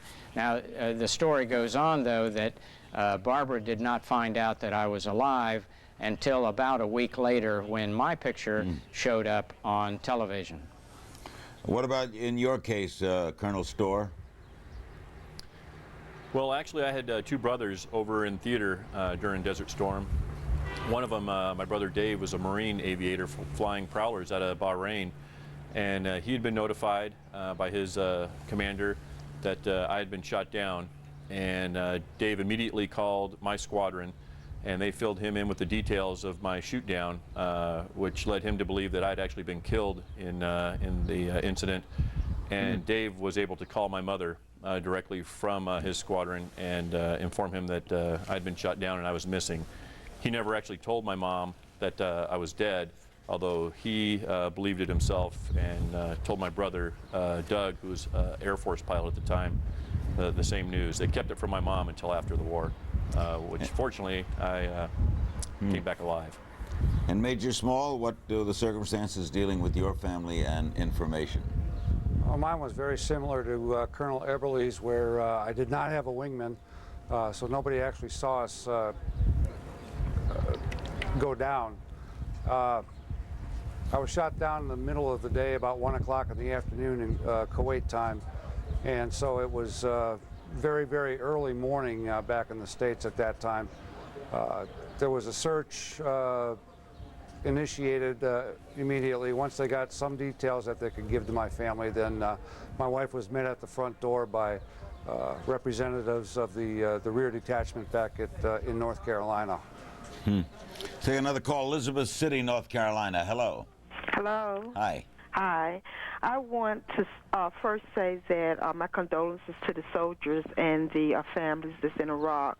But my question is, do you believe that the U.S. position in Iraq is really worth the lives that are being lost now? And what about the democracy in the U.S.? Okay, well, what are your feelings on that, General Farrell? It's a fair question. Well, it's one that makes everybody nervous, but when you have something worth fighting for, you have to step out and go do it. And I'm like everybody else. When this came up, I'm nervous about it because we got a lot at stake here. We got a lot of our blood and our treasure at stake. But I think September 11th, 2001 changed the whole equation. We can't sit back and wait for terrorists to come to this country and attack us. And we know that, and we've ignored this for years and years, that terrorists are supported by states, rogue states. Iraq is one of those states, Syria is another, Iran is another, and strangely enough, some of our allies in the Middle East have some of those elements within their country. So we've got to go forward and take care of this problem. Tampa, Florida, hello. Larry, my question for your panel is, with the killing of American POWs today, what effect will this have on the morale of soldiers fighting on the front lines if they were caught in the same moment? And then perhaps will they also make a decision when it comes to making POWs less likely when they see the Geneva Convention thrown out the door? Ah, fair question. Hack, you want to take it first? Well, I can recall an experience in Korea and also in Vietnam that it makes you very angry. And the problem you have in a combat situation, the most dangerous time is when you take a prisoner, because you might have a buddy that was just killed or a leg blown off of a friend, and suddenly you've got this guy in front of you that did it. So the most dangerous time for the prisoner is when he's confronted with another combatant. Once you get him back a little to the rear, beyond platoon at company and battalion, then they're milking him for intelligence information, and his life gets progressively easier. Would you, Colonel Eberly, would you agree that harm will not come to Iraqi prisoners of war? Absolutely. Our record as a country can show clearly that we treat them under the accords of the Geneva Convention. And I can only reflect back, and I'm sure that Joe and Dale will remember this, when we were bussed out to the airport to be flown back under the International Committee of the Red Cross, we sat in the buses and watched the Iraqi prisoners come through the airport. They were all carrying a bag of goods that was obviously had some food. They were all dressed in appropriate attire, and in somewhat you could see in their face that they were in fact unhappy to be coming back home. In our case, it was a little bit different. They did dress us up a bit for the homecoming, put on some clean yellow duck stuff, but in fact we had lived pretty much a life of squalor for our period of time there. Colonel Storr, do you amen that? Yeah, Larry, I do. I remember prior to my shoot down, I flew a couple of weeks before, after the war started, before I got shot down. I remember seeing Colonel Eberly's picture on CNN, Cliff Acree's, Guy Hunter, Jeff Zahn, and I don't want to say it inspired me, but it did motivate me to fight that much harder and to finish this war as quick as I could to get those guys home. And I think seeing these pictures on the news, as horrible as they are, I think if our guys in the trenches see that, I think they're going to feel a lot the same way. And Major Small, would you be assured that they would not harm Iraqi prisoners that they may possess? I would like to think that that would be the case, Larry. I think in part it becomes a leadership problem. Mullen is there on what has been certainly an emotional day for these families. As I Mark, can you hear me? September 11th, It appears possibly Mark cannot hear me, but he has been there with the mothers. It has been a demonstration in support of their sons and Hard daughters. to tell because Let us see there's a if Mark Mullen can hear me this now. Mark, past week, there he is. My son went to Kuwait shortly after. Forrest, once again, our apologies for the technical difficulties right now. We're in the middle of a candlelight vigil right now, so there's some competing sound. But thank you for coming back to us because it really is a story worth repeating. This past week in San Francisco, there have been a number of anti-war protests, and that's exactly what leads us here tonight. The people who organize this candlelight vigil, which is going on right now, are military moms who essentially said that they were getting heartbroken over all the anti-war protesters. And not so much because of political differences that they may have with the anti-war activists, because you go around and talk to these mothers, they say they would prefer that their children not be at war.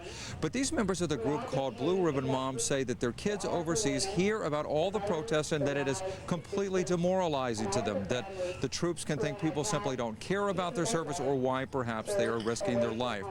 One mother we're about to introduce you to with a son who is serving in the Navy describes exactly how gut-wrenching it is to have a loved one at war. As the women in the past and the women. You sit in their room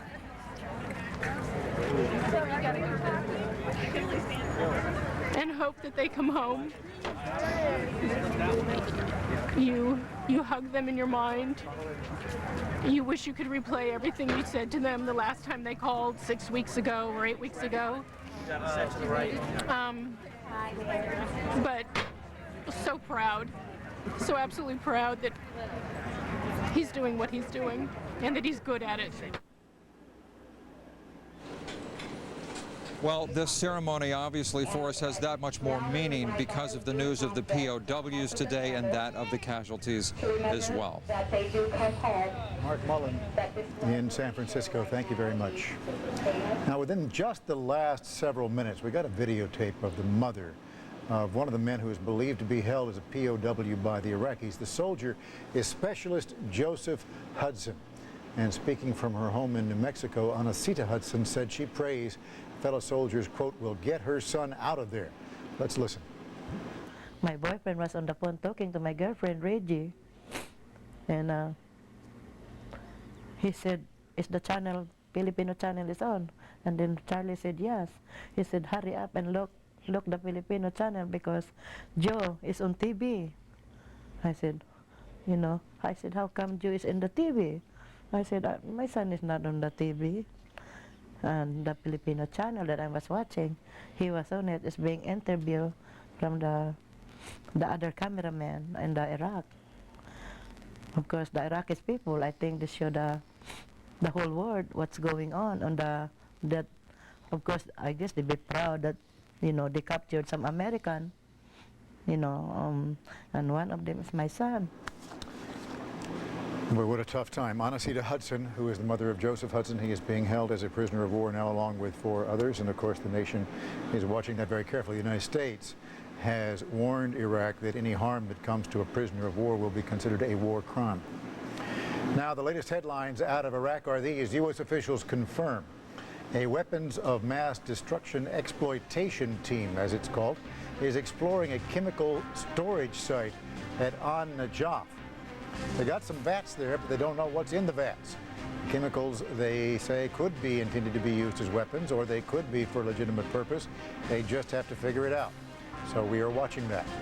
We have a live picture of Baghdad for you. Huge explosions heard throughout the night. U.S. Special Forces are, in fact, in and around the city. Been there for a while.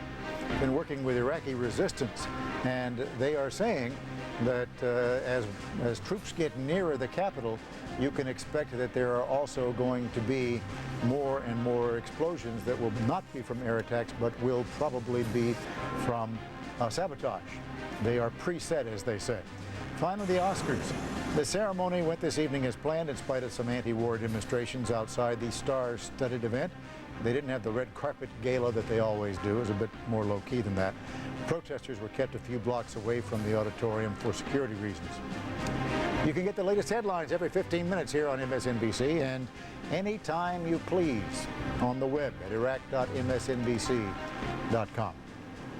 Now, Coalition forces are moving closer to Baghdad all the time. In fact, the 3rd ID, the 3rd Infantry Division, is 60 to 100 miles right now. And over to the east in particular, they opened a new front. The 3rd ID has been moving up through An-Nasiriyah and An-Najaf, and over to the east are Marines. They've been getting some strong resistance from Iraqi troops, believed to be Republican Guard. And there has been resistance, again, back in the southern port of Qasr, where enemy troops engaged in a fierce battle with U.S. soldiers today. ITN's David Bowden filed this report. It began at breakfast time as a small skirmish. By lunchtime, we had witnessed a full-scale battle. Tarpon, this is Tarpon 1 Bravo, over.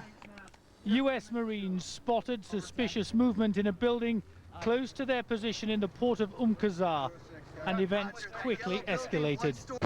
Just after 8 o'clock in the morning here in the port at Qasr, and a huge firefight has begun between the American Marines here and presumably Iraqi fighters on the other side of this berm. We don't know what started it, but it's been going on for a couple of minutes now. Heavy machine gun fire traced across the dusty landscape, suppressing the Iraqi gunmen. But it soon became apparent heavier weaponry would be needed to completely eradicate the problem. Get back! Mortar rounds went in, and then 2 Javelin missiles wobbled into the air before streaking towards their target. The first was too long, but the second went straight in the front door. There was no more firing from the building. Tanks then moved in, edging along the road in front of the target building. But more enemy positions were spotted. All came under sustained tank fire. The hours ticked by and the tanks continued to fire sporadically. Iraqi civilians were seen crossing the battlefield, at least one carrying a white flag. Then another racking up of the US onslaught. Airstrikes were called in. First an American F-18, then a British Harrier delivered massive bombs onto the battlefield. More than 4 hours after it had begun, the battle was over. But the US forces here had been delayed by another half a day in their mission. Iraqi troops proving again that they can still frustrate the coalition invaders. David Bowden in Qasr. Well, it is nearly daylight in Baghdad, and of course we have already been hearing about battles breaking out between U.S. and Iraqi Republican Guard forces. The Army is pressing north. So where are we? Military analyst Dan Garay joining me to talk about the resistance that we're seeing. Now, Dan, we've been talking a lot tonight about the 3rd Infantry Division moving up along here and heading toward Baghdad. A second front has now been opened as the 1st Marine Expeditionary Forces are countering some real resistance. And a third front, and this is the tough one, has been opened as they are essentially having to airlift from Kuwait all the way up here. They got the 173rd that's dropped in, just light infantry. They really wanted to bring the 4th Infantry Division in from Turkey, but couldn't do it. So these guys look pretty exposed to me. They certainly are for us. This is a light unit, 173rd out of Vicenza, Italy, has only light arms, no artillery, light vehicles, only about 1,300. It's not an offensive force. It is really... And let's remember, this is Tikrit. That's right. And you have a Republican Guard division at Kirkuk and another one at Tikrit, plus regular army that still is up there apparently. So this is not a force that's going to go on the offensive. It has two purposes, I would argue. One is air-based defense, and we may start moving helicopters, the Apaches, the Cobras, or even A-10s up there to go in after those forces, or to keep the Turks off of Kurdish territory. Or both. Or both. That's right. Now, the 173rd is very good at securing and getting a forward base at an airfield. That's one of the things that they do. That's right. But even so, to shuttle in all of this material from down here and all the logistics that they need to support them is going to be a monstrous task. Look, absolutely. Plus, this is a field which may not take really heavy aircraft. So you have to do it perhaps with C-130s, which only carries prop-driven, only carries a limited load, maybe some C-17s. And now I'm trying to resupply that force. I'm trying to resupply the forces in the south. both on the east and west side of the Euphrates, I've got a real logistics problem. All right, how about this? One of the things that they're going to do, he postulated, is to use some of the Kurdish forces in support. If you do that, that can be a big help to you. These aren't bad fighters. That's right. But it's really going to upset Turkey. That's right. And the issue here is Kirkuk, which is traditional home capital of the Kurds. If they take that, the Turks are going to be really concerned that they have the oil money, they have their capital. The next thing on the agenda is their own state. And we're going to have to prevent that from happening, even if we ask the Kurds for help in capturing Kirkuk. But could that lead...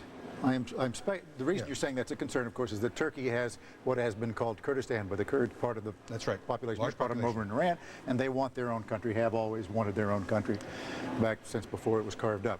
Could they get a federation here because they've supported the U.S., something not free but federated with the rest of Iraq? That's the kind of system we're going to look for, I suspect, out of this, is a federal system for Iraq that provides for autonomy or some identity for the Kurds in the north and the Shias in the south, while at the same time, because this is going to be important, protecting that minority of Sunnis in the center, because otherwise you have a situation that may look, at best you can expect, is like Lebanon. Worst, it's going to look like the Balkans. Now, isn't that going to upset Turkey just terribly?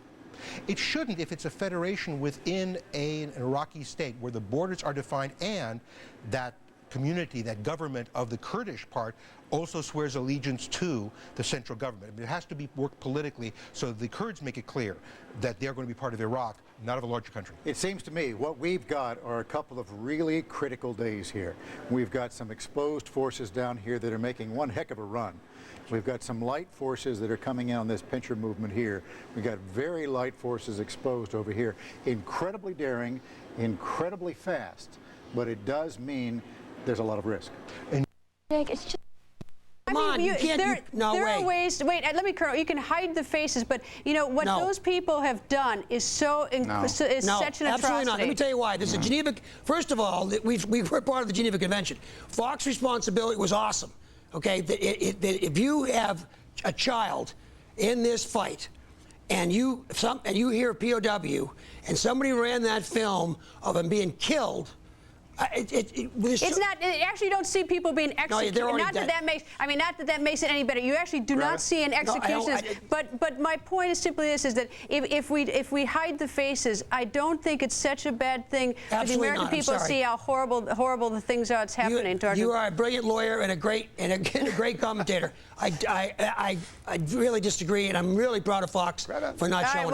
Well, I don't make the decisions around here. I'll take the compliment I did get. General, I'll let you in on this. And this videotape was just the worst. The videotape is reprehensible. It really is. And I think the important thing here is to prosecute this war as quickly as we can, decisively as we can. That will avenge the deaths of those people who were killed, those brave soldiers. It will secure the release of the POWs that we have and any more that we might run into, and this might very well happen. I guess I just had to sort of, I'm going to defeat my own argument. If we did show the videotape, it would invite more because it would go around the world. I mean, so I guess I've just talked myself out of it. Colonel, you convinced me. Also, I just think, I don't actually buy this argument that the American people have been duped into thinking war is bloodless. I think the American people are ready for a pretty tough war here. Well, let's watch the polls. I think there'll be full support for the president. I don't think the American people are surprised that this is a brutal regime that would do these kinds of things. I hope he's right. I think the American people expect that there to be casualties, unfortunately, and I'm pretty confident actually that the American people, when they basically agreed to support,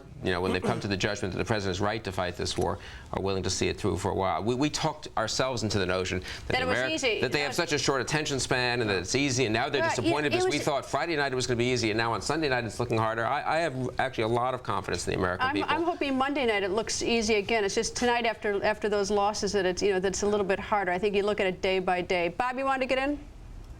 Yeah, even the Pentagon won't allow that tape to be played today. We are very sensitive about the families. Think of the families that are... Fatalities would cause us great concern. And in response to that threat, the police department just recently began randomly stopping vehicles and testing them for radioactive material. And earlier this week, the NYPD began distributing to its officers some 5,000 chemical and biological weapons kits, including gas masks and respirators. Suck some air in. want to feel it suck up against your face and not fall off. The New York City Police Department has transformed itself since the September 11th attacks. 4,000 officers are now assigned to fight terrorism. That's more than 200 times what it had just a year ago. And while the commissioner concedes there are no guarantees, his police force is trying to protect the city from all directions. By air, with 6 helicopters flying every day, watching for signs of suspicious activity. We're checking locations and structures for anybody who doesn't belong where they're not supposed to be. And the department's harbor patrol has deployed 24 boats in response to recent intelligence reports that terrorists connected to al-Qaeda could be plotting an attack from the waters surrounding New York City. I'm just trying to imagine what kind of attack you would think might come from water. Any way that you could deliver explosives to a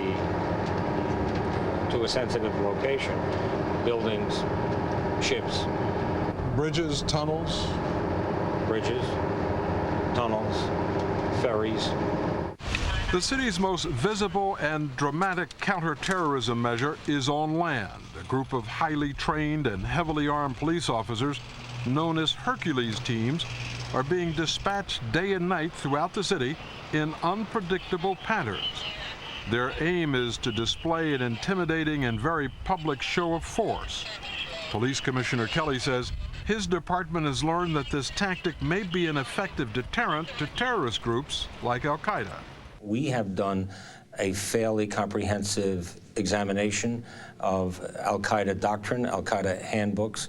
We know that they make a major commitment to reconnaissance. They make a major commitment to planning. So if you change the pattern of normal security or normal enforcement, we believe that can be disconcerting and disruptive. In just one day, the Hercules teams were sent to more than 24 locations, including the Staten Island Ferry, the New York Mercantile Exchange, and the Plaza Hotel, all determined by specific intelligence reports analyzed by the department's new head of intelligence, David Cohen, a 35-year veteran of the CIA. We're putting together a defensive shield against those areas that we think, based on intelligence, would be the highest target threat. So you heard specific information? Absolutely. That said, we need to go to those locations? Right. So you think that you've prevented terrorist attacks in this? Oh, I think we've dealt with a broad range of suspicious activity. We don't know if embedded in any one of them was a threat that has either been terminated, postponed, put on the shelf. And that's why the job is unrelenting and needs to be continued. Good evening, Counterterrorism Division Officer Reed, how can I help you? Perhaps the most important job in New York City's war on terrorism takes place here, at the top-secret, high-tech headquarters of the NYPD's Counterintelligence Unit. We'll get down to the Brooklyn Bridge now. It is here where some 125 detectives analyze satellite images of New York, looking for the slightest abnormalities, and share intelligence data with police departments around the world, where language specialists monitor foreign news broadcasts for terrorist threats. And there were 2 males? Right in the Greyhound. What the second one look like? And where officers investigate tips from the public about suspicious behavior. Did he have any kind of luggage with him? Did he have bags? The unit is run by Captain Michael O'Neill. We receive on average, I'd say, 30 to 40 calls a day. With the start of the war, we're probably up to about 100 to 150 calls a day. The more awareness there is about terrorists and terrorist behavior, more people are in tune and looking for it out on the streets, and this is where that information is deposited for the NYPD. So do you think that we're at greater risk in this city since the war started? Oh, I think there's no question that the risk goes up for many reasons with the war. It clearly runs the risk of increasing, jihadist sympathetic thinking, and when they think about, getting even with America, to many of them, to most people around, America and New York City are synonymous. So that we are, in this city, the #1 target. Oh, I don't think there's any question about that. I think the experts in the field who worry about terrorism day in and day out at all levels would say that, that New York would be their #1 target if they could get here. And the consequences of them getting here are enormous. Another terrorist event in the city of New York would have a tsunami effect across the country in terms of its economic, political, and societal consequences. You couldn't contain the impact of another terrorist event in New York. Knowing what you know, do you sleep well at night? Not very. But the mayor of New York, Michael Bloomberg, says that even though the city is a target and on high alert, New Yorkers should go on with their lives. Don't let the terrorists win without fighting a shot. Go out. What are your weekend plans? Well, I'm going to the Knicks game tonight. Hopefully they'll win. Going to the restaurant before. Sunday night there's Oscar night. I'll go to a couple of Oscar parties, and I'm going to go visit a few churches Sunday morning. Mayor Bloomberg says with a budget deficit this year of $3 billion, New York City cannot fight its war on terrorism without help. He has asked the White House for as much as $900 million. So far, the city has received only a fraction of that request.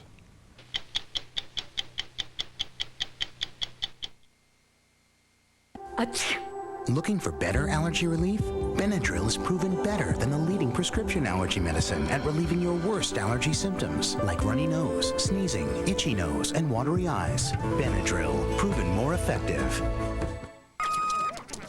Did you know there's now a different kind of Trident? In a very different shape. It's Trident White. But the big news is Trident White whitens teeth. Chew Trident White. Smile brighter. Are you living with mild or moderate eczema? Do you get an itchy rash? Do you moisturize all the time? Have you tried prescription treatments and other things to care for your skin? When you and your doctor find other treatments don't work for you, there's concern about their risks, or you simply can't tolerate them. There's steroid-free Elidel. Elidel is a different way to control mild or moderate eczema. You can use Elidel for repeated courses as directed. Groups as opposed to UN inspectors. This site was not known by UN inspectors and certainly not declared by the Iraqis. David, this will set off some alarms, not only in Baghdad, but at Central Command headquarters down in Qatar as well. If Saddam Hussein or whoever's running that country finds out that we're there and approaching closer to Baghdad, won't they be tempted to push the WMD button? Tom, there are many dilemmas here. One is if we identify a site that they produce prohibited chemicals right now, it removes almost the last restraint the Iraqis have on not using those weapons. Also, the closer you get to Baghdad, there is a very high probability that there is a line in the sand out there, which Saddam has decided, cross that line and I will have to use these chemical weapons because if I don't, I'll lose them. All right, thanks very much. That's an ominous report, David K., but we're grateful for it. Thank you very much tonight. Thank you, Tom. It was well south of the area of Najaf today where that chemical facility was found in the town of Nasiriyah that Allied forces met their most intense fighting of the day. NBC's Dennis Murphy reports tonight on the chaos, the confusion, and a deadly ambush. War can be hell in a small place, and today U.S. armor advanced on one of them. The city of Nasiriyah in southeast Iraq on the banks of the Euphrates River. When American forces tried to punch through over a bridge, the Iraqis fought back in a savage firefight. Military officials say up to 10 U.S. Marines have been killed and as many as 40 others wounded. Lieutenant General John Abizad of the U.S. Central Command. United States Marines defeated an enemy attack there while sustaining a number of killed and wounded in the sharpest engagement of the war thus far. This vehicle and a dead U.S. soldier in the road evoke the horror that befell a U.S. Army maintenance company. The 6-vehicle supply convoy accompanying a Patriot missile battery apparently made a wrong turn and drove directly into the contested city before it had been secured. The Iraqis ambushed the soldiers as they tried to make a U-turn out. 12 of the Americans are unaccounted for. They are members of the 507th Maintenance Company out of Fort Bliss, Texas. And now the Arab world is watching videotape of the ghastly fate of those young captured Americans. The Arabic news channel Al Jazeera is playing to an audience of millions an Iraqi videotape. NBC News will not broadcast this tape. On it, the camera pans over the bodies of uniformed American soldiers, 2 with close head wounds. 5 others, 4 men and a woman, are seen alive, being interrogated. The one picture we can show you tonight, because his mother knows his status, is a soldier from El Paso, Texas. Specialist Joseph Hudson, 585-650287. NBC News analyst, retired General Barry McCaffrey, has seen the tape. If you fall into their hands, you're in trouble. And it looks to me like some of these kids probably got shot, executed, and the rest of them are scared and in the hands of some of the cruelest people on the face of the earth. Senior U.S. officials tell NBC News the Americans' captors may be a guerrilla unit of street thugs intensely loyal to Saddam Hussein's son, Uday. They call themselves Saddam's martyrs, a few thousand strong spread out across the south of the country. Among their units is a death squad. A maintenance company's role in combat is to follow behind the rolling armored columns, often many miles ahead. They carry the water, the medicine, the ammunition, and supplies. They're not trained combat units. They are armed, and they're vulnerable. On a day when dreams of a rapid, untouched advance into Baghdad were swallowed up in a vast, and today, exceedingly hostile desert. Daybreak in Baghdad has brought more explosions to the Iraqi capital city. It's now just after 6 o'clock Monday morning. And through much of the night, the center of the city was hit by a series of giant blasts. Reporters say the bombs hit with no prior warnings from air raid sirens. Among the targets were Baghdad's western suburbs, where Saddam Hussein's Republican Guards are believed to be, where Allied troops are expected to enter on their approach to the city. On the war's most difficult day, there is new information tonight about what Americans think of the way the president is handling the conflict up to this point. Let's go to NBC's Campbell Brown at the White House tonight with this latest NBC News poll. Campbell. Well, Tom, we should point out that the poll was conducted late this afternoon after what was a very difficult day for American troops in Iraq. Yet the president's job approval rating is up 5 points since the war began. His job approval at 67%, 28% disapprove. So from the White House view, this is a reaffirmation that after a few days of war, Americans are still standing with the president. Another point of affirmation from the White House, most Americans believe the war is going just as expected. 62% say going as expected, 25% better than expected, only 10% worse. Those numbers, again, coming after a very difficult day, which would suggest that people's expectations are relevant to where things are now, that they understand the risk involved. One cautionary note, though, for the White House, and we'll show you this additional question we asked, relates to the president's argument for going to war, whether or not U.S. troops will find weapons of mass destruction in Iraq. 62% said very likely, 16% fairly likely, 12% just somewhat likely. Again, this points to the expectation question. The White House has been making the case that there would be weapons of mass destruction found. There are some reports tonight of chemical weapons possibly being found, but it suggests that Americans also will not accept just removing Saddam Hussein from power or taking over territory in Iraq. They expect Saddam to be disarmed, as the president has pledged. Now, one concern White House officials are expressing, the longer this goes on, the more people see images like they saw today, that support will wane. And we're going to see the president being a lot more visible this coming week and speaking out to Americans directly to try to maintain support and show that this is going to be a much more lengthy battle than many people anticipate. Tom? Thanks very much. NBC's Campbell Brown at the White House tonight. The brutality of the war also is coming home to America's principal coalition partners, the British soldiers fighting shoulder to shoulder with U.S. troops in Iraq. As Dawn Fratangelo tells us now, British forces have been in the thick of some of the worst firefights in southern Iraq, including one sudden and terrifying inferno. British Royal Marines unleashing a barrage of machine gun fire. The target, heavily armed Iraqi soldiers on the Afal Peninsula, holed up in a nearby building. Britain's Alpha Company storms the building. Then suddenly, an explosion. In the chaos, Marines emerge on fire. their injuries quickly attended to. It's the most intense urban warfare British armed forces have seen. For days now, they've been battling to secure the peninsula in southeastern Iraq and the crucial port city of Qasr, which will be used to bring in supplies and humanitarian aid. It is absolutely essential that we can open that port up free from any interference, and that is why we are going through and clearing street by street, house by house. But securing southern Iraq has been painstakingly slow, with more resistance than expected. Farther north on the road to Basra, Iraq's second largest city, this British commander calls for an airstrike from American jets.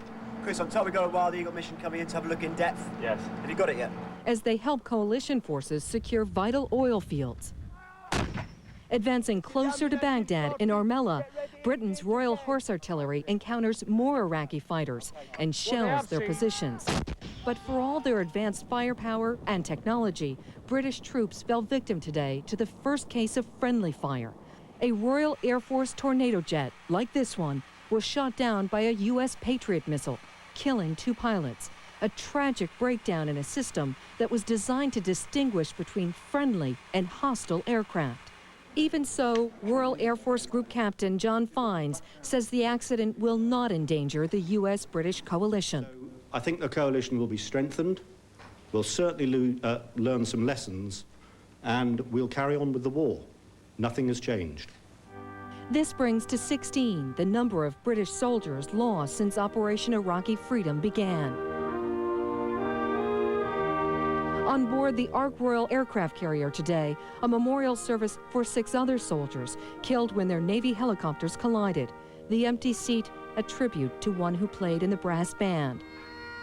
As British troops engage in battle after battle, the cruel realities of war hit home.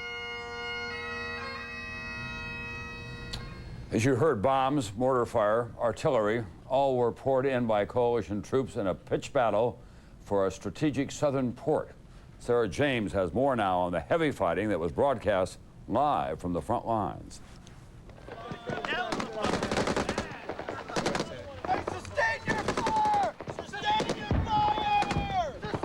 This was the battle for Qasr, some 30 miles south of Basra. U.S. officials said this vital port had been captured Friday, but Sunday morning, U.S. Marines patrolling the area suddenly encountered Iraqi forces putting up fierce resistance. What happened over the next 4 hours was carried live around the world, narrated by British pool reporter David Bowden of Sky News. It seems that 2 Iraqi squads have started firing on our position here in the port at Qasr. So the American Marines are returning fire with everything they've got. Just after 8 o'clock local time, people were going about their morning routines, having breakfast, getting washed and scrubbed up, when from 2 Iraqi squads over in a building to the front of us now, there was fire coming in. They are saying here that they have captured a Republican Guard officer in civilian clothes, and he has told them that there are 120 Iraqi soldiers in bunkers in the area that you are looking at now. Roger, we copy. Cat vehicles approaching from the east. Marine Staff Sergeant Nick Lerma helped narrate the action. Once we realized that we were dealing with a lot larger force than we expected, we started putting up our observation posts. They started relaying information and really started bringing the combined arms into effect in order to get control of the situation. A cloud of smoke triggers a chemical weapons alert. It later proves false. Tarpon, this is Tarpon 1 Bravo, over. Conserve your ammunition! As the Marines continue to lay down fire, ammunition runs low. Roger, requesting ammo resupply, over. All right, listen up. We got resupply coming up from the gunnery sergeant here in a second. When I pass the word, fire team meters come back up, grab the ammo, and we'll disperse it out. Go to your team. So we brought the Javelin weapon system up to bear. It's off. That was off. The first shot went a little bit long. Second shot, direct impact to that building. That's it. Got it. That's it. Yeah!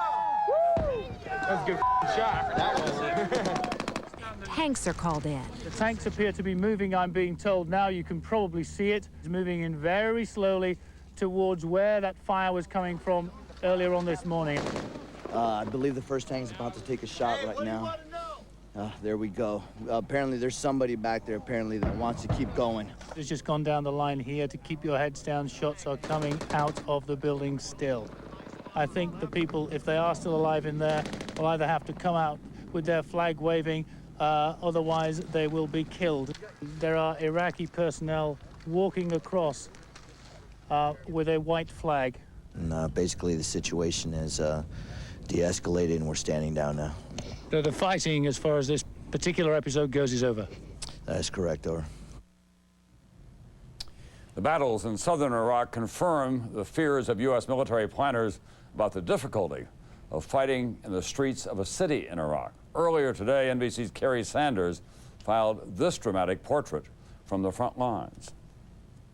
I'm outside the city of An-Najira, and there's been a pitched battle going on here for about 3 hours. Off into the distance there, you can see the black plumes of smoke, the artillery from the, there goes another shot. I don't know whether you heard it. There's an artillery shot. That's from the 1st Battalion, 10th Marines. On the other side of the Euphrates River, Alpha Company is involved in door-to-door fighting. There's a lot of trading back and forth of gunfire. It's deadly and it's very difficult inside the urban environment there, and it'll only get worse if this continues in when the sun goes down. The Lieutenant Colonel from the 2-8, Royal Mortensen, said it's a lot like a knife fight in a phone booth. It's just that difficult. It's belt buckle to belt buckle, and that's the battle that they have right now. Let's see, stay down, stay down. Don't know whether we have enough cable here. What do you see out there in the distance? Right now we're seeing a white building. There's some civilians out there. If we do engage into a firefight, their life will be in jeopardy. Is it hard to determine who is the soldier and who is the civilian sometimes? Yes, it is. And at this point, if that person out there who you believe is a civilian raises up a weapon and it looks like it's threatening you, what do you do? We have the green light to shoot him. One man who knows all too well the terror and, in his case, the pain of being in the hands of the enemy is Senator John McCain. He was shot down during the Vietnam War. He spent more than 5 years in painful captivity. He joins us now from Washington, D.C. Senator, when you see those images of young Americans on enemy video, does it bring back a lot of bad memories for you? Some, but I know that these young Americans are brave. I know they're well trained. I know they will perform magnificently. Their families can be proud of them, and most important, and as importantly, our message to their captors is that you treat them according to the Geneva Conventions. If they are harmed, we will win this war. We will retaliate. We will find you, and you will be punished if you violate the rules of war concerning these POWs. And be very well aware you may be able to run, but you can't hide. Administration officials are understandably concerned about us airing that video because they don't want these prisoners to be humiliated under the conditions of the Geneva Convention. But at the same time, we had one mother tonight who was relieved to see her son. That's the only video that we've aired. How does it work in your judgment? Do you think that it drives Americans away from the war, or does it enrage them? I think it enrages them, particularly since the way that the whole thing was conducted over Iraqi television with Al Jazeera helping out. I think it enrages them, but it's hard for me to know what the right balance is here. I'm sure that their families are glad to know they're alive, but this is a call that has to be made by the government. I'm sure that you've been watching, like the rest of America, the real-time coverage of this war. The coverage and the access is unprecedented. Are you at all uncomfortable with that? I think it's good overall, but I think also it has a tendency to put us on some highs and lows. You know, we're only in the 4th day of this conflict. Everything was going great up until today. It was a bad day today. Let's try, it makes it more difficult to keep things in context. We're 100 miles from Baghdad. We've had significant successes. We've prevented environmental disasters. We've preserved the oil wells, except for a few being set on fire.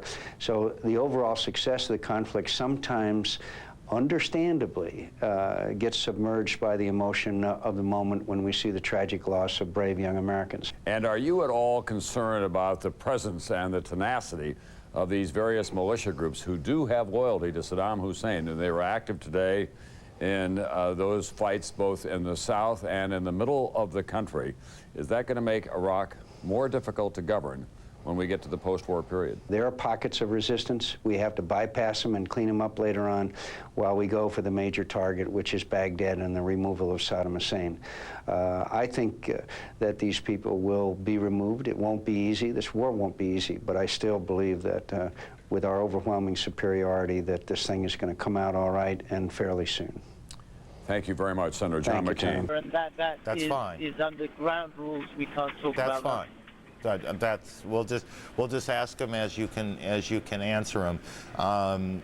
So they are assessing the damage to their own side, and I assume others will figure out what damage there has been inflicted, if you will, on the Iraqi forces in the area.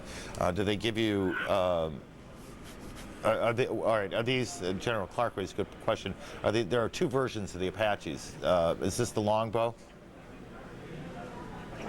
It was a mixture. The longbows were flying, and also the Alpha model, the original Apaches, were flying.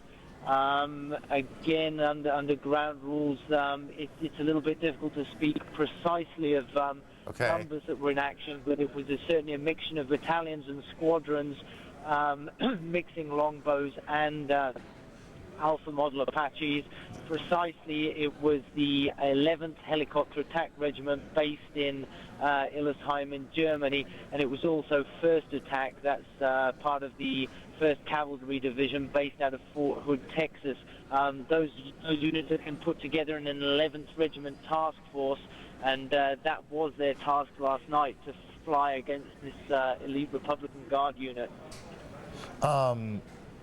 Just so viewers, there are two versions of the Apache. One is essentially second generation. It has a little better, somewhat different weaponry. It also has it's more sophisticated helicopter. They're both pretty remarkable war machines, if you will, but one is a generation older, slightly less sophisticated, and that's the nature of the question. Was there air support beyond the helicopters? Air Force support? There was close air support because of the problems of Air Force aircraft flying at higher altitudes, firing on the same positions that helicopters flying typically at very low altitudes are flying at.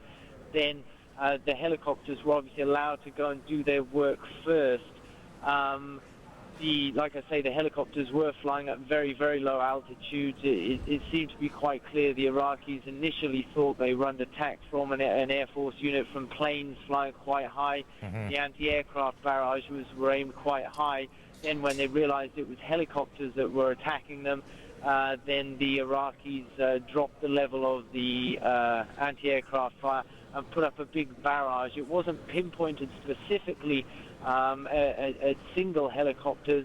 It didn't appear for a moment that they had the sophistication to lock on to specific targets.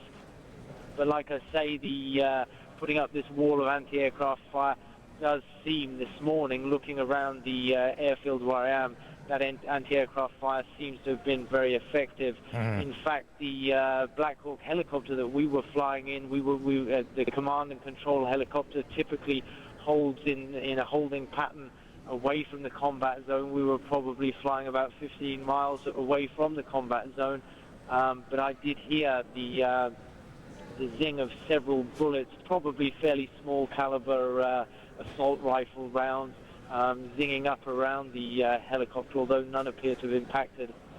Aaron. Carl, thanks a lot. Carl Penhall, who was with the Apache group.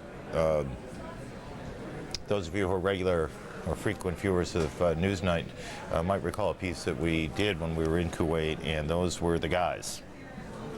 So we particularly hope, honestly, that they're all well and safe. Jamie McIntyre is at the Pentagon. Jamie, we've put a lot on the table in 47 minutes here. You want to start with the POW question, and we'll work through this chemical factory. We should deal with that before we leave you too. Well, let's let's start with this alleged chemical factory, Okay. because this is one of those stories, I should warn you, that may not look quite as exciting by tomorrow, but it looks kind of interesting tonight. And I say that because U.S. officials confirmed to CNN that U.S. troops have secured a facility that may, and you have to underline the may have produced chemical weapons at some time. It's a suspected chemical weapons facility. That said, we don't know if there are any chemicals there. We don't know exactly what they found at this location. It's a site, it's a facility that's about 90 miles south of Baghdad at a place called Al-Najaf. And it is based on apparently some U.S. intelligence that suspected that chemical weapons were made there. Now, the interesting thing about it is the generals who were in charge there, apparently there were 2 of them, have surrendered to the United States. They're prisoners of the United States, and they are talking to U.S. military officials. And that's about as far as we can go. Now, by tomorrow, we may find out that there isn't a whole lot there, or we may find out that there are dual-use chemicals there, or something that might be ambiguous. But tonight, we're reporting it as a suspected chemical weapons facility that's been captured by the United States. And of course, if it were to turn out that the U.S. were ever to find weapons of mass destruction, chemical, biological weapons, that of course would be a huge development in the way that this whole operation is perceived by the rest of the world. Well, it's just game, set, match. I mean, if that's what that turns out to be, on that question, the question of weapons of mass destruction, chemical weapons, that is game, set, match right there. Yeah, but I'm just going to guess. If it turns out. I'm going to guess, based on my experience, that it turns out to be something a lot more ambiguous by tomorrow. I suspect so. We'll talk about it tomorrow night. Now, on the POW question, and then, if you will, give us a sort of long view of the day. Well, the POW question is, first of all, the United States, the U.S. military has always thought that there would be casualties in this war and that they would be prisoners of war, and they are insisting that Iraq treat these prisoners of war under the Geneva Conventions. They already complained that by showing their pictures on television, by interviewing them, they violated the Geneva Conventions. But other than that, they're hopeful that they will receive, if not humane treatment, at least not too abusive treatment. And you've heard about how some of the other prisoners have been treated the last time. As for the war itself, the U.S. military is putting the best face on today's difficulties, saying that they never expected this to be a clean war, and that the U.S. Battle plan is on track despite the combat losses, despite the taking of American prisoners. The U.S. is continuing to march toward Baghdad. In fact, they say they will have the main elements of their force in the vicinity of Baghdad very soon. What military commanders called the sharpest engagement of the war thus far occurred at the southern Iraqi city of Nasiriyah, about 100 miles north of Kuwait. Today was a tough day of fighting for the coalition, but we continue our attack to remove the regime and to destroy the forces supporting it. U.S. Marines thought the main fighting was over at Nasiriyah, but they were tricked, U.S. commanders say, by Special Republican Guard forces who had infiltrated the regular Iraqi troops. In one incident, a flag of surrender was displayed, and it was followed up by artillery fire. In another incident, there were troops dressed in civilian clothes that appeared to welcome the forces and then ambushed them. It was also near Nasiriyah where a U.S. military supply convoy came under attack after making a wrong turn. I can tell you for a fact that we are definitely missing 12 Army soldiers that are unaccounted for, some of whom I believe ended up on Baghdad television. Iraqi television aired gruesome pictures of 4 dead soldiers along with videotaped questioning of 5 captured American POWs, which the Pentagon charged violated international accords. It's a violation of the Geneva Convention for the Iraqis to be, if in fact that's what's taking place, to be showing prisoners of war in a humiliating manner. U.S. troops will now use more caution in approaching what may only appear to be friendly Iraqis. But U.S. commanders insist the Iraqi military remains in disarray. We have not seen on the battlefield a single coherent military move. These moves are dangerous to the troops in the field. but they're not dangerous to the success of the mission. The course of this war is clear. The outcome is clear. The regime of Saddam Hussein is gone. It's over. And two late items to add, Aaron. One from the British Defense Ministry, not coming out of here, but 2 British soldiers are now missing on the battlefield in southern Iraq. A search is underway. And from the U.S. Navy, confirmation that 2 Tomahawk cruise missiles that were fired over Turkey, now that the U.S. has permission to fly over Turkey, went awry and apparently landed in an unpopulated area of Turkey. We're told that no one was hurt. Aaron? Well, the fact that no one was hurt is probably the best news in a tough day. Jamie, thank you. Jamie McIntyre. I'm getting a little backed up, but I just want to turn to General Clark for 1 second, because I want you to, in 30 seconds or so, put context on what is going to be headlined, I think, throughout the country and throughout the world as a tough day for the coalition side. These days happen. These days happen. You know, this is part of moving toward Baghdad. Everybody knew the resistance was going to get tougher. Even though there haven't been any coherent moves by the Iraqis, their army has some individually courageous people in it. They've got equipment and weapons that will kill people. They've been sneaky. Some of these guys have been in fights before. You're going to have ups and downs, and the important point is to just keep it on an even keel and continue the push toward Baghdad and bring into play the overwhelming technological superiority of the U.S. forces. And on the subject of the push to Baghdad, Ryan Chilcote is embedded with the group from the 101st. And Ryan, it's good to see you tonight. Give us the detail that you can give us.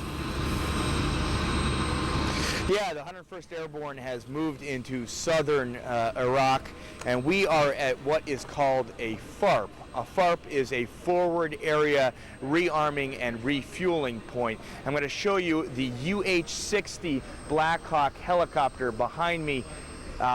The FARPs are made for Black Hawks and Apaches, other helicopters that the military uses. They are basically gas stations, if you will, for the helicopters of the Army, the gas stations and arms depots, I should say.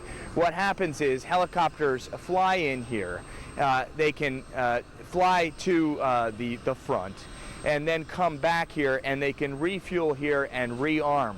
What that means is, instead of having to taxi all the way back to the rear, they can just come back here, spend less time taxiing and more time, if they're an attack helicopter like the Apache, destroying targets like Carl was describing, or if they're an assault helicopter, meaning they move infantry like the UH-60, which normally has, that you're seeing right now, which normally has 16 soldiers inside of it. They can spend more time moving forward, going deeper behind Iraqi lines. This is a very significant development in the military buildup. You know, we talked about the military buildup in the theater. This is a very significant moment in the military buildup inside Iraq itself. Let me show you some of the tankers over here that the UH-60s and AH-64s, that's what the Apache attack helicopter is called, the fuelers where they would actually get their fuel. They're over there. It takes a lot of fuel for these helicopters to work. They can only run for a finite number of time, then they have to sit down and get gas. So this is very key to have an operation like this. And this was the objective of the 101st Airborne's 3rd Brigade, to set this up. They did it today. Oh, well, actually, it's now 6 in the morning here, so they did it yesterday. See what else I can show you here. There are a lot of helicopters here, naturally. Not all of them within sight. There's another Black Hawk over there. There are also Apache longbow helicopters. That's the AH-64 improved model, a very lethal helicopter, 4 times more lethal than its predecessor, the Apache Alpha model. And what's so amazing about this helicopter, and we'll probably hear a lot about it in the coming weeks, is that this helicopter has a very sophisticated radar system. So it pops up, finds a series of targets, and it doesn't have enough, it might not have enough munitions itself to destroy all the targets, so it will share that data with other Apache attack helicopters in the area, and then they will all fire on all of those targets in unison. So it's like a computer network, if you will. Really very deadly stuff. We talk about close air support from the Air Force. supporting the infantry on the ground. Well, aviation can also play a large role, and now that this FARP is established, now that this forward area rearming and refueling point is established, obviously aviation is going to play a lot larger role because they can go much deeper into Iraq. Aaron, any questions? I'm hoping that this UH-60 will take off for us, but you know how it is with timing. You're never quite as lucky as you'd like. You know what, in the coverage of all of this, timing, Ryan, could be both good and bad, honestly, and let's just leave it where it is and wish you and all of them well, and we'll check back with you before our night is done. I've got 20 seconds here before we go to an update. You had, General, a couple quick thoughts. Just thinking about the dust in that FARP. It's big. We need it. It's vital. It's part of the operational procedures. And it's going to be tough to operate in. And this dust. second generation Apache is, it's the first time out of the gate. It's the first time it's been used as the real deal. That's right. I mean, we just started bringing these into the inventory about 3 or 4 years ago. We've got several units equipped with them. They are very, very good. But like every other system, it has to be used in conjunction with combined arms. It has to be supported with artillery. You need to get air in there. You use multiple launch rocket systems. You use deception and surprise. You strike quickly and elude the enemy's ability to react. And they're going to be very, very good. We'll take a minute to update you on a broad look at how the day has gone. Coming up after that, we'll talk with Dr. Sanjay Gupta, who has been in a field operating hospital where they have been trying to save the life of an Iraqi POW. And we will talk also to the mother of Joseph Hudson, an American POW in the custody of the Iraqis tonight. But first, Heidi Collins. Good evening, everyone. I'm Heidi Collins in the CNN newsroom, continuing coverage of the war in Iraq with Aaron Brown just 90 seconds away. But first, here is what we know at this hour. There are American soldiers, male and female, in the hands of the Iraqis tonight. Some of them appeared to be wounded. They were seen on Iraqi TV along with dead comrades, some of whom appeared to have been shot in the forehead. And the British ministry has just said 2 of its soldiers are missing in southern Iraq. The Iraqi Air Force building in Baghdad took a big hit tonight morning in Iraqi time. The new bombardment did not seem to draw any defensive response from Baghdad. The barrage was described as the heaviest since the shock and awe campaign began.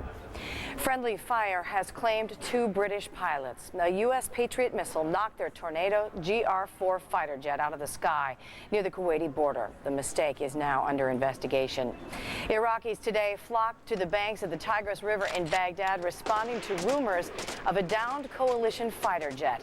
A Pentagon spokesman talked about the Iraqi soldiers firing into the water where they apparently thought coalition airmen were. He said their search and rescue methods leave a lot to be desired.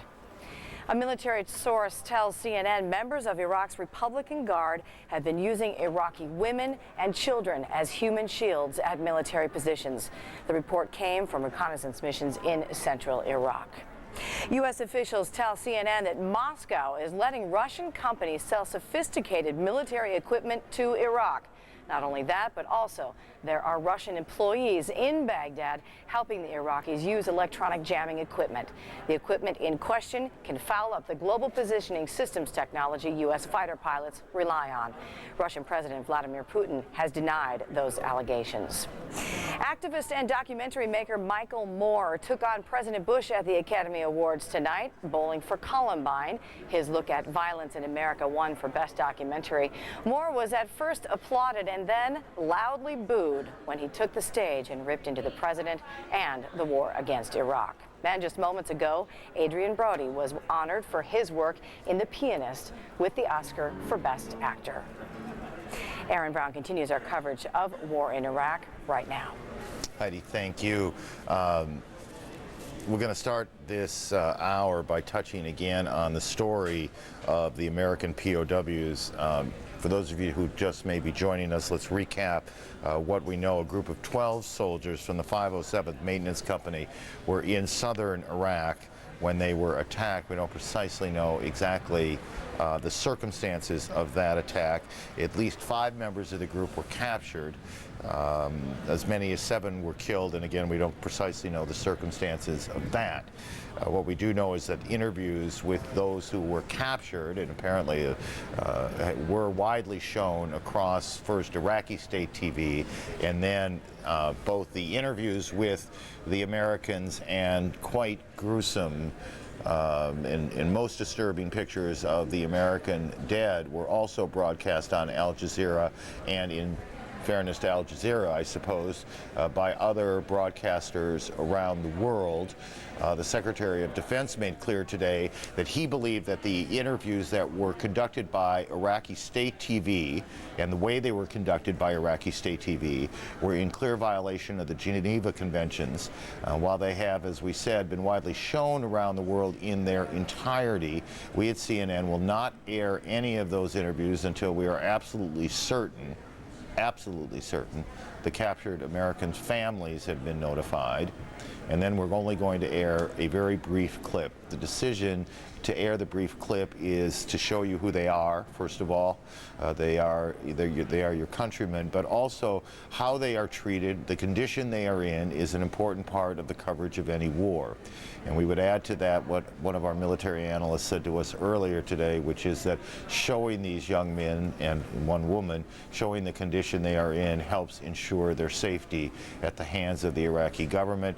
We know that the family of Joe Hudson is now aware of his capture. His mother, and Asita Hudson, learned of it when she saw this long clip of tape on Filipino television broadcast. She has satellite dish in her home in New Mexico, and she has since been formally informed by the Pentagon. We'll talk to her in a moment, but first, briefly, how he looked and sounded, very briefly, as he was interviewed by Iraqi TV. What's your name? Specialist Joseph Hudson, 585-65. Specialist Joseph Hudson and his mother, Asita Hudson, joins us now. She's in New Mexico tonight. Well, first of all, our heart is with you tonight. You must be beside yourself with worry. Tell us about your son. Tell us the kind of guy he is. Well, he's a really good son and a good husband.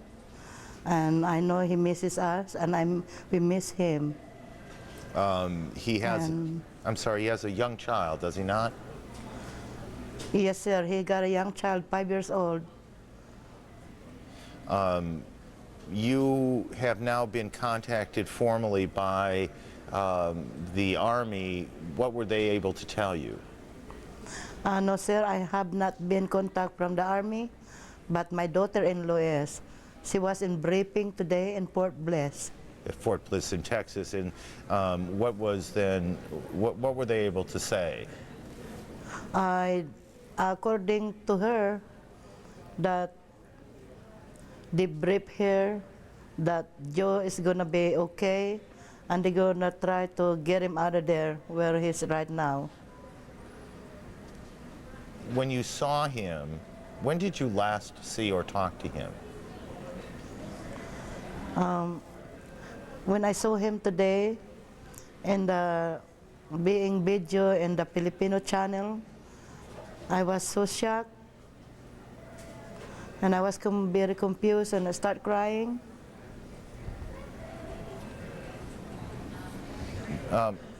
Mrs. Hudson, before today, when was the last time you saw Joseph? 3 weeks ago, before he got deployed. And when you saw him today and heard his voice, did he seemed to sound okay, didn't he? He looks okay, but I can see his face that he's confused and scared. He's very scared. That's why I start crying, because he looks so scared. Just, Mrs. Hudson, this is so hard for you, and we so appreciate your willingness to give us a much better window into who your son is. I know that not only are you dealing with this, but you are, as we talk, waiting and hoping for a kidney donation. There's a lot going on in your life, and it must be a most difficult time. General Clark, you've had to make these calls and deal with this. What would you like to say to Mrs. Hudson? Ms. Hudson, I hope you'll have courage, and I hope you'll say your prayers. And we want you to know that I'm sure the United States Army and the United States government are going to do everything they possibly can do to get your son home safe and sound. He has been trained. He's with his comrades in that unit. He is alive right now, and the President has said it's the responsibility of the Iraqi government to keep him alive and treat him humanely in accordance with the Geneva Convention. Mrs. Hudson, Yes, sir. Is there anything that, there must be a million thoughts rolling through your mind, and I suspect a lot of them are just kind of messy.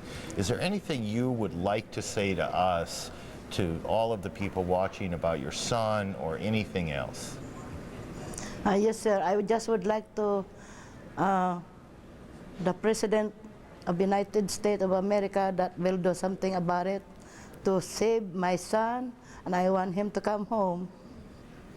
Mrs. Hudson, you and 250 million of your countrymen and women want your son to come home, and we're all thinking about him. And thank you for Yes, sir. Thank you, and you are in our thoughts tonight. Thank you, ma'am, very much. Anacita, Thank you, sir. Thank you, Anacita Hudson, Joe Hudson, Joseph Hudson is being held by the Iraqis tonight. Mrs. Hudson said he looks so scared, and she's the mom, and she gets to say that. I will tell you that when I looked at the tape, I thought he looked strong, and when they asked him his name, he looked straight at the camera and delivered it like a kid who had plenty of guts. That's what I thought too, Aaron. I was real proud of him when I saw him there. Yeah. The fighting near the area where young Joe Hudson was captured was extraordinarily intense. It involved heavy Marine casualties. CNN's Alessio Vinci is embedded with the 1st Battalion of the 2nd Marines. Hours after the U.S. armored column came under attack in Al-Nazariya, the body of one Marine was being wrapped in an American flag and carried to a waiting helicopter which had just landed nearby.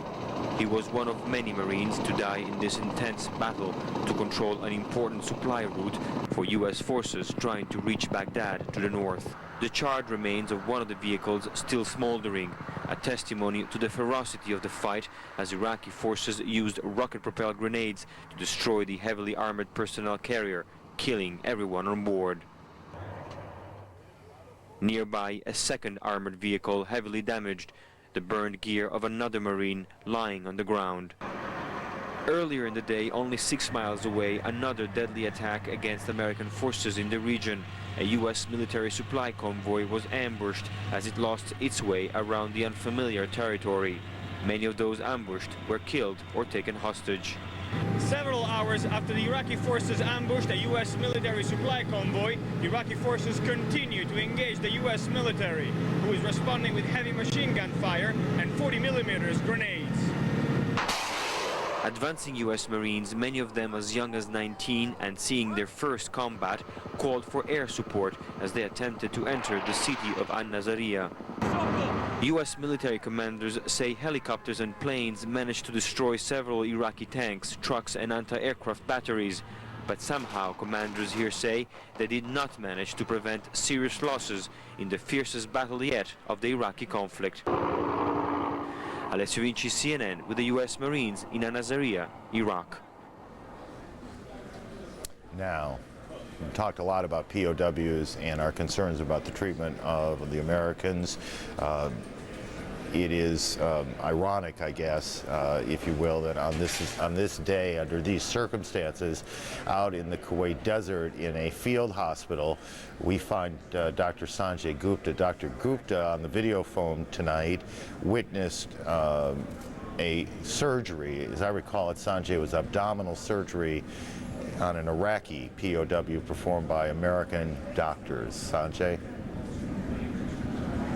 Yeah, Aaron, really sort of a historic moment here for the Devil Docs, as they call themselves, the naval docks that supply the Marines with their medical stuff. Here we're standing in front of FRSS-4. That stands for Forward Resuscitative Surgical Suite 4. That's the tent over here just to my right. And just as you mentioned, Aaron, abdominal surgery was for a gunshot wound to the belly, coming from the left back to the right front of the belly. And the patient was brought here, and an operation was performed, just like maybe you're seeing some of the images now, just like the operation we performed back home. Obviously, a lot difference in situations here in terms of being in the desert. I have Dr. John Persabali and Dr. Rob Hinks here. They are the docs that actually performed the operation. We got a chance. They stayed up for us. It's early in the morning here. They stayed up to talk to us. First of all, thank you very much. Thank you. You know, they're seeing the images of what you guys did just a little bit ago. To tell us, you know, what are some of the limitations in doing something like this?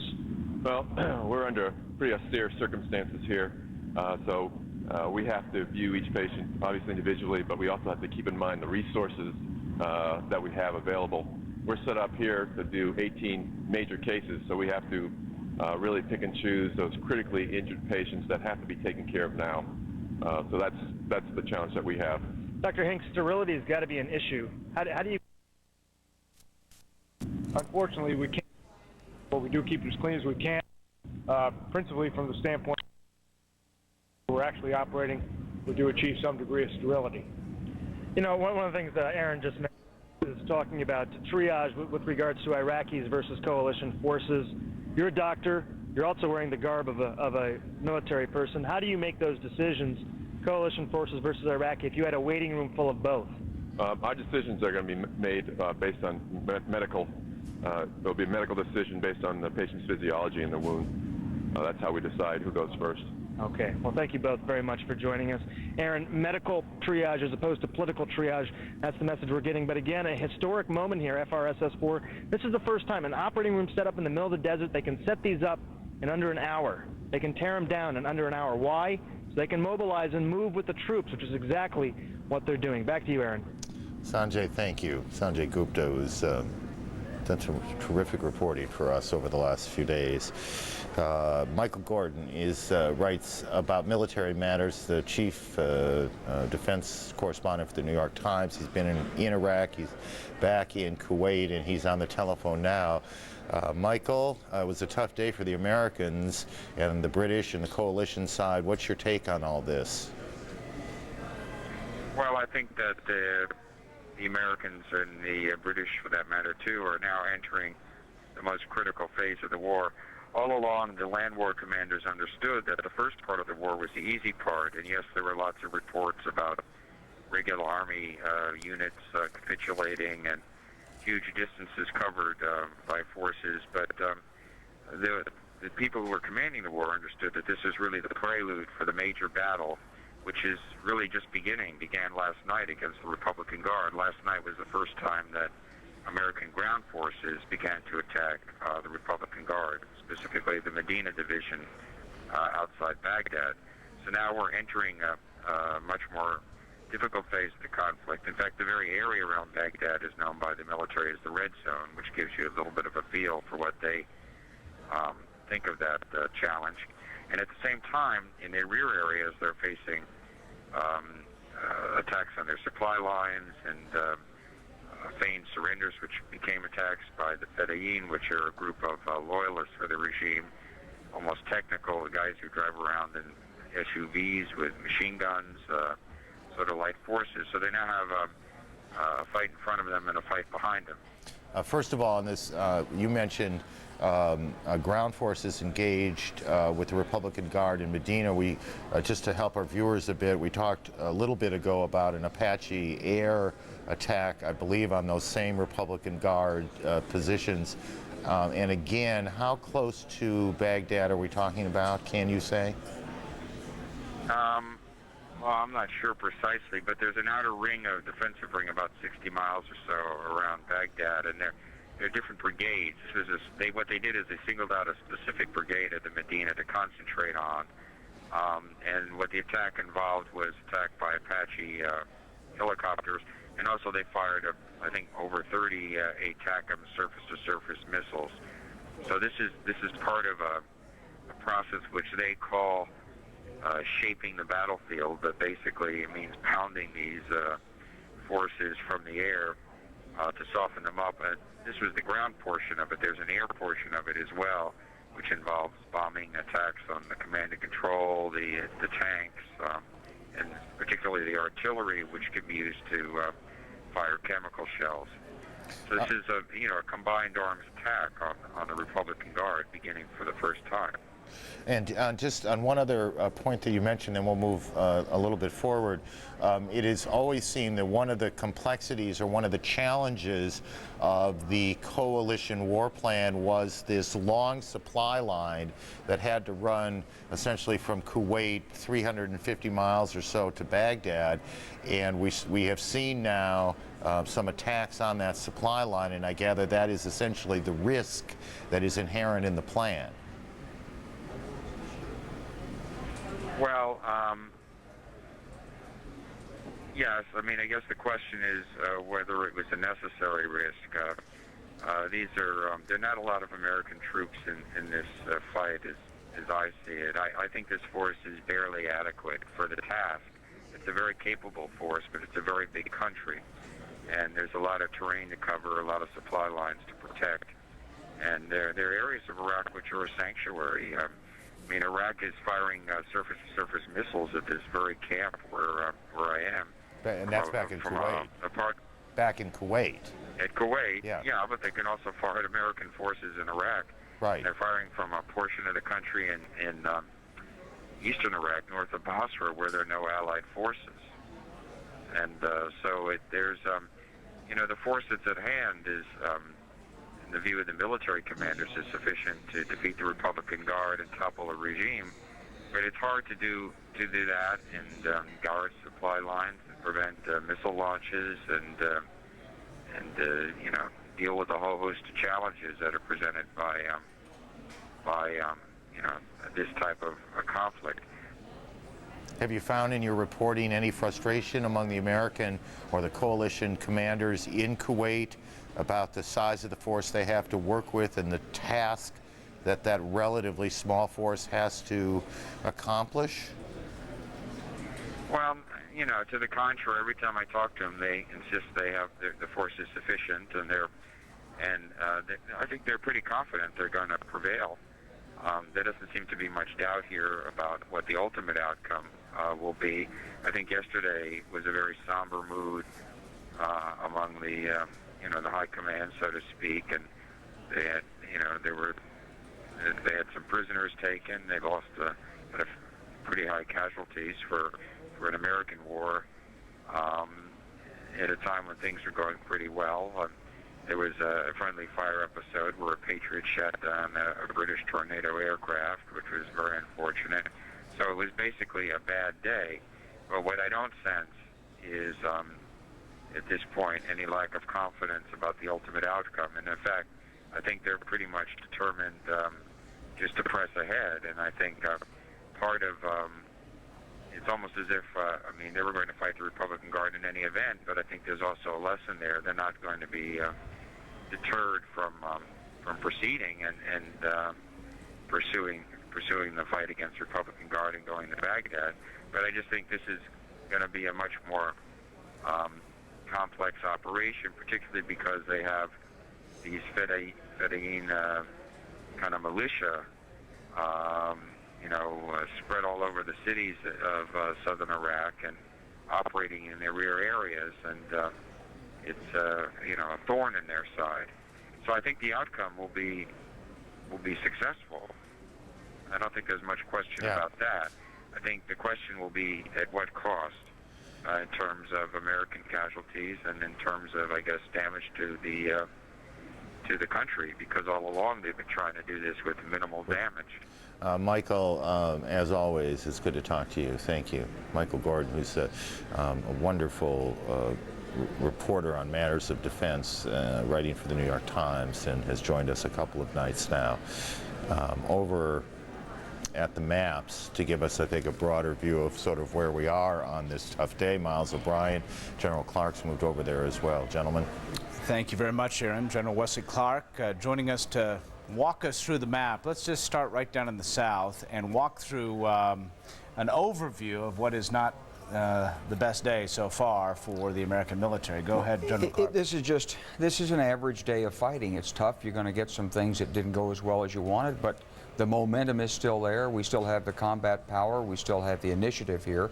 But the Foul Peninsula here, where the oil platforms were and where the oil storage depot was, well, we took some of the key facilities, but some of these Fedayeen fighters are still there.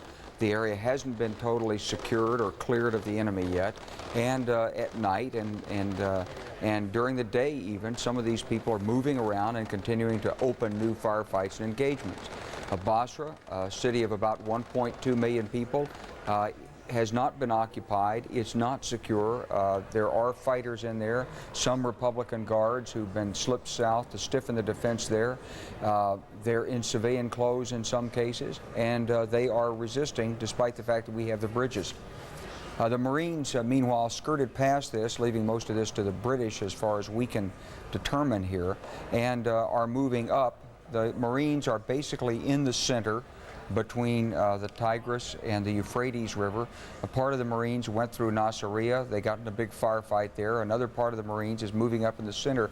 They're also in contact and having tough going in the center. Tough going in the sense that the fighting consists of making contact between forces and then backing off, calling for artillery, calling for air, and trying to reduce the enemy resistance before moving. Is that part of the strategy? That's the strategy. Yeah. That's the way we're going to fight. We're not going to use our troops. We're not going to do frontal assaults. You're probing, Civil trying War to tactics, fix a target. But it's slow and it's delicate. And then the 3rd Infantry Division over in this area moved part of it through Nasiriyah. One brigade swung wide, is all the way up here at Anajef, following the 3-7 Cav. They're maybe 60 miles from Baghdad.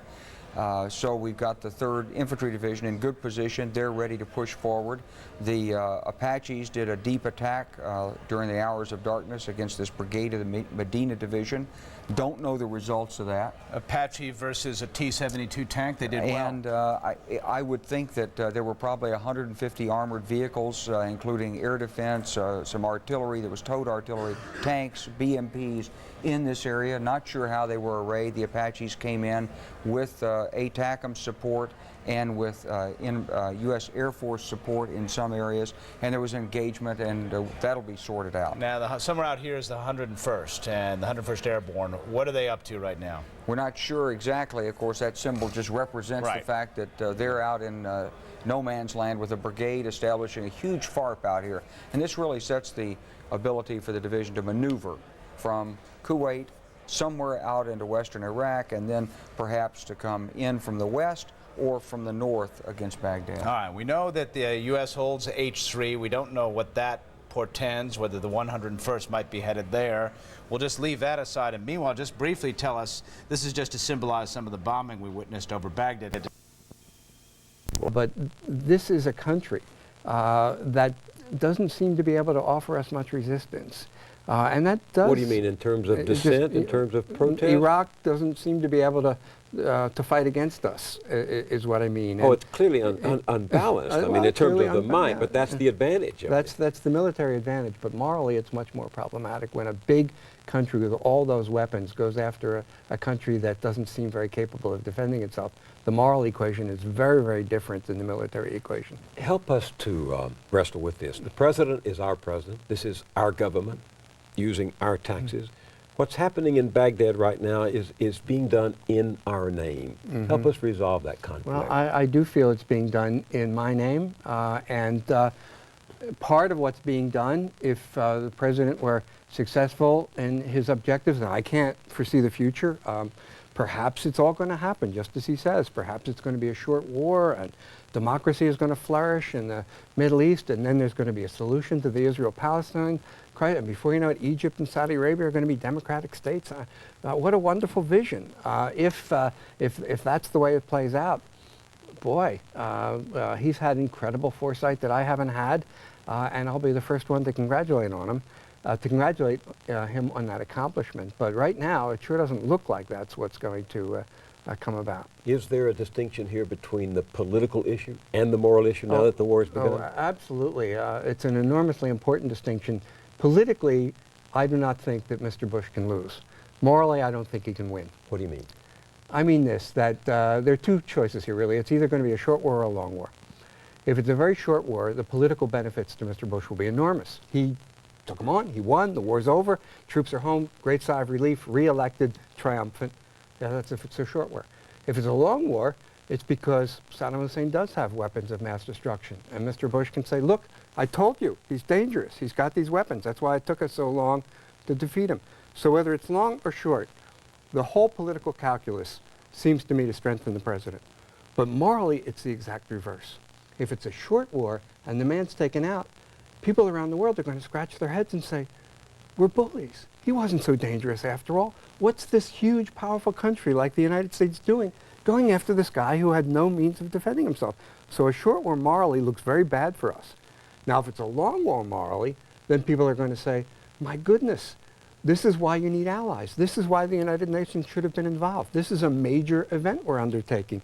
And so in that sense, I think morally it's going to look very problematic. So I believe that militarily and politically the war is going to be over pretty quickly, and it's probably going to be to Mr. Bush's benefit. But morally, I'm really, really worried either way about how the rest of the world perceives this country and what role this country is going to play in the world once the guns are stopped. That's where the big issues for me. Was it self-evident to you this week the moment at which the moral discourse, the moral language ceased to function and the military language took over? Boy, it was like from overnight. One day, it was Shakespearean. We were watching the Security Council, and you know how Shakespeare has these characters, France and England. Well, there they were, France and England, and they were talking the language of high diplomacy, and it was dramatic, and there was conflict, and there were people really searching for solutions. One of the reasons I teach about politics is because there's something to love about that. How do these different countries with their different points of view, how do they iron out their differences? It was magnificent in its drama. And then the next day, all the diplomats are off television, all the senators are gone, no more John Warner and Robert Byrd speaking eloquent, and it's one general after another, after another, after another. I didn't know we had so many ex-generals, and it's maps, you know, and I saw one guy standing on a map, you know, as the lights were going on, illuminating the map, and I said, this is an entirely new world we're in with respect to the media coverage. The politics is gone, and it's now all strategy, and once you get the strategy, then everyone says, well, dissent is bad, and we shouldn't be arguing about these things. We want closure. I feel that we've gotten closure. I feel it's premature closure. I'm not ready to be closed. I think the debate should still be going on in the Security Council, but that just shows you how out of touch I am with the way strategists work. Well, it shows you and millions of others have lost the argument. So what do you do now? What's the balance between your obligations as a citizen and your own obligations morally to your sense of self and your values? If I were a citizen of a country that were not a democracy, in which it was widely recognized that leaders make all the decisions and then should have the maximum free will to carry them out, my obligation would be to just line up and support the president and not appear on Now with Bill Moyers and stop writing for newspapers and magazines. But I do happen, fortunately, I can't tell you how delighted I am about this, to live in a democracy. And in our democracy, I feel that I personally have an obligation to do what I would do exactly the way I would do it in peacetime, and that is to talk, talk, talk, because politics is about talk, morality is about talk, it's about finding the right way to do things, and you can never stop that conversation. Now, I know people over there. They're sons of friends of mine. I can't tell you how strongly I support them, how much I believe that they are making a sacrifice for their country, how admirable I think it is, how I think that everything should be done to protect them and to make sure that they come home. But they have to come home to a democracy, and we can't give up on the democracy in the name of protecting ourselves. Democracy has often been defined by war. The American Revolution was an act of force that won the freedom of the colonies. The Civil War was an act of war that ended slavery. The Vietnam War defined us because we lost that war. Is this a defining moment in American history? Well, this is definitely a defining moment because we didn't have the support of the world community to go to war. And that's a revolutionary change in the way we've approached war. We are a country that was founded by a Declaration of Independence that talked about taking the decent respect of mankind into our calculations. We have always been a country that has tried, we haven't always been successful, but has tried to respect the rules by which international politics are governed, to do things in a way that resonated with our own ideals. This time, we've gone to war in a way that the world community has clearly indicated thinks is wrong. They've spoken as loudly as you can be when the President of the United States has to talk about a coalition of the willing that includes minor countries, and seems like he's approaching the coalition of the willing the way they approach the Chad's issue in Florida. Then there's something wrong. But when Saddam Hussein, who models himself after Stalin, in the spirit of Hitler, when a man like Saddam Hussein is governing the country as cruelly as he does, doesn't someone have the moral obligation to take him out?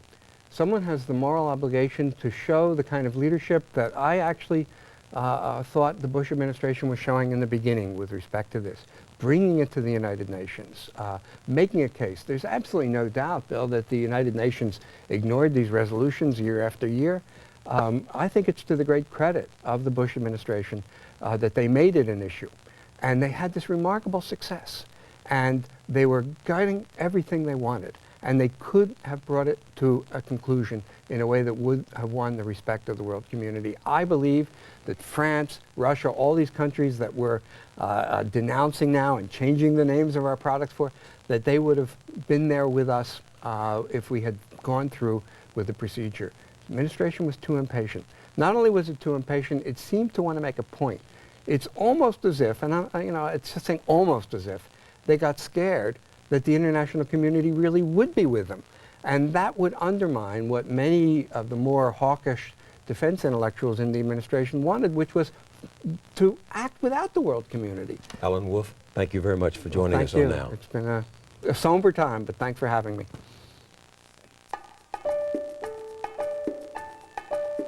Next week on Now, this spring, big media may get even bigger. If we go out 20 years from now with the same pace of concentration of media ownership we've had for the last 20, we will not have a democracy. There's simply no way. Can America say goodbye to the idea of a free press? Next week on Now.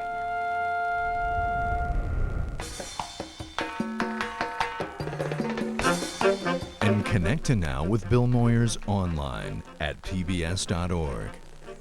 Read international press analysis of the war in Iraq. Find out about the security of chemical plants. See a complete list of books by Alice Walker. Connect to Now at pbs.org. Once again, Bill Moyers. Heartbroken, angry, and fearful. That's how Americans opposed to this war describe their emotions today. Many took to the streets once the bombing started, stopping traffic in Chicago, Portland, and elsewhere. Americans in support of the war also turned out, and in San Francisco, for one, there was violence, reminiscent of how Americans turned on each other during the Vietnam War. Some protesters I talked to expressed their solidarity with American soldiers the President has sent to Iraq, as well as with the civilians under bombardment tonight in Baghdad. But none had an answer to my question, what next? Except Alice Walker. That's right, Alice Walker, winner of the Pulitzer Prize for her big novel, The Color Purple. In addition to her novels, poems, and essays that have made her one of the country's foremost writers, Alice Walker takes sides as a citizen. She and a score of other writers were arrested in Washington 2 weeks ago protesting the impending war. This week, on the very night the missiles started flying, Alice Walker was in New York reading at the 92nd Street Y from her new book of poems. Well, the title may be the most incongruous of the moment, Absolute Trust in the Goodness of the Earth, and this in a time of war. I wanted to talk to Alice Walker about that trust. Do words matter in a time of war? Oh, they matter perhaps more than anything else. First of all, they don't harm you, no matter how strong they are. I mean, they don't necessarily make you cower. You know, words are not exactly swords, even though they can penetrate consciousness. We need them very much in times of war.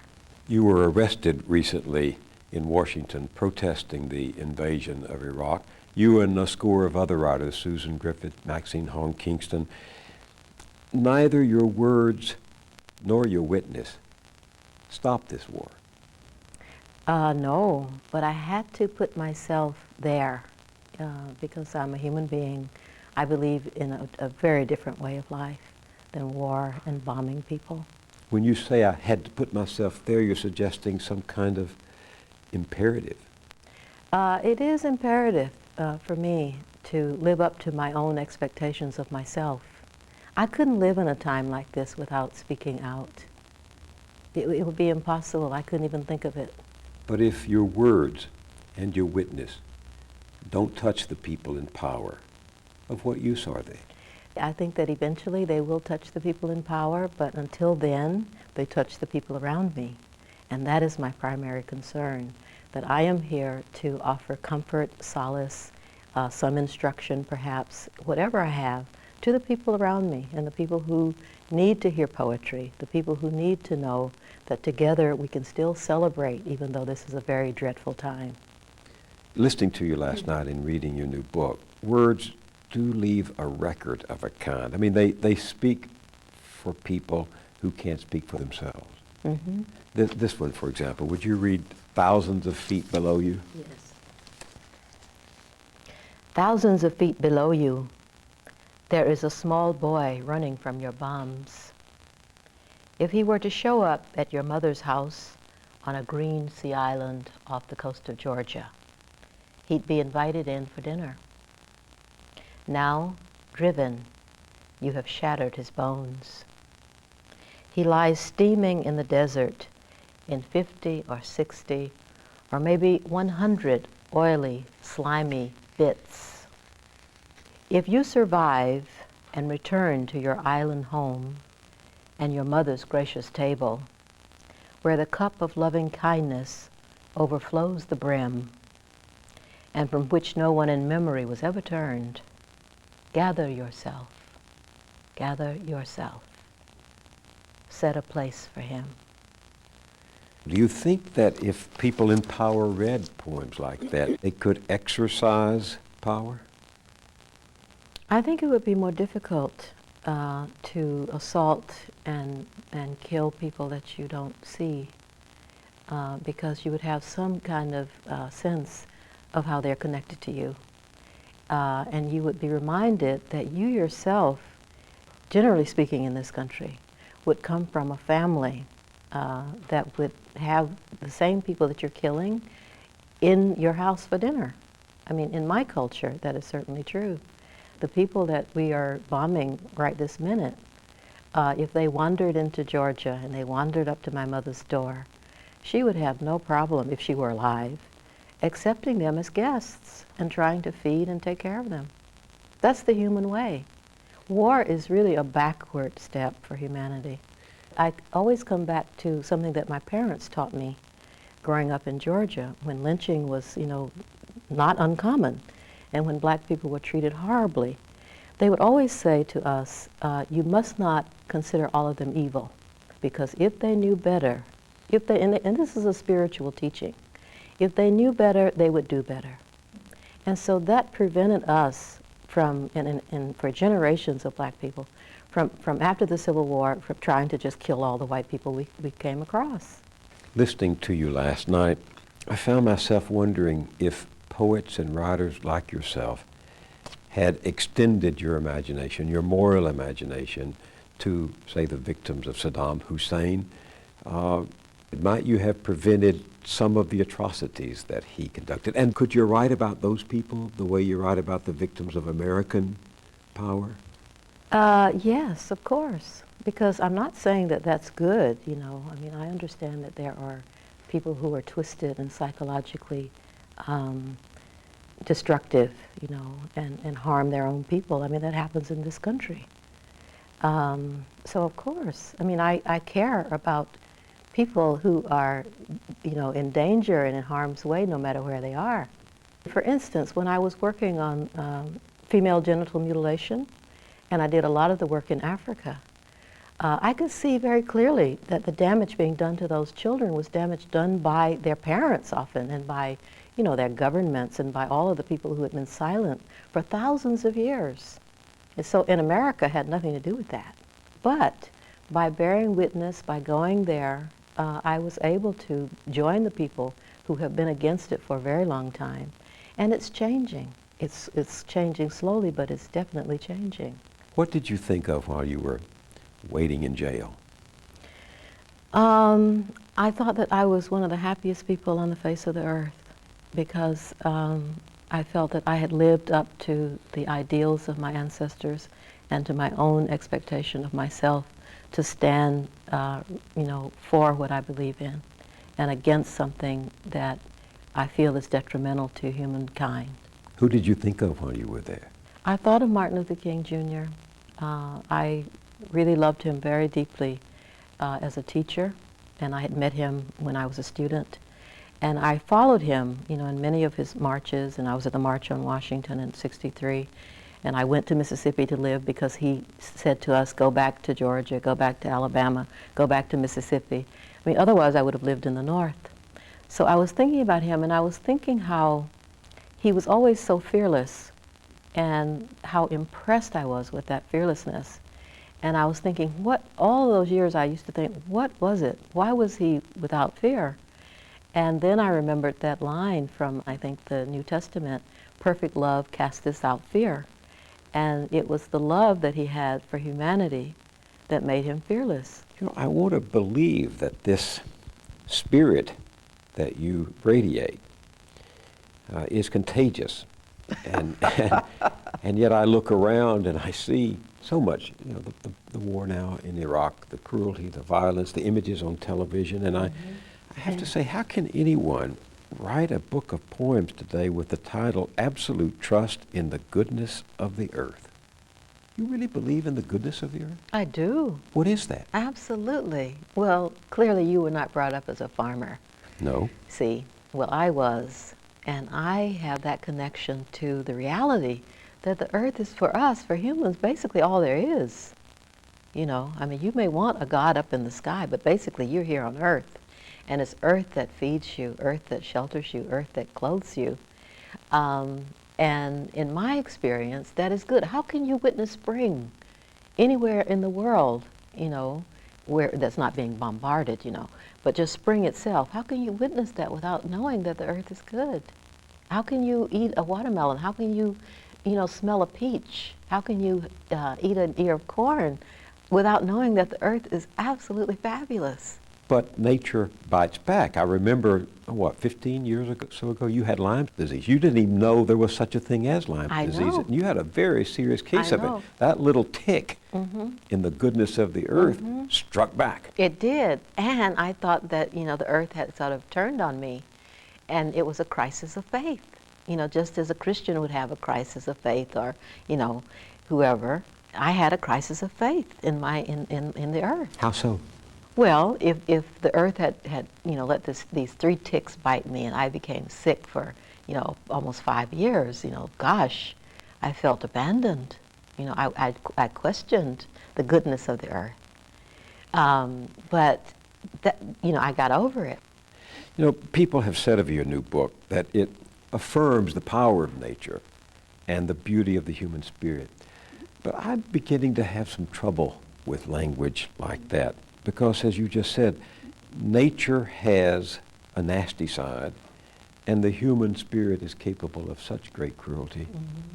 I read a story some years ago about the first South African black woman who declared that she had AIDS. And you know what happened? They stoned her. Her neighbors stoned her. Now, what does that say about the human spirit that you celebrate? Well, it says that there's a lot of suffering. You know, and the foundation of suffering is ignorance. I mean, we're talking about a village that was really incredibly ignorant. They had no idea what had befallen them. They had no idea really what had befallen her. And they just turned on her. What do you try to do with your writing?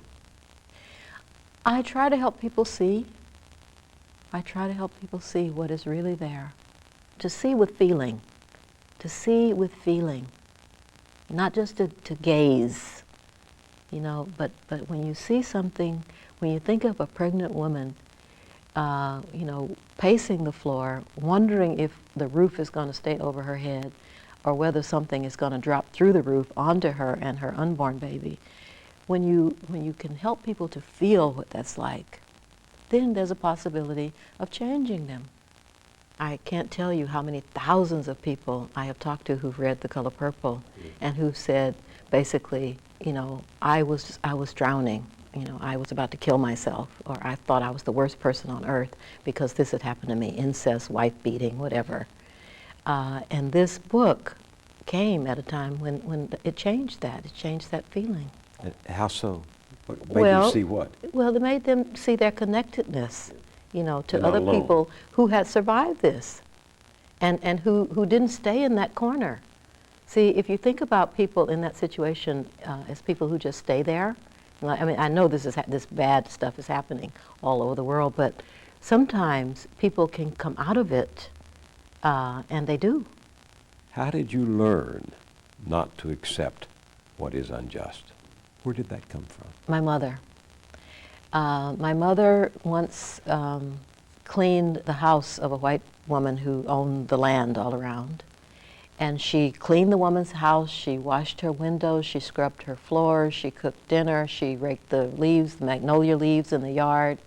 She did this from sunup to sundown. And the woman paid her 75 cents. For the day? Mm-hmm. And my mother gave it back to her. She just handed her the money for the pay and your mother said, No, thank you. No, thank you. I mean, you have to know your own worth. You have to understand what it is what your gift is and what you're giving, and to put a value on it, you know, and to just say no to injustice. And that was so unjust. well, you make me think of, who is it, Tashi? Tashi in that novel, the Possessing the Secret of Joy. in which she says the secret of joy is resistance. Yes. Well, it is resistance to tyranny, yeah. For instance, about this war, you know, I'm very upset and sorry, but on some level my happiness is the same because I have done everything I could do, you know, short of becoming a violent person myself, which I choose not to do and which is not my nature. But I've done everything else that I could do. And so I feel that my happiness is, you know, is fine. When I think of the space you have created for yourself, I think of this, I'm not sure which poem this came from, but it says, despite the hunger, we cannot possess more than this, peace in a garden of our own. Yes. Well, that's true. I mean, you can, you know, take over people's lands, you can, you know, steal their water, you can do all the things that people do, you know, acquiring more and more. But really, you can't possess more than peace in a garden of your own. Your mother's garden keeps reappearing in your mind and in your work, doesn't it? Yes. Well, because it was so indelible. Imagine, I mean, you don't have to imagine because you're from the South also, but a very impoverished situation that through my mother's art and great heart, she turned into a magical place by planting flowers, so many that, you know, the poverty was obscured. She understood this profound thing, which is that food is okay for your body, but that for the mind and for the soul, you have to have beauty. If you don't have beauty, your soul cannot thrive. Have you made your peace with the world that keeps waiting for another color purple? I never cared that they waited. You know, really. You know, I was always writing something else. I mean, after The Color Purple, I wrote The Temple of My Familiar, which I love, you know, and in each of my books, I feel, you know, very happy with. So that other people want another color, why do they want another one? They have one. Doesn't this also go to the source of creativity? I mean, one couldn't create The Color Purple again. Where did that book come from? It came from a lot of love of my grandparents who were so, talk about ignorance. My grandfathers were mean, both of them. They were so mean to their children, they were mean to their wives. And this was brought down to us, you know, through stories. because by the time I knew them, were they mean? Were they horrible? No, they were totally sweet. They couldn't do enough for me. They adored me. And so, you know, I mean, I wanted to write in such a way that people could see how you can transform. And that is what happens in that novel. There's transformation. And beyond that, there is the transformation of Celie from someone who believes in a totally inaccessible, deaf God to the God of her sister, herself, and nature. So, you know, I was working on those two levels specifically. Even as you talk, I can see Shug and Celie walking through a field of purple flowers at the end of the film. But more than anything, God loves admiration. You saying God is vain? No, not vain. Just wanting to share a good thing. I think it pisses God off if you walk by the color purple in a field and don't notice it. Those are enduring words. Are there still? Is there still any color purple left out there in the world? It's everywhere. That's the point. You know, the reason it's called the color purple is that, you know, we used to think that purple was rare. You know, I mean, it's just like we thought incest was rare, or we thought that a certain kind of beauty was rare, or that we thought, you know, whatever was rare, you know, gay people, we thought that was rare. In fact, it is everywhere, and it's in everything. Then let's close with this poem. It's not new, but it endures. Tell me about that one. That seems to be pure Alice Walker. Oh, I know, yes. This is Expect Nothing. Expect nothing. Live frugally on surprise. Become a stranger to need of pity. Or, if compassion be freely given out, take only enough. Stop short of the urge to plead, then purge away the need. Wish for nothing larger than your own small heart, or greater than a star. Tame wild disappointment with caress unmoved and cold. Make of it a parka for your soul. Discover the reason why so tiny human midget exists at all, so scared and so unwise. But expect nothing. Live frugally on surprise. Thank you, Alice Walker. Thank you.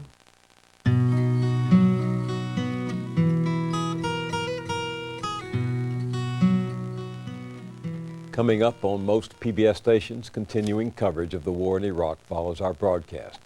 And in a time when, like Alice Walker, we're thinking about what it means to be an American, I invite you to join us for a special documentary series called Becoming American, The Chinese Experience.